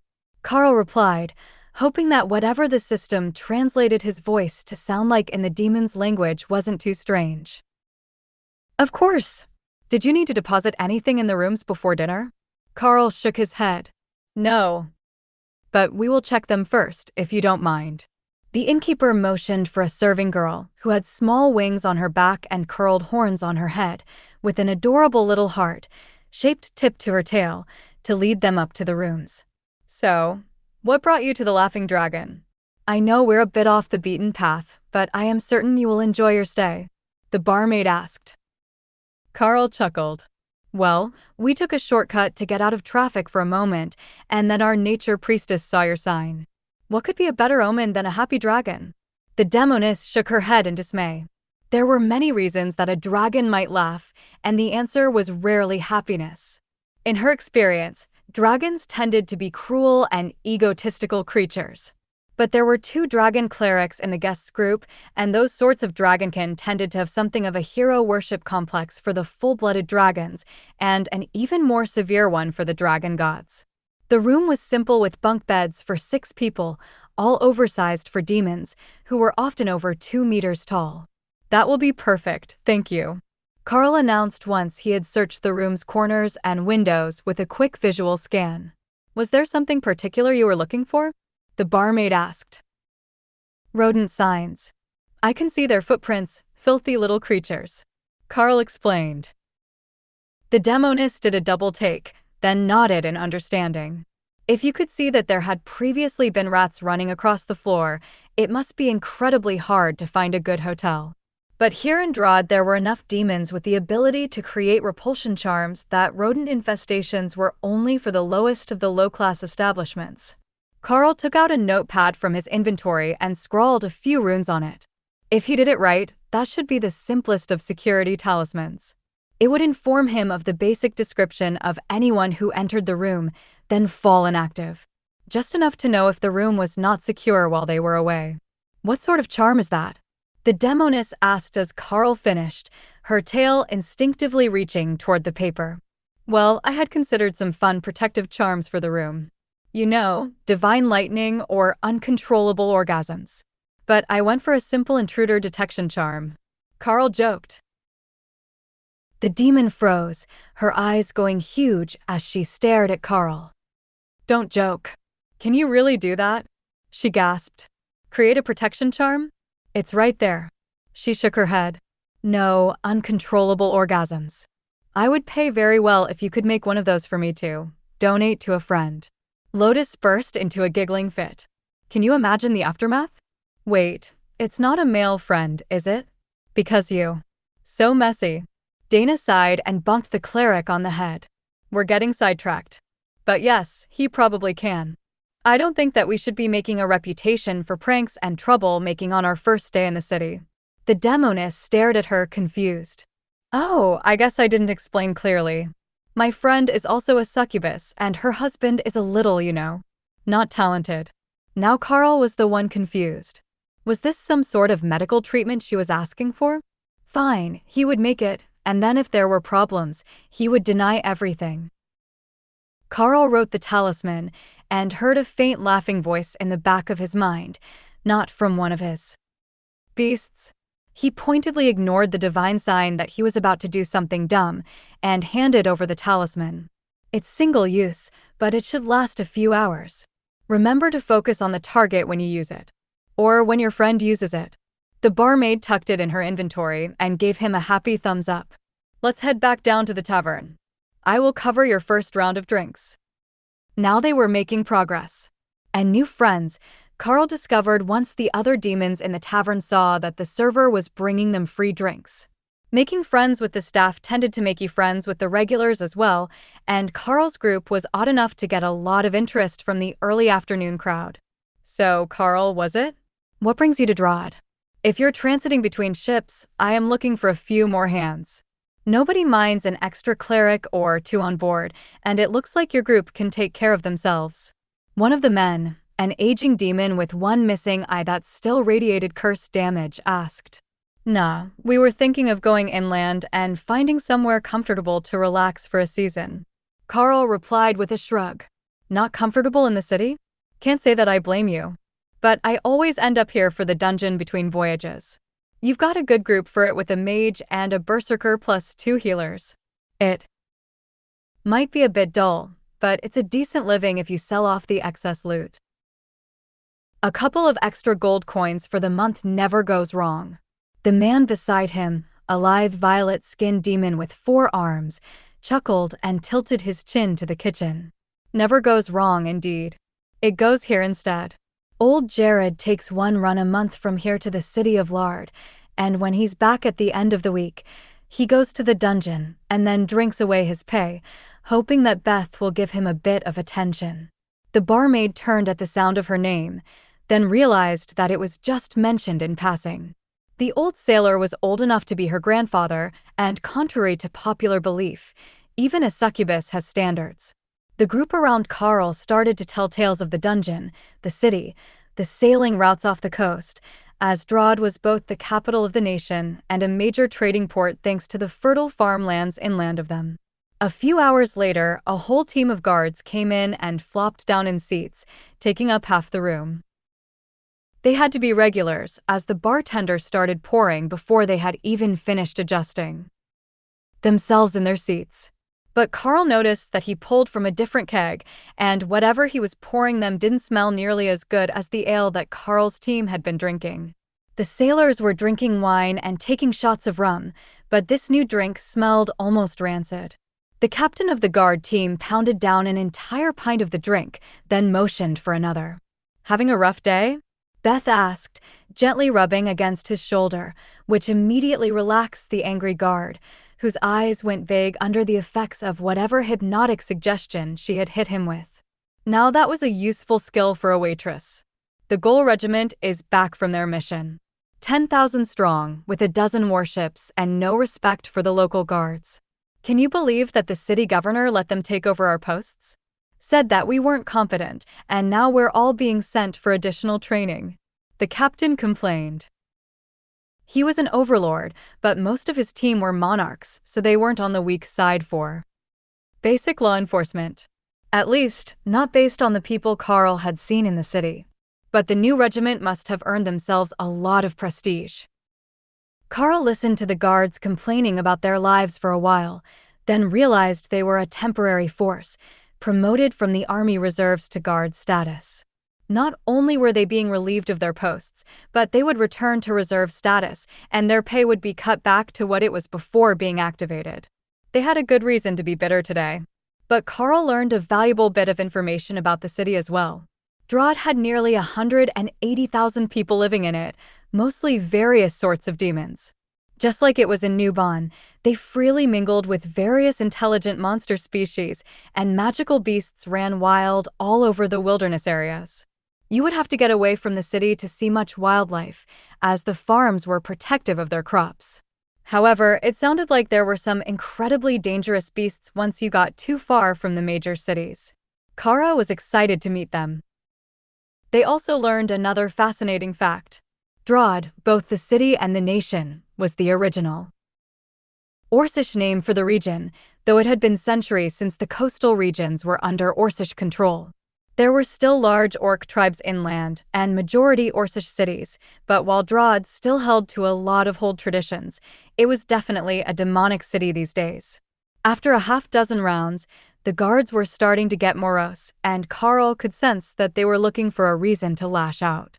Fortunately, there were a few tables of sailors between him and the guards. If the ladies were right next to them, things might have gone downhill quickly. But Karl's luck was not with the guards today, and after a bit of an argument spilled out into the street, dozens of uniformed soldiers rushed in. Well, what do you know? Drunk and disorderly in public. Just what you would expect from a bunch of untrained reservists. The leader of the guard patrol began.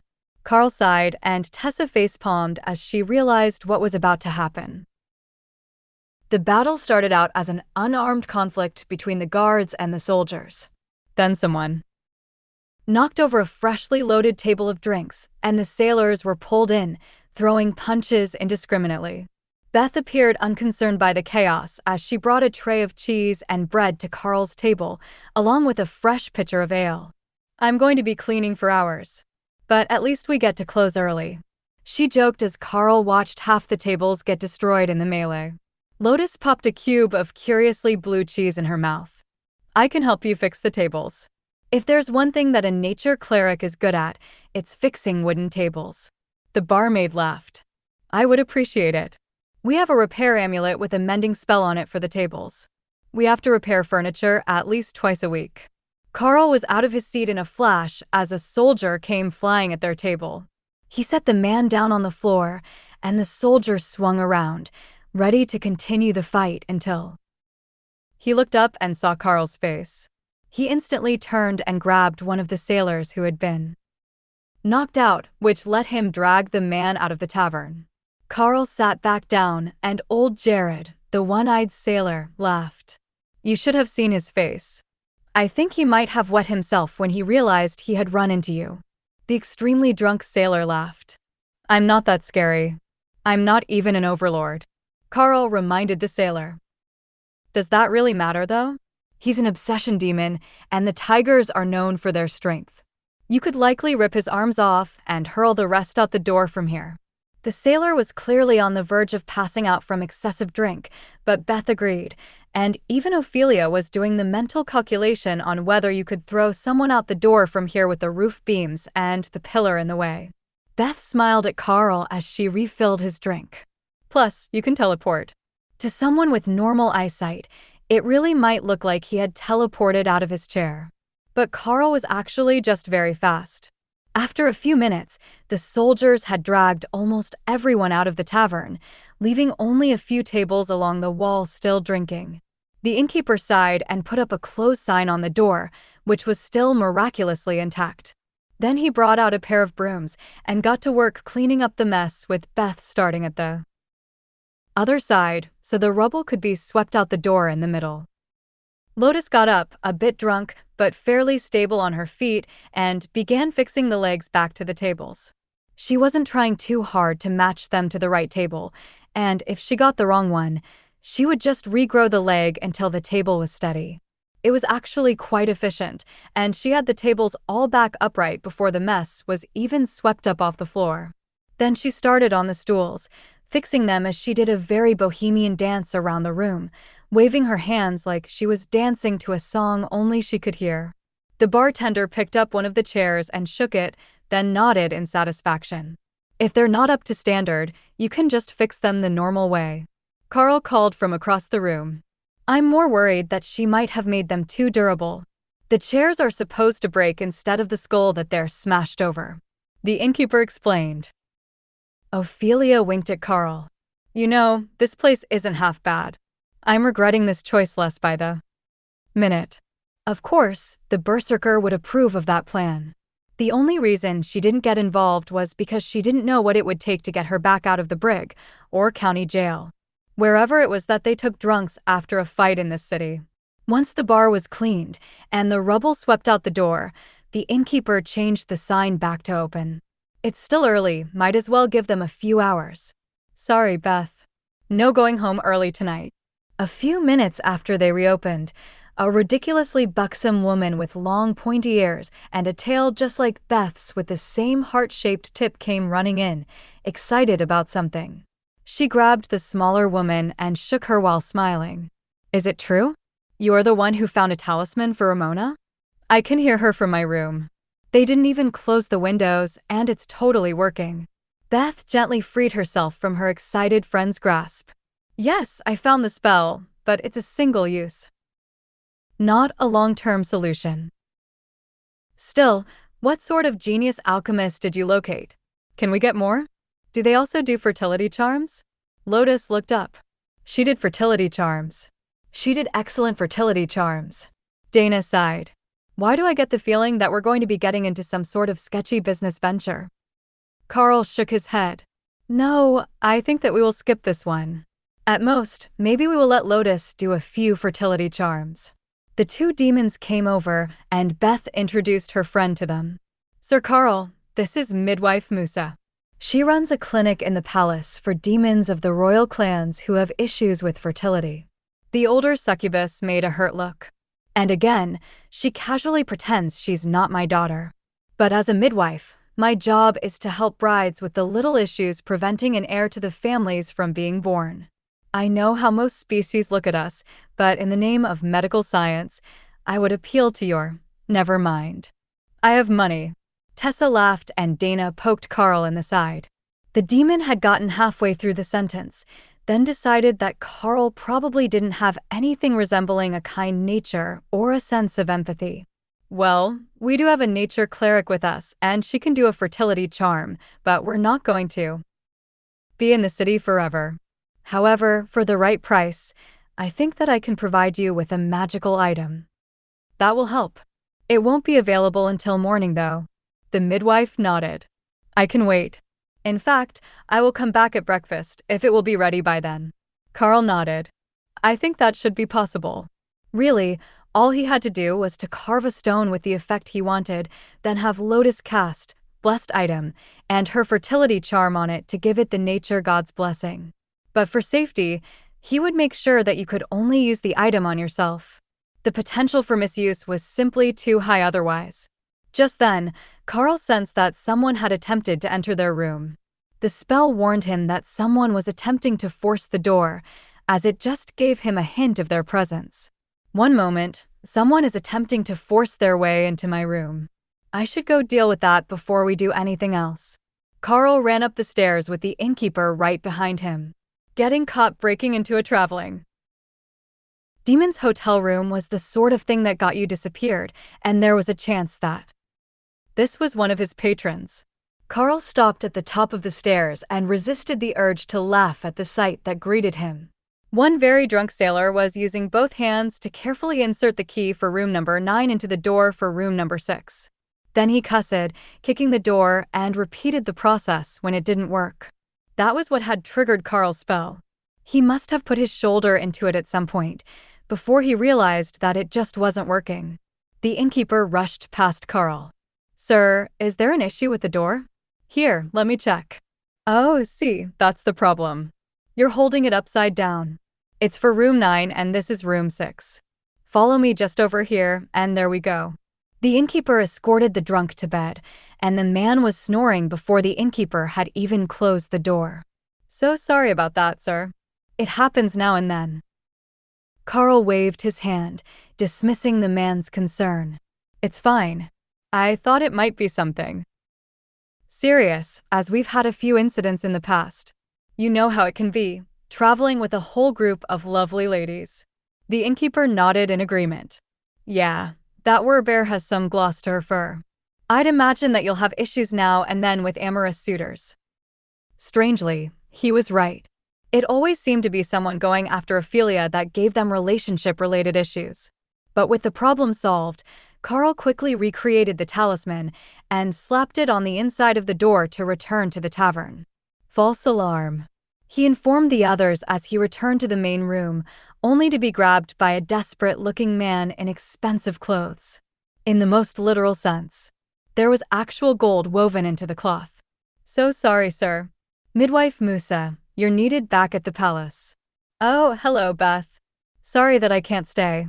My wife has gone into labor, the man announced, then dragged the older demoness out of the tavern. I like this place, it's lively. Ophelia laughed. Will you really make an item for my mom? I know it's rude to ask someone to work the day they arrive in the city, but we could really use it. The king just had triplet sons, and every single clan chief, demon noble, and monster lord is trying to create an eligible bride for them. It's tradition that the prince will pick a bride not more than 2 years younger than himself on his 14th birthday, and they will be married when she reaches 18. So, we currently have pandemonium in the maternity ward, Beth explained. Lotus raised her glass in a cheer for the demoness. Fluffy baby demons. The rather drunk nature cleric toasted, accompanied by old Jared at the table beside them. Karl sighed and relented. I will make your mother an item to help with her work. It will be ready in the morning, and I will explain how to use it. The innkeeper rolled his eyes as the barmaid did a little happy dance. Fortunately, Karl's team and one drunk sailor were the only ones in the tavern. It was starting to get dark, and the night crowd would be there soon to start drinking. But Karl had no intentions of still being downstairs when that happened. It didn't take much to get the half-drunk group up to the room, where the talisman informed him that he was the first to enter the room. Ray was awake now and planning to keep vigil from within her space unless something interesting happened to be nearby. There were powerful things in this city, and she didn't want to steal their food before she knew what they liked best. It was common sense for a bloodbath spider to let the strongest take the things they wanted first. Unlike Karl, who could vaguely sense the power of the residents, she could clearly tell that there was at least something stronger than a totem in this city. There were totems as well, and those were dangerous, but whatever that last thing was, it was bad news. She suspected that it was a demon, but her genetic memory didn't have a lot of information about them, and it didn't feel like any of the others they had met today. The city of Drod appeared to be a well-regulated place, though. Once the sun went down and the last of the drinking crowds went home around midnight, the city streets were silent with magical lamps on each corner, giving pedestrians a sense of safety. Many of the demons were nocturnal by nature, Ray noticed.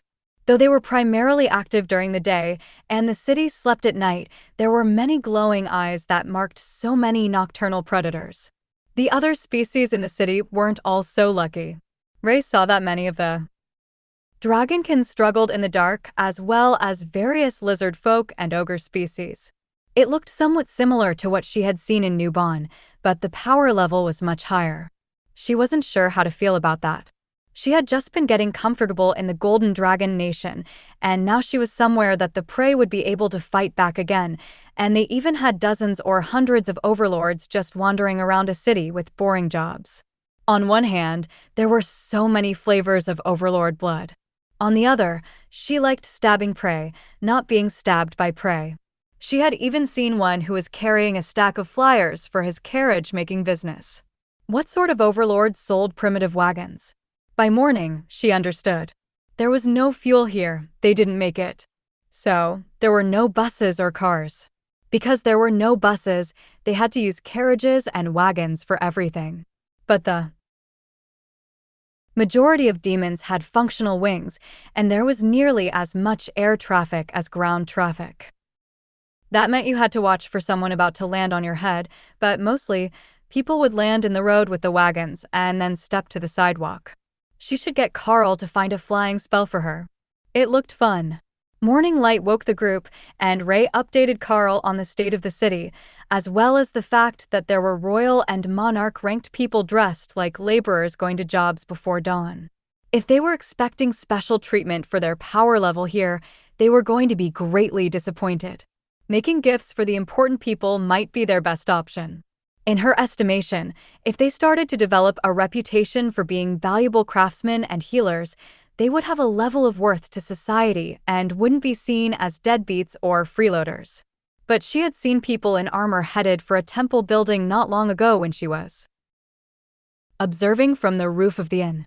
That should be the dungeon that they were told about. It was. Mostly royal and monarch-ranked fighters going in, so they could make a living just off the dungeon. Everyone headed down to breakfast, which was a thick stew served with fresh bread and fried eggs. It was pretty good, even Lotus had to admit.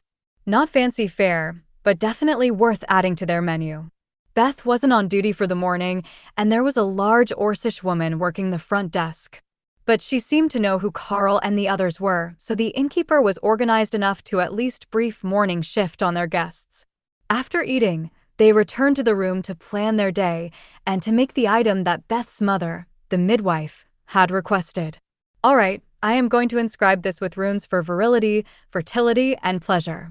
You add a holy item blessing as I enchant the runes, and we should have a nature dragon enchanted fertility treatment. Karl suggested to Lotus. The little priestess gave him an enthusiastic thumbs up as Karl began to carve the egg-sized green stone. The process went much more smoothly than Karl had expected, as if the stone was willingly accepting the power, instead of passively having the power forced on it.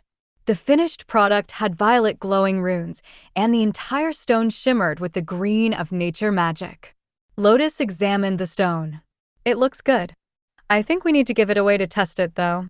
Testing it ourselves would be unwise. That was an eloquent way of putting it. So, Karl went down to the front counter to get directions. Miss, I am looking for Miss Beth or her mother, Musa. They had requested an item to help with midwife Musa's work last evening, and I have it completed. Karl explained. The Orcish woman gave him a huge smile, and Karl realized that the system had translated to Orcish for her. He didn't know if it didn't do that for everyone, or if it was just that his accent translated well, but orcs seemed to be fond of him. The barmaid is off until lunch. But I can draw you a map to her mother's work.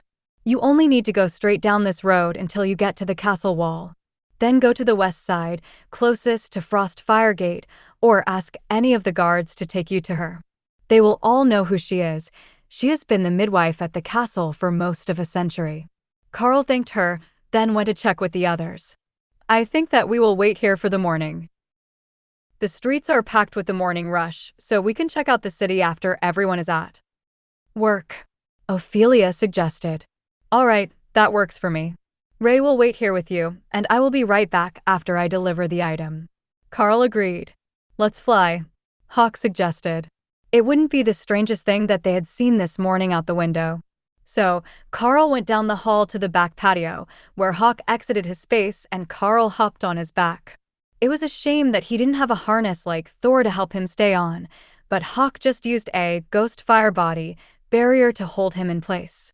The Ghostfire Thunderbird spread his wings and lazily circled up to 100 meters in the air, above the morning commuters, but closer to where longer-distance flying traffic was. Most of it was winged demon species, but there were some manicore riders and a few messengers riding giant eagles. I like this place too. I can fly around in the city without anyone freaking out. Hawk informed Karl as he scoured the castle for their target. There, on the second-floor balcony, west side of the castle, just like the orc lady said, Karl spotted the midwife at what was likely her office. Hawk circled and swooped down outside the castle gates, a mere dozen meters from their target. He vanished into his space just before he reached the ground, letting Karl make a dramatic entrance in front of the guards. The man was suitably impressed. Of course, he thought that Hawk was a transport skill, but an epic grade and monarch rank one. Captain, I have a delivery for midwife Musa. It's urgent for her work. Karl informed the guard, after noting that there was a lineup of workers waiting to get into the castle. The guard nodded, then motioned for someone to escort Karl. When they got to the balcony of the inner building where she worked, Karl gestured up. Would it be too rude to just jump up? He asked. It's your head. The guard shrugged. In that case, let's go knock on the door. The young soldier chuckled and led them down a corridor, then up a flight of steps to a door marked with the sign of a healer and a bassinet. He knocked politely, and an exhausted young woman opened the door. This had better be important. We've been assisting labor for the last 14 hours. She shouted at the guard, who flinched away from her wrath. Maybe I should have jumped up and faced them alone, Karl whispered, to which the guard smiled softly. "Midwife, I have a courier with an urgent delivery for your mistress," he explained. "Then send him in and piss off. What are you still standing here for?" The guard did just that, and Karl stepped inside, closing the door behind him. There was an old saying in the Golden Dragon Nation: discretion is the better part of valor. Nowhere was that quite as clearly exemplified as the moment that the guard turned and ran from a woman a third his size and half his rank. Truly, he was a man of great wisdom. Musa was resting on a rocking chair, but her eyes lit up with bright pink light when she saw Karl. "Did you have the thing my daughter mentioned? What do I owe you?" Karl took out the stone. "First, you should test it to make sure it works. I haven't actually made one like this before, but once you have verified it, we can negotiate." It was only after he finished talking that he realized everyone in the room was staring at the glowing green egg. "What is that?" Musa asked. "A fertility stone. Put some mana in it and have the recipients use it on themselves. If it works properly, conception chances should be greatly increased." Musa looked confused. "Why would we rely on them using it? I could just activate the stone and they would never know it existed." Karl shook his head. "Safety measure, so it's not used for nefarious purposes. You have to willingly use it on yourself."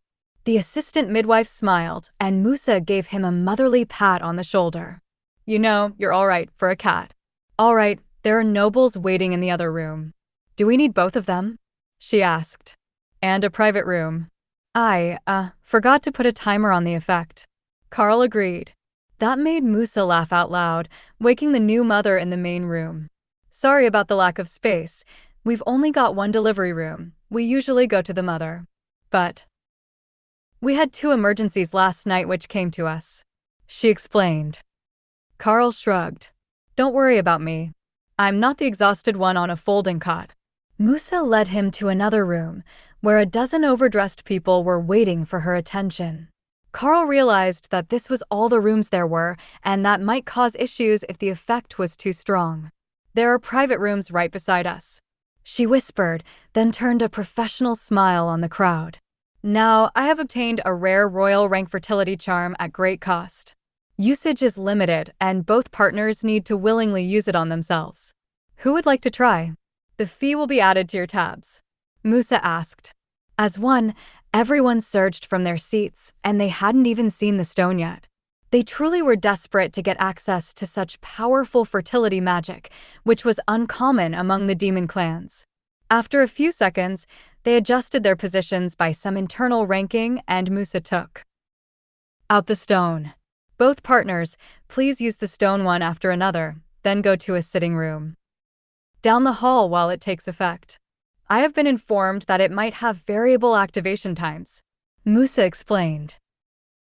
A few of the gathered demons and monsters flushed in embarrassment, but that was why they were here. The first pair, both 2-meter-tall coal-black demons with golden tattoos all over the visible parts of their bodies, activated the stone. The woman's eyes flashed bright green, and she physically dragged the man out of the room. A few of the gathered demons and monsters flushed in embarrassment, but that was why they were here. The first pair, both 2-meter-tall coal-black demons with golden tattoos all over the visible parts of their bodies, activated the stone. The woman's eyes flashed bright green, and she physically dragged the man out of the room. His feet weren't even on the floor. "Well, I think that is a success.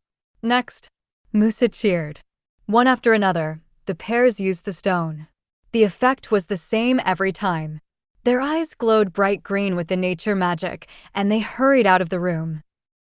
Well, except one pair, who seemed intent to get started before they were even out of the room. Once they were chased out of the midwife's office, Musa smiled at the stone, then looked down the hallway in shock. "No way. It's that effective?" she asked. "What do you sense that I don't?" Karl asked. "Pregnancy. I have motherhood-specific foresight. I can sense the instant that someone gets pregnant within my range. I use it to prepare for customers in the castle. We're up to 3 couples already, but they are not ready to celebrate yet. That part is just my succubus senses, not a spell," she explained. The assistant giggled. "I don't think you needed to tell him that. Half the doors aren't even closed to activate the soundproofing spells. That stone is far too effective." Karl shrugged. You wanted a stone to help with fertility, and that is what I made, with the help of a royal rank high priestess of the green dragon. The midwife nodded happily, then handed a note to her assistant, who ran off somewhere in the castle. She will come back with the payment. This is worth more than I have on hand, and I will give you a bonus for the Duchess, who has been trying for a long time for her heir. The first couple? Karl asked. The midwife nodded, and Karl sent a short prayer to the gods for the safety of her partner. How long does this last, anyhow? Musa asked. It's a spell effect, so either about 4 hours or until they choose to deactivate it. Karl replied with a shrug. The halls were quiet now, someone had closed the doors. But the assistant was flushed and sweating with exertion when she returned, followed by 2 guards and a man in a crown and a deep purple cloak. Musa dropped to her knees and bowed as the totem released his aura a little, letting Karl know who he was. Karl dipped to one knee and put his fist over his heart, the traditional salute to the king of the Golden Dragon Nation. The demon gave him a curious look, but didn't say anything about the difference as he motioned for them to rise. I am told that you have obtained a fertility item. He spoke directly to Musa, skipping any sort of preamble. Yes, Lord Governor. It is royal rank and has already proven repeatedly effective. The pale demon sighed. The king is going to hate us for this. He's already annoyed at the uproar over the princes, and now half of his advisors will be either pregnant or new parents for the next 2 years. Musa smiled at him. But on the other hand, you won't have the cranky and stressed nobles who are struggling to conceive for the next few months. The city governor of Drod sighed. That is fair. And neither is why I actually came here. Under no circumstances, not bribery, coercion, or extortion, should you allow my daughter access to that charm. Karl did his best not to laugh at the man's concern. But the totem rank demon was deadly serious about that fact. The governor grumbled as he realized he was being secretly laughed at. She's only been married 3 months. I'm too young to be a grandfather. I'm not even 40. The guards that had accompanied the assistant and the governor set a large chest down on the ground, and Musa gestured to it. I believe that should be sufficient payment for your work, Lord Runemaster, the midwife explained. The guard opened the lid, showing that it was mostly full of silver and copper coins, but a scattering of rough magical gems and other items. If my suspicions are right, this is your entire life savings, Karl replied. The governor laughed at the look on his face and patted him on the shoulder. On the contrary, it's yesterday's gate collections. The midwife is an employee of the city government, so her expenses are covered by the city. Karl smiled. Well, that does make me feel better about it. All right, I agree with the price. Thank you for your patronage, and you're welcome to look for me in the future if you need my expertise again. The midwife nodded happily as Karl moved the chest to his inventory, but the look on the governor's face said that he planned to do no such thing. Surely, he didn't think that Karl could only make fertility charms. Remy spoke up as Karl bowed and turned to leave. No, I have been researching since people started treating you strangely. Cat demons, which look a lot like you do now, have a reputation for making deals too good to refuse. Deals that put you permanently in their debt, or that take something much more valuable than you thought you agreed to. For example, it wouldn't be uncommon for a Rakshasa to have written the purchase agreement in a way that all the children born of the fertility stone belonged to them. She even brought up the pages in the Compendium of Demons tome that she had acquired somewhere. You know, you can acquire more than priestesses from the library, Remy reminded Karl. But priestesses come preloaded with knowledge. Hawk noted. They smell better than books, too. Thor agreed. Kara nodded in agreement. They even tasted better. Books weren't even worth licking. Ray agreed with her sister. Humans definitely tasted better than books. Remy sighed in exasperation as her siblings failed to understand the basic appeal of gaining knowledge from books. But they had her, and with her guidance, their Karl could guide them all to new skills. Karl made his way out of the building towards the gate, where the guards were doing their very best not to laugh. Sir, might I ask what exactly you delivered to the midwife? The guard captain asked quietly as Karl reached the exit. A royal rank fertility charm blessed by the green dragon god. Karl replied happily.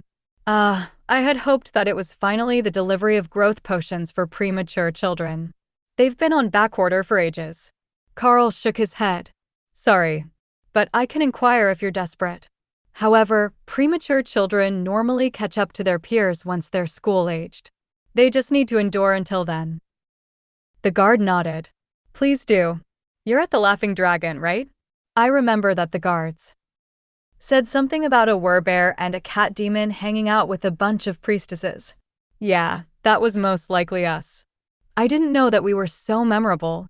Karl replied. No offense, but with so many soldiers just returned to town, I think they've made a note of every potentially single woman of marriageable age. Karl frowned. I will have to keep an eye on my friends then. It wouldn't do to have something happen. But tell me, as I'm new to the city, how likely is it that someone might try to push their weight around? The guard shook his head. The governor would bust their balls in public if they did, so it won't be the soldiers, though you can expect them to flirt constantly. You might have some trouble with the drunks, but that's true anywhere. Normally, we would be more afraid of the Lord, but with the triplet princes just born, he doesn't really leave home these days, and the governor is doing all his duties. Hawk was happy resting in his space, so Karl began to walk back across the city toward the inn. There were shops all along the main street that led to the Laughing Dragon, so Karl stopped and grabbed some snacks to taste test, and then a jeweler operating a small street stall caught his attention. What is that or? Karl asked as he examined the oddly colored items. It's manna jade. All of these pieces are carved from a single slice of stone. The shopkeeper explained proudly. It was beautiful, but not magical. However, Karl suspected that it could be. If his goal was to reach totem rank as quickly as possible, it would take money and effort. The dungeon in the city should help on the effort side of things, but making runic jewelry and items should make up the necessary funds to get the rest of what he needed. How much do you want for the 4 bracelets? Karl asked. All 4 of them? The pale violet demoness asked in shock. Perhaps they were more expensive than Karl expected. 2 gold coins each. Or maybe this was a less affluent area than he thought. How about a bulk discount? 7 and 5 silver for all 4. The shopkeeper nodded happily, and Karl quickly moved the items to Remy's space so the Naga Queen could inspect them. The manna jade was a vibrant green with violet streaks and looked good against her scales. If it really did take as much mana as Karl hoped, she would make him buy more of this stuff to upgrade. Karl found a few more interesting shops on his way back and made a note to bring the others down the street soon. Back at the inn, things were quiet. Everyone was just catching up on sleep and discreetly listening to gossip on the street through the open window. You could learn a lot about a city by how the people behaved in public, and while there had been trouble last night in the tavern, the daytime crowd was cheerful and more concerned with shipping delays with the holiday coming up. As they understood it, there was a mythic rank or higher lord person in town, and he had declared his wife's birthday a city holiday. It sounded a lot like White Day at Home, when the girls would gift chocolate to their crush and gather the courage to maybe ask him out. But the gossip had given them a good idea of the power structure of the city, where a handful of totem rank leaders working under the governor controlled the districts, while the lord was actually the leader of the nation and a form of royalty, as his sons were referred to as princes, but not in relation to their power level. But much more shockingly, that seemed to be a normal thing all over the nation, to have at least a few totems in every major city and most towns.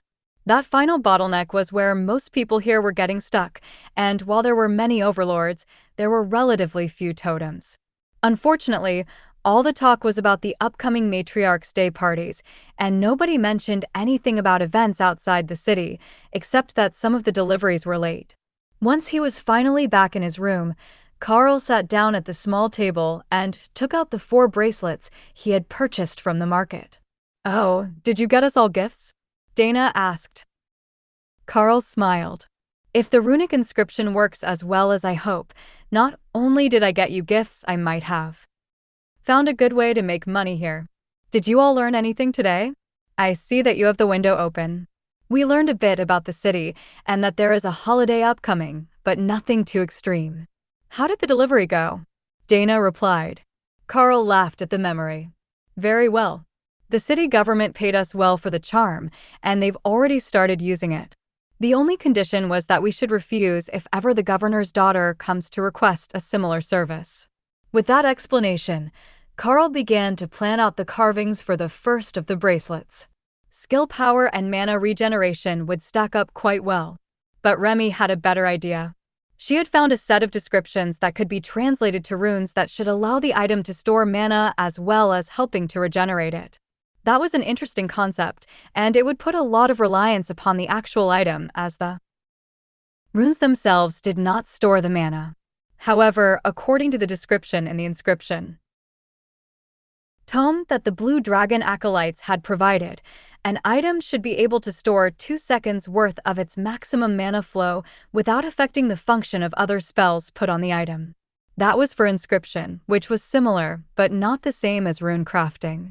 It should be a good enough baseline for his next attempt, and even if he misjudged, he could either stop early or simply replace the item.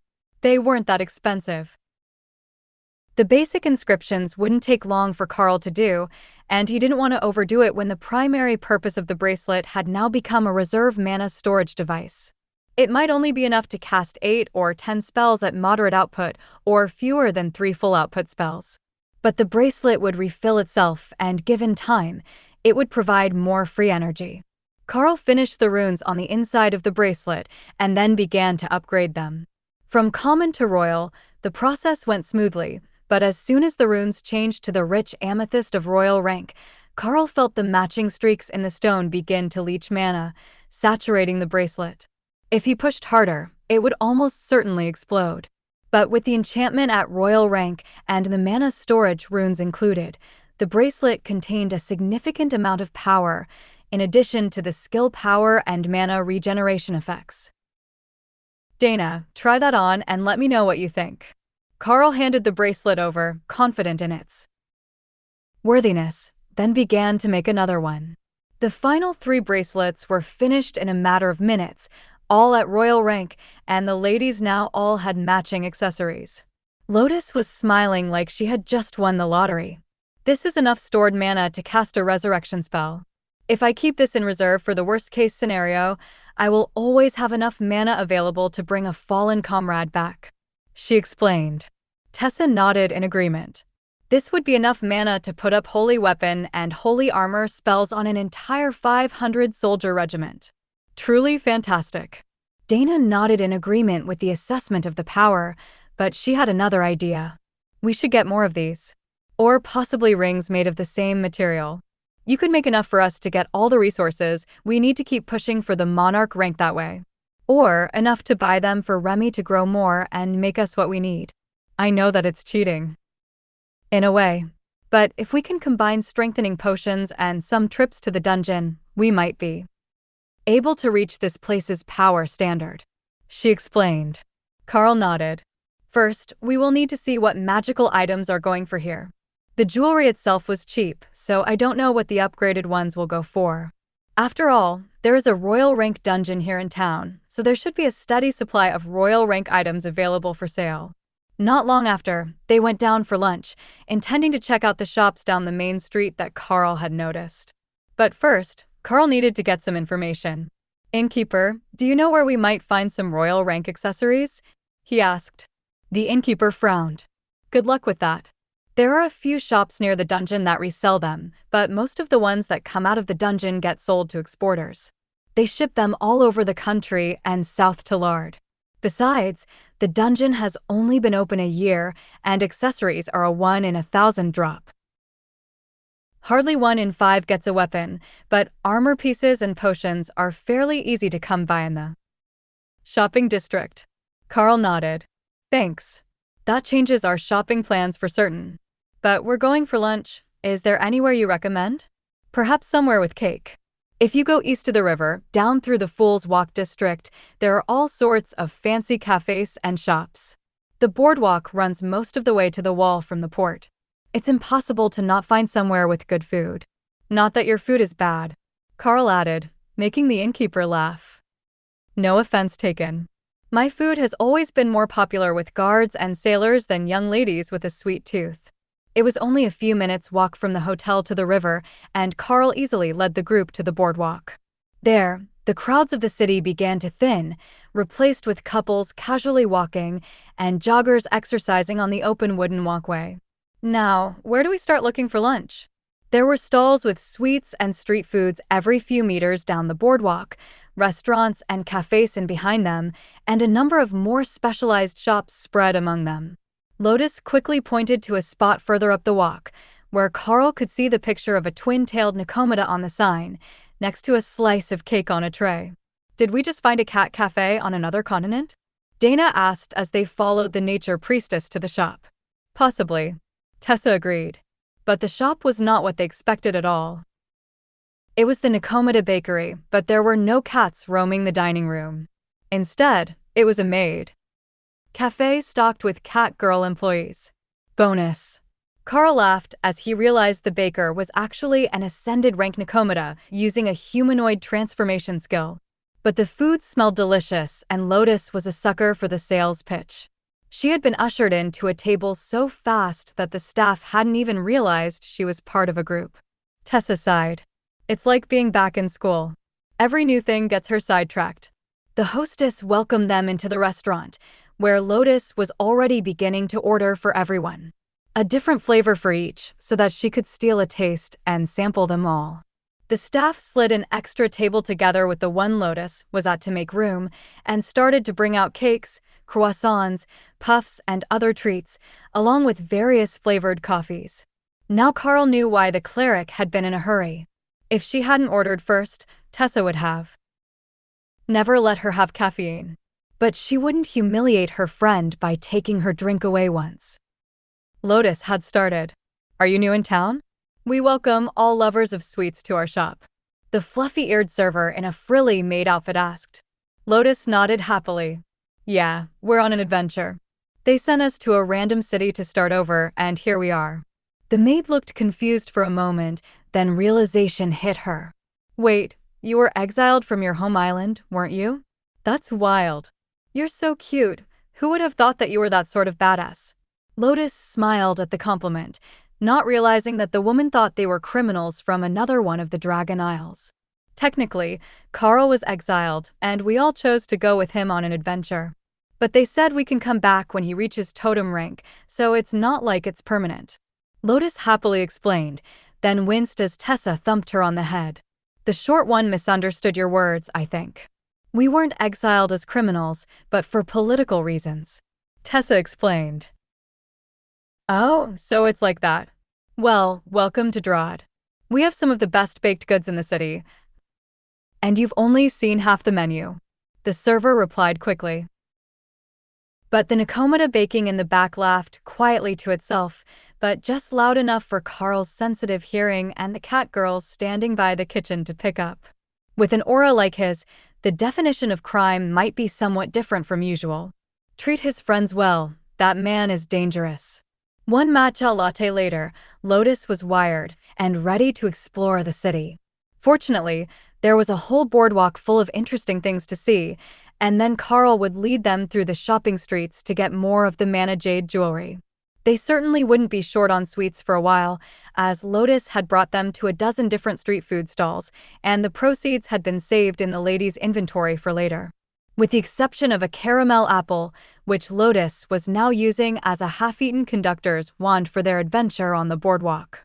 The boardwalk ended 100 meters from the outlet to the ocean, with a heavy industrial section of warehouses and one large bridge between them and the docks that line the bay side of the city. Where next? Lotus asked, now that they had seen a lot of the things she had hoped to explore today. To the shopping district. Ray was interested in the fashions and needs models. Then I want to get more of the bracelets and rings like the ones I bought yesterday. After that, we can return to the inn or find a spot for dinner. We did do quite a bit of walking, so I'm sure we will be hungry again soon. Karl offered. Those were magic words, and Ray appeared from her space to lead the way. The money-making schemes could wait. There were new ways to decorate her team waiting. She was more demanding and less flighty than Lotus as a leader, and Ray deftly guided them through the streets to the start of the shopping road by the castle. Ray even did her best tour guide impression, using Remy's information for the others. And here we are. The castle. The city governor as well as the lord, as people here call the leader of the nation, both live here. The lord has new triplets at home and is on paternity leave, so he's not visible today. But the governor is standing on the upper balcony outside the working offices right now, if you can see that from here. She explained. A few passers-by turned to look and realized that yes, they could faintly see him in his official robes, taking a smoke break on the balcony. As a totem, he didn't really fear surprise assassinations. Anyone below his rank did so much less damage to him that their efforts would be in vain. Ray turned the corner onto the shopping street and led them into a custom dressmaker before being picked up by the shoulders and brought back to the door by Ophelia. Understand this much. I'm not wearing a dress around all day without a good reason. The berserker insisted, her black eyes intently on Ray's face, searching for a sign of understanding. Not even a nice skirt? It's easy to move in, you can wear armor under it, and it's extra armor if I make it. Ray bargained. It was a trick question. Normal armor usually already had a hanging loincloth or long shirt that fit like a skirt to protect the hips. If Ophelia tried to reject the idea, Ray could use her current armor against her. After seeing the excitement of Ray and the dressmaker, Karl stopped at the door. Why don't I go take care of the work part of the day, and you ladies can try on dresses in peace? He suggested. Oh, good idea. We can make it a surprise for you later. Ray agreed. Tessa waved him off and pulled Ophelia further into the store, which had everything from traveling cloaks to evening gowns on display in multiple colors, all of which were exquisitely made. As he walked away, he heard the dressmaker gasp as Ray slapped a few gems on the counter and insisted that she close the shop until they were done. She didn't want her work interrupted. Karl headed straight for the stall that had the Mana Jade accessories and found that today the stock was even better. The green and purple jade accessories had been joined by a bunch of white jade rings with red streaks. If Karl's guess was right, those should accept monarch rank runes. The purple ones had flooded with power when they reached royal rank, and these ones perfectly matched monarch rank runes. Sir, welcome back. Did your lady friend like the gift? The demon girl at the stand asked. Indeed she did. But I am back here for business reasons this time. You see, I am a runesmith. Karl was about to continue, but the demon gasped and surged to her feet. Sir, please follow me into the house. She insisted, already starting to fold the sides of her stall down. Karl shrugged and let her finish the work, then activate a charm to lock the stand, with an on lunch, back soon sign. Karl followed her up the stairs to a tiny apartment over the shop behind her stall. Only once they were inside, and she had cast a silence spell over the room, did she speak again. Is it true you're a runesmith, a real one? She demanded. Karl nodded. I would show you the results of the other accessories, but the ladies are shopping for dresses. The shopkeeper took out one of the white and red rings from a box on the table, and Karl saw that she was making them herself, with chips of stone and dust everywhere in the one-room space. Karl extended a claw from his bestial form and looked her over. The shopkeeper was a warrior class, so he made a warrior-type rune. Feline agility and titanic strength. Then he slowly upgraded the runes until they turned red to match the veins in the ring. The same feeling of saturation, where the runes tried to merge with the stone, happened when it hit monarch rank. Karl stopped then and handed the ring over to the artist. See, if you put it on, it will bond, and you can use your system interface to examine the stats. He explained. She looked panicked at those words. Let it bond to me? Are you insane? This thing is worth more than my home. Karl was about to point out that her home was likely the spare bedroom of the other unit on this floor at one point before it was given a stairwell to the balcony. Instead, she cast a spell on the ring, and information appeared over it in Karl's system interface. Nimble ring of titanic strength, monarch rank. Increases strength by 43% of base. Increases agility by 14% of base. See, fancy. But not too fancy as it's a ring. I would like to purchase most of your stock, the parts that are made of both of the white and the green mana jade varieties. Karl reminded her. The jeweler was silent, crying happy tears as she stared at the ring. You really can do it. I will sell you my whole stock. But I want another too. No, another 3 of these items made for me to sell, she insisted. It was literally only 4 linked characters to do the upgrade, under a minute of work for each ring. You have a deal. Pick the items and the enchantments. I will make you what I can. She quickly picked up 3 more rings, then put one down and took out a green and violet bracelet. Please make these 2 rings identical to the first one. Then for the bracelet, can you do more? It's bigger, so there is more room, she suggested. Karl looked at her nameplate with the system. Name Loros, obsession, sculpting, class, warrior. That was new. He had never seen a line for obsessions or personality traits appear before. Perhaps it was a demon thing? Or maybe she was really obsessed with sculpting jewelry. Is the bracelet for you?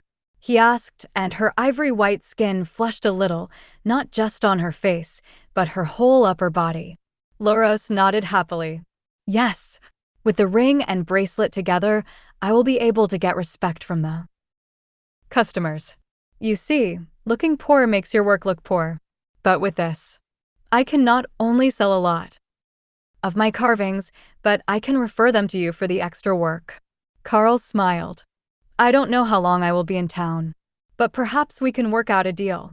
Being a shopkeeper isn't in my nature, but if you can refer me to a shop that will sell them on consignment or buy them for resale, I will give you a cut of each sale. Her eyes flashed bright red, and she nodded rapidly. I know just the spot. The Lord's wife owns a jewelry shop, backed by his money. If you sell to them, nobody will question the authenticity. Plus, they can afford to buy more than one at a time. Karl quickly inscribed the runes on the other 2 rings for Loros, and then smiled as he realized that he could have a little fun with the bracelet, which was designed to have room for a custom name on the outside. For the young lady Loros/happy birthday, Karl wrote on the outside, then added the runes for increased skill power and sharpness to the inside. That would make it effortless for her to carve even the most difficult of materials, increasing her work speed and thereby her profits in the future. Karl turned over the bracelet, and the demon broke down into full-fledged tears. How did you know it was my birthday tomorrow? She sobbed. Divine inspiration. Karl lied smoothly. Now that she was crying over it, he was not about to admit that he had intended to make it look like a childhood gift for the daughter of a noble family. Karl picked up a dozen rings from the table, all the green and violet royal rank mana jade, and quickly inscribed giant strength runes on them. Nothing else, just royal rank giant strength. Do you think that this will be enough for the shop? I heard that magical jewels were difficult to come by, and I didn't want to go overboard with the first sale. He asked gently while Loros washed her face in the sink. Yes, that should be enough. With the shop cut and a small cut for me, that should be 85 gold pieces per ring for you, at wholesale price. Don't accept less than 100 before deductions, they will sell them for at least 150. She insisted, becoming determined when it came to money. How far is it to the shop? Karl asked. It's actually just around the corner, on the street that faces the palace, so the Lord can keep an eye on his wife when she goes out to inspect her shop. He's quite protective, and even more now that she's just given birth. Loros explained. Karl looked down at the casual gray polo shirt with the spider on the pocket and the black pants he had chosen for the day. That should do. But Loros was a mess of stone dust and tear streaks. Do you have something fancy? Or do they already know you? He asked. The demoness laughed. Of course they know me, I live next door. They walk by and make fun of me every morning. You see, if my skill was higher, I could make magical items with my crafting as well. But until then, I'm just another poor street vendor. All right, follow my lead when we get there. I'm told that my aura is somewhat terrifying, and it helps in negotiations. Loros stuck out her tongue at him. You know that almost all demons can see auras, right? It's not exactly a secret what your aura looks like. Well, that was embarrassing. But she had brought him into her home, knowing that his aura was deep red and black. Perhaps the slender sculptor was braver than she looked, or more obsessed with getting recognition for her work. She led the way, and Karl noticed the disgusted looks when she entered the shop, but Loros quickly bowed her head and apologized. Jeweler Mugos, forgive the intrusion, but I have brought you a business opportunity, she whispered. The short, four-armed demon known as Mugos was an overlord and unnaturally bronze, which he complemented with an all-black suit. Mugos turned to Karl. I suppose that you're the business opportunity? Karl nodded and placed one of the rings on the counter between them without saying a word. The demon did a double take, then slowly smiled and reached out a lower arm to pat Loros' head. Good work, little street vendor. Now, sir, how much were you hoping to get for this ring? Karl smiled, and one by one he placed 9 more on the counter, keeping the last 2 in reserve. Given the time and effort involved, I would ask for 150 gold coins for each, Karl insisted. The demon stared at the rings for a moment, then cast a spell to identify them.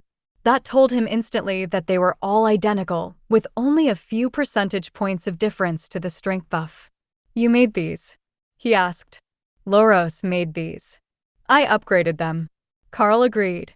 That brought a look of enlightenment to Mugos' face. Now he understood why she was brave enough to come into the shop while he was on duty. That is too much. I can offer you 1,000 for all 10. That was the minimum that Loros had suggested he accept, and he hadn't even negotiated yet. Karl put the last 2 on the counter. 1,300 for all 12. Mugos quickly swept the rings into a velvet-lined box, using deft hand movements to drop them on. The finger-shaped protrusions. You have a deal, sir. Please wait here while the accountant prepares your funds. Karl waited for someone to come out, and then a system notice appeared. Trade offer. Royal Jewelers offers you 1,300 gold coins. Karl accepted, then quickly transferred 180 to Loros. Her face lit up with joy, and the jeweler bowed politely to Karl. It seems your skills are exceptional. Should your collaboration with this young lady lead to any other successful creations, please think of us first in the future. Karl nodded. Of course, Jeweler Mugos. I intend to have a few monarch rank items with more diverse abilities for you soon. I do hope that your shop will be able to assist me. Mugos looked down at the ring on Loros' finger, and his eyes lit up in excitement. Thank you, Lord Runesmith. They left the shop, and Loros returned to her stall. She unlocked the boards on the side and flipped the sign to open. Such dedication. Karl joked, knowing that this was the most money she had likely ever had at one time. Oh, right. You intended to buy the entire stock, didn't you? She realized. Karl nodded, then stopped her from packing up. How about this? I will take the monarch ranked items you have today and all 10 of those green cloak brooches. Those are large enough for a proper upgrade. That's payment enough for today, and then you can make me an equivalent number of items later. These all have similar engravings on them, but Mugos would be much happier if they were all distinctly different with one identifying mark on them, so he could trace them back to a shop later. That worked out well for Loros. You're not worried about me running away with the money? She asked. I could tell Mugos that you ran off with the raw stock for the next batch, and it wouldn't take long for someone to find you. Karl shrugged. The pale demoness shuddered. Please don't. That man is a savage. There are rumors that he beat his cook to death for burning his dinner. Karl smiled. See, we have an understanding. But I'm at the Laughing Dragon with my friends. You can bring the items over when you finish. So, even if you want to move apartments now that you have a load of gold coins, it's not a problem. And give up my spot? I'll wait for a bit before I move. She giggled. So, the rights to the spots out front were part of the rental deal. That made sense, as the shop behind her was a furniture store, and not a competitor. Most likely, the furniture shop owner had the rest of the apartment on the second floor as well, and Loros simply rented the small suite in the corner with the outside entrance. It was a functional solution for a crowded city with so many street vendors who wouldn't want to live too far from their spot. After all, They could take the items home, but the stall had to stay to save their sales location. It was peace of mind to be able to see it from your home, so you knew it wasn't being vandalized. Share to your friends with Loros hard at work selling her existing stock. Karl returned to the dress shop where he had left the ladies. There was a large mound of dresses in 5 different stacks, presumably one for each of them. Then, Remy came out in Naga Queen form and gave Ray a pleading look. The shopkeeper didn't see her appear, only after she had entered, and quickly held up a hand. "Ma'am, my apologies, but the shop is closed for the moment for a private shopping group," she announced in a firm tone. "Oh, she's with us." "Hello, Remy," Ray replied, waving the Naga Queen over. "There are some dresses here that didn't look right on us, but might on you with the extra 2 arms. Here, put this on. It should be your size, you're pretty slender."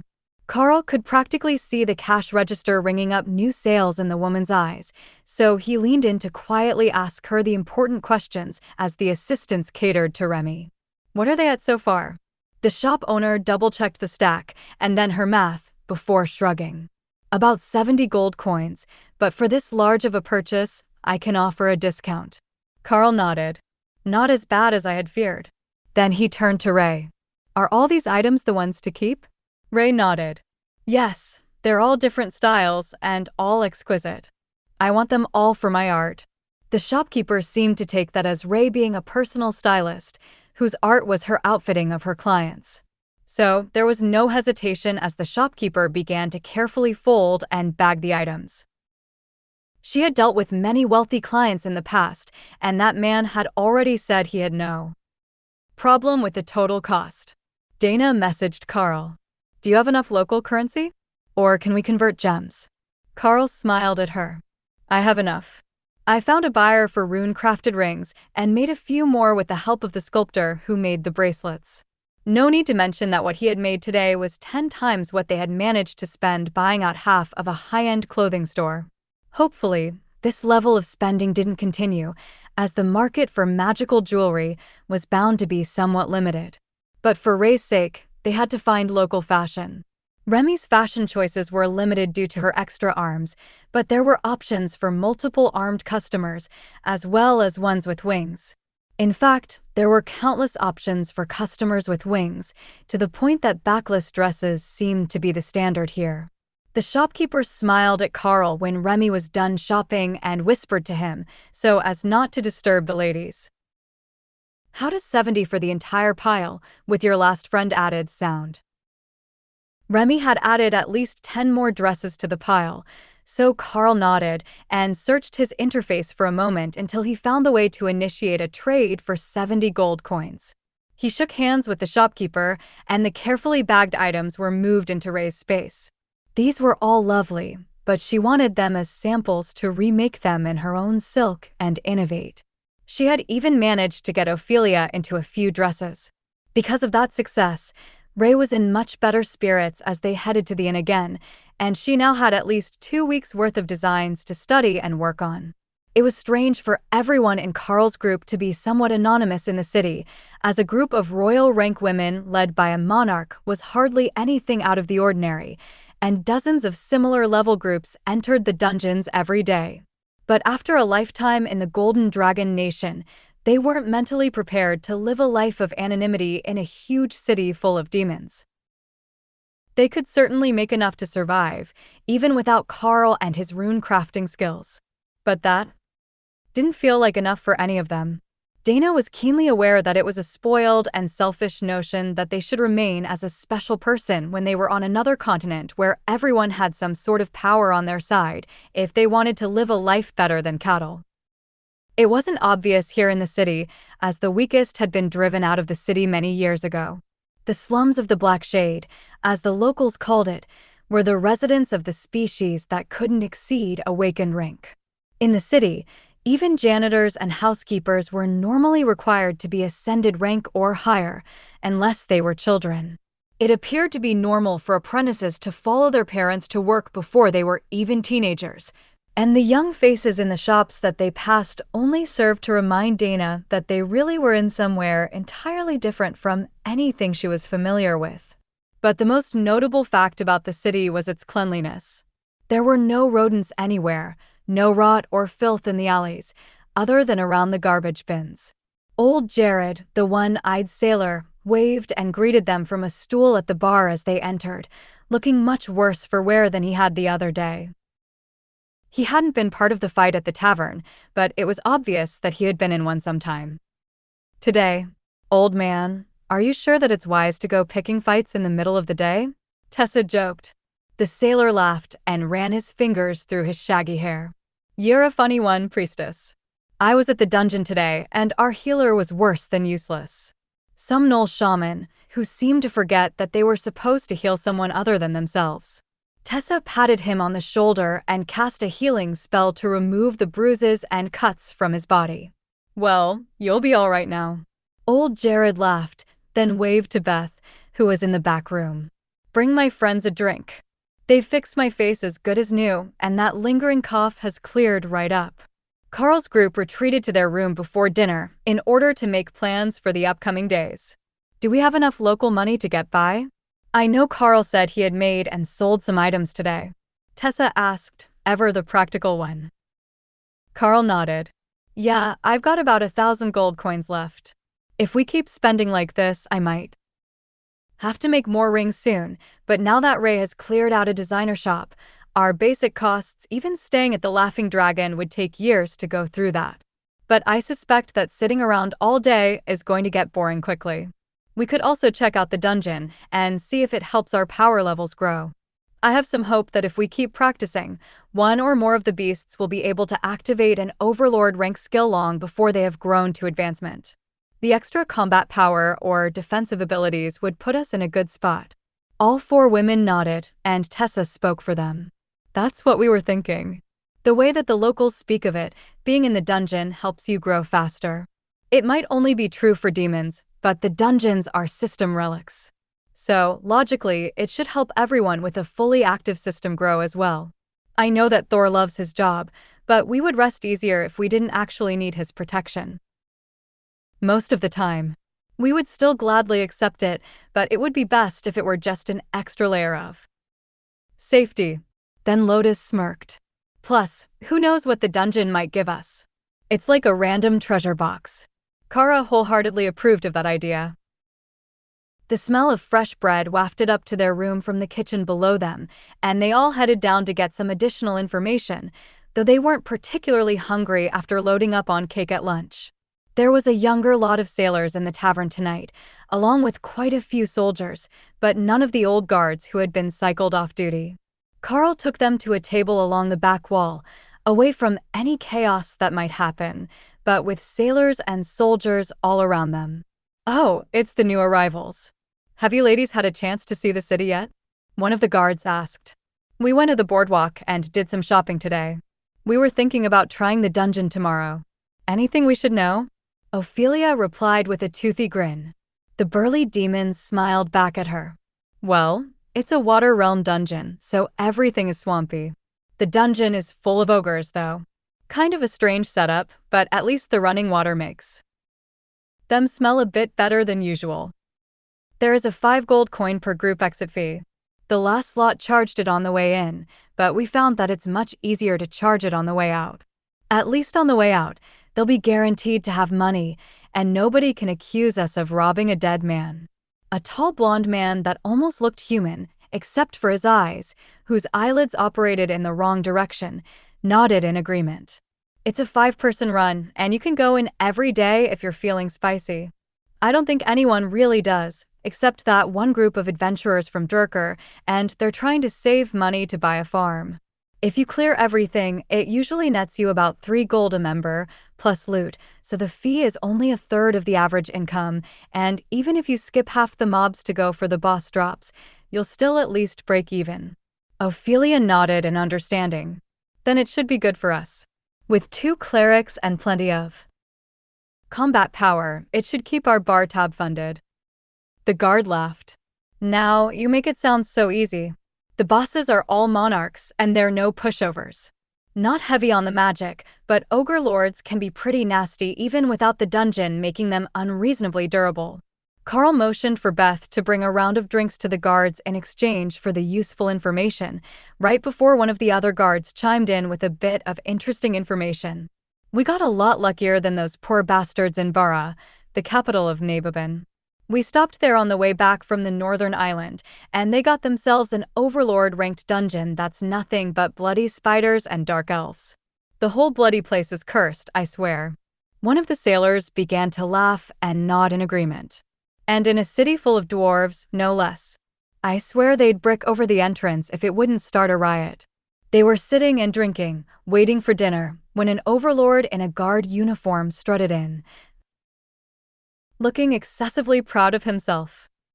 "Hey boys, look what I found at the royal jeweler," he called, holding out his hand with a very familiar-looking ring on it. "Got yourself married? Congratulations." Was it old man Magos or his sister? One of the guardsmen teased. "I'm not married, you idiot. They got a whole batch of royal rank strength rings in today, and I got my hands on one before they sold out. Now, it took a fist fight and twice the asking price, but look at this, 30% strength increase on top of my base," he boasted. All the ladies looked at the bracelets on their wrists, then turned to look at Karl, who was trying not to laugh. The guards whistled in appreciation. "Now that's a good strength ring. Is it on your personal base or on the royal rank base?" one asked. "Mine personally. I checked it once I bought it.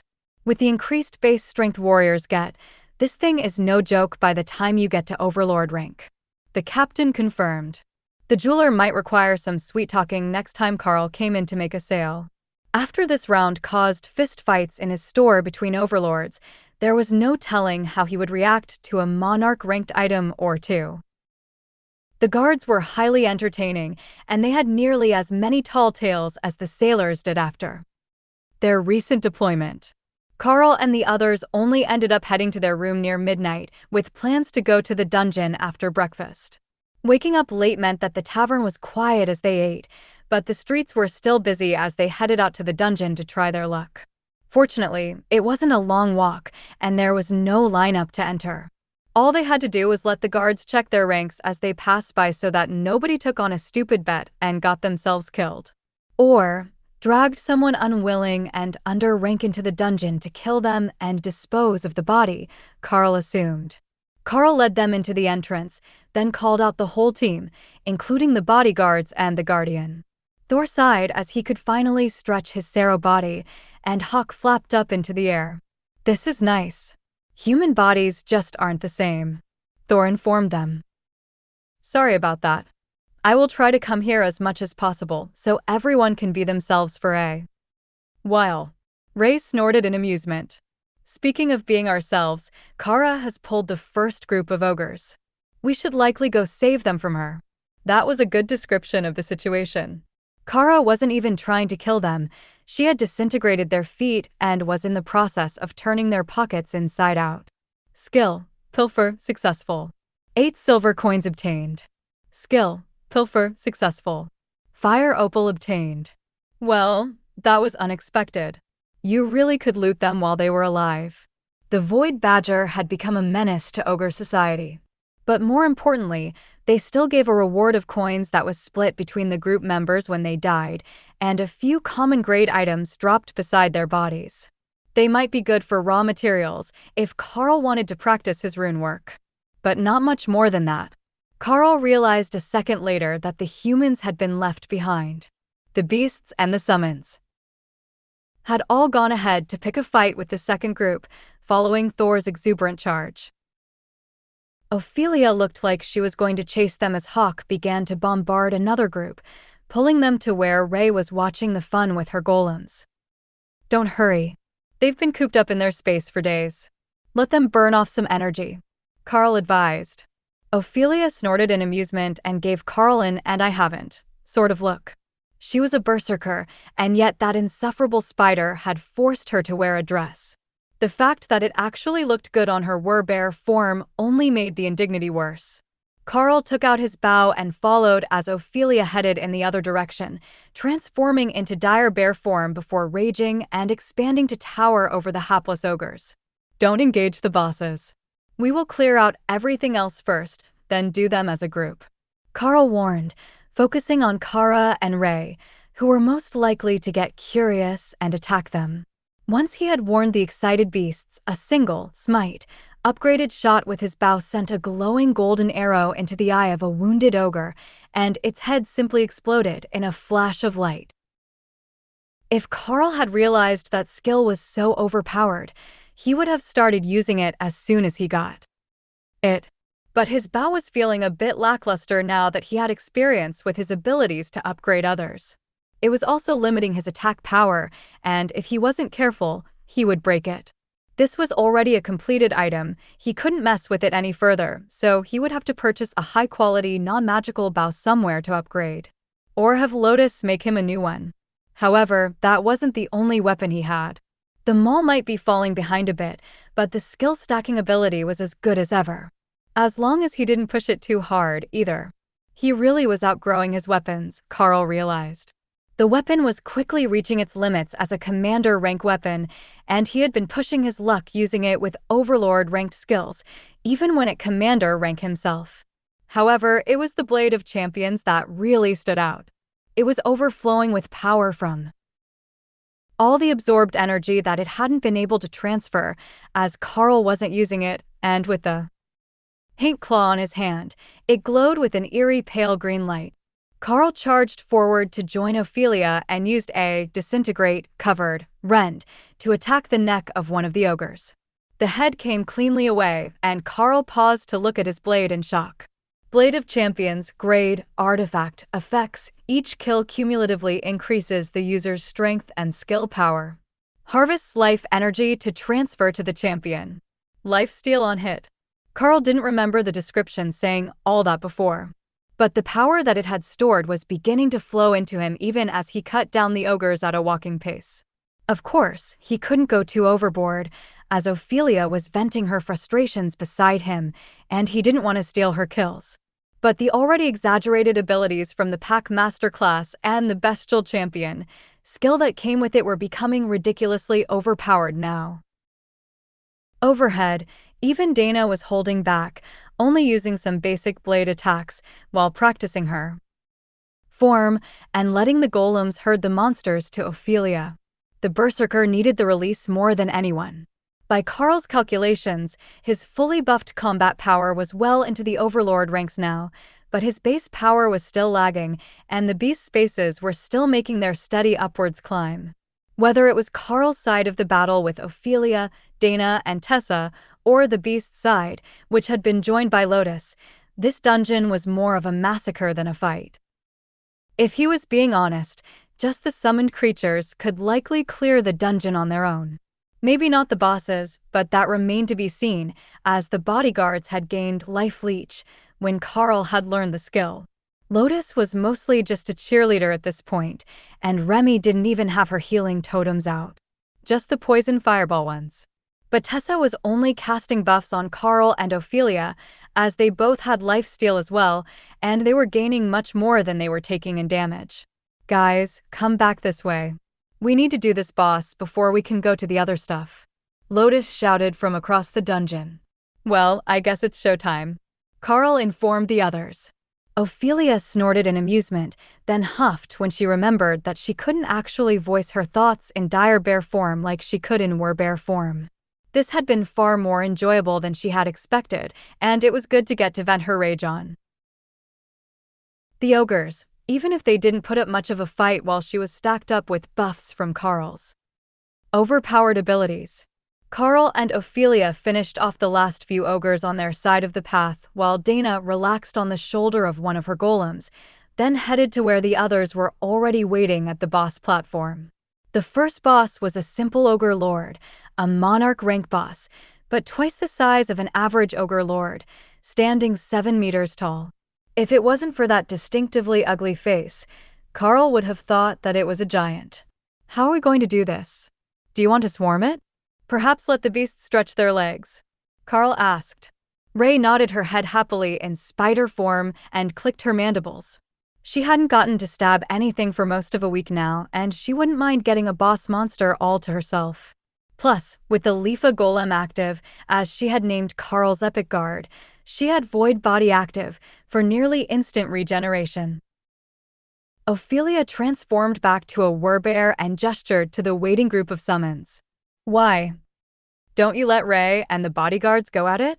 They need practice working together in battle if we're going to travel the wilderness here anyhow. That was all the recommendation that Ray needed, and she vanished from her spot with Night Haunter, or perhaps Shadow Step, as both allowed instant movement over that distance. She had activated Vibrating Blade on her limbs, a skill she had learned from Overlord Neil, and systematically began to butcher the Ogre Lord. Ray's golems were firing spears at its face for the first few seconds to distract, until the bodyguards took over the distraction job. The Guardian, equipped with the Haint Claw, leapt into battle, aiming for the backs of the knees and the insides of the elbows to cripple the boss, which was already in a pathetic state as the 3 spiders brutalized its body. Remy laughed and held back her bodyguards. They weren't needed, and the boss was only going to last a few minutes anyhow. The Ogre Lord surged with power, activating some sort of skill, then suddenly stopped as the power vanished without a trace. Kara did her best to look innocent, while Lotus laughed at the smug Void Badger. Interesting for you, hair will grow back, no matter how severe the baldness more. For 169, 117, 156, Nullify was just ridiculously overpowered in a dungeon. One of the golems was caught and smashed on the ground, but a strike from Ray's forelimb broke the Ogre Lord's grasp, and the golem flitted away for the few seconds it took for Void Body to regenerate the damage. Tessa turned to Karl and shook her head. That skill sharing is just too overpowered.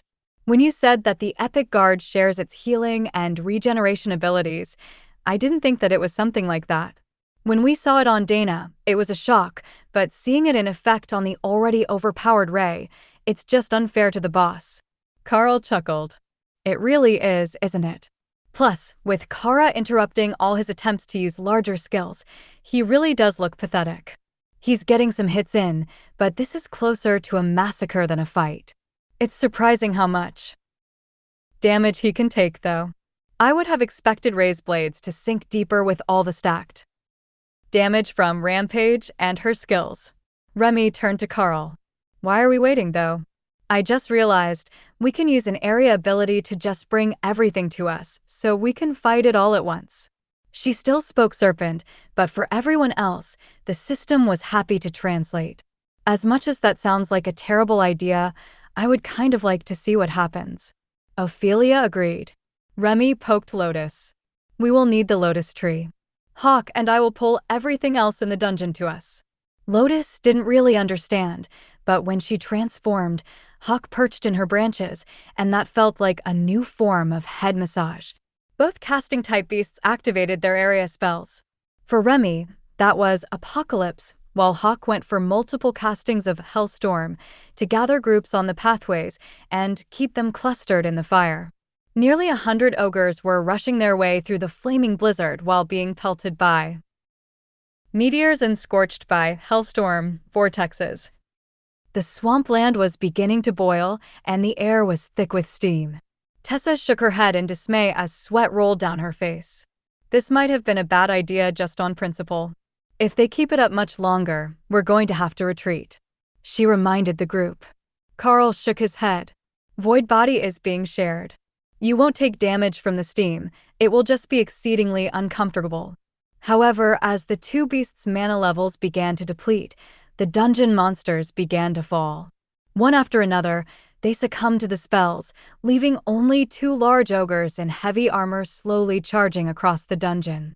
Karl began to fire arrows into them, using Poison Arrow to add stacks to Rampage and whittle down the life of the bosses even further. The poison also had a slowing and paralytic effect on them, bringing the mighty charge to a stumbling gait. They were also now being directly targeted with meteors from Apocalypse as the only monsters in the targeted area. Skill activation. Skill Master 4 Hawk has improved Ghost Firebody to Overlord rank. Skill activation. Skill Master 4 Hawk has improved Hellstorm to Overlord rank. Good work, buddy. Karl congratulated him, then realized that nobody else could see the notice. Hawk upgraded his Ghost Fire body and Hellstorm to Overlord rank. First of the team to improve a skill to Overlord with Skill Master. Now that we have a winner, I wonder who will be next? I get the feeling that some of them are close. Karl explained. The upgraded flames were tearing through the bosses, while Hawk was treating Flame Bolt as a machine gun, firing multiple shots every second and letting the stacked damage caused by Rampage turn the skill into something deadly.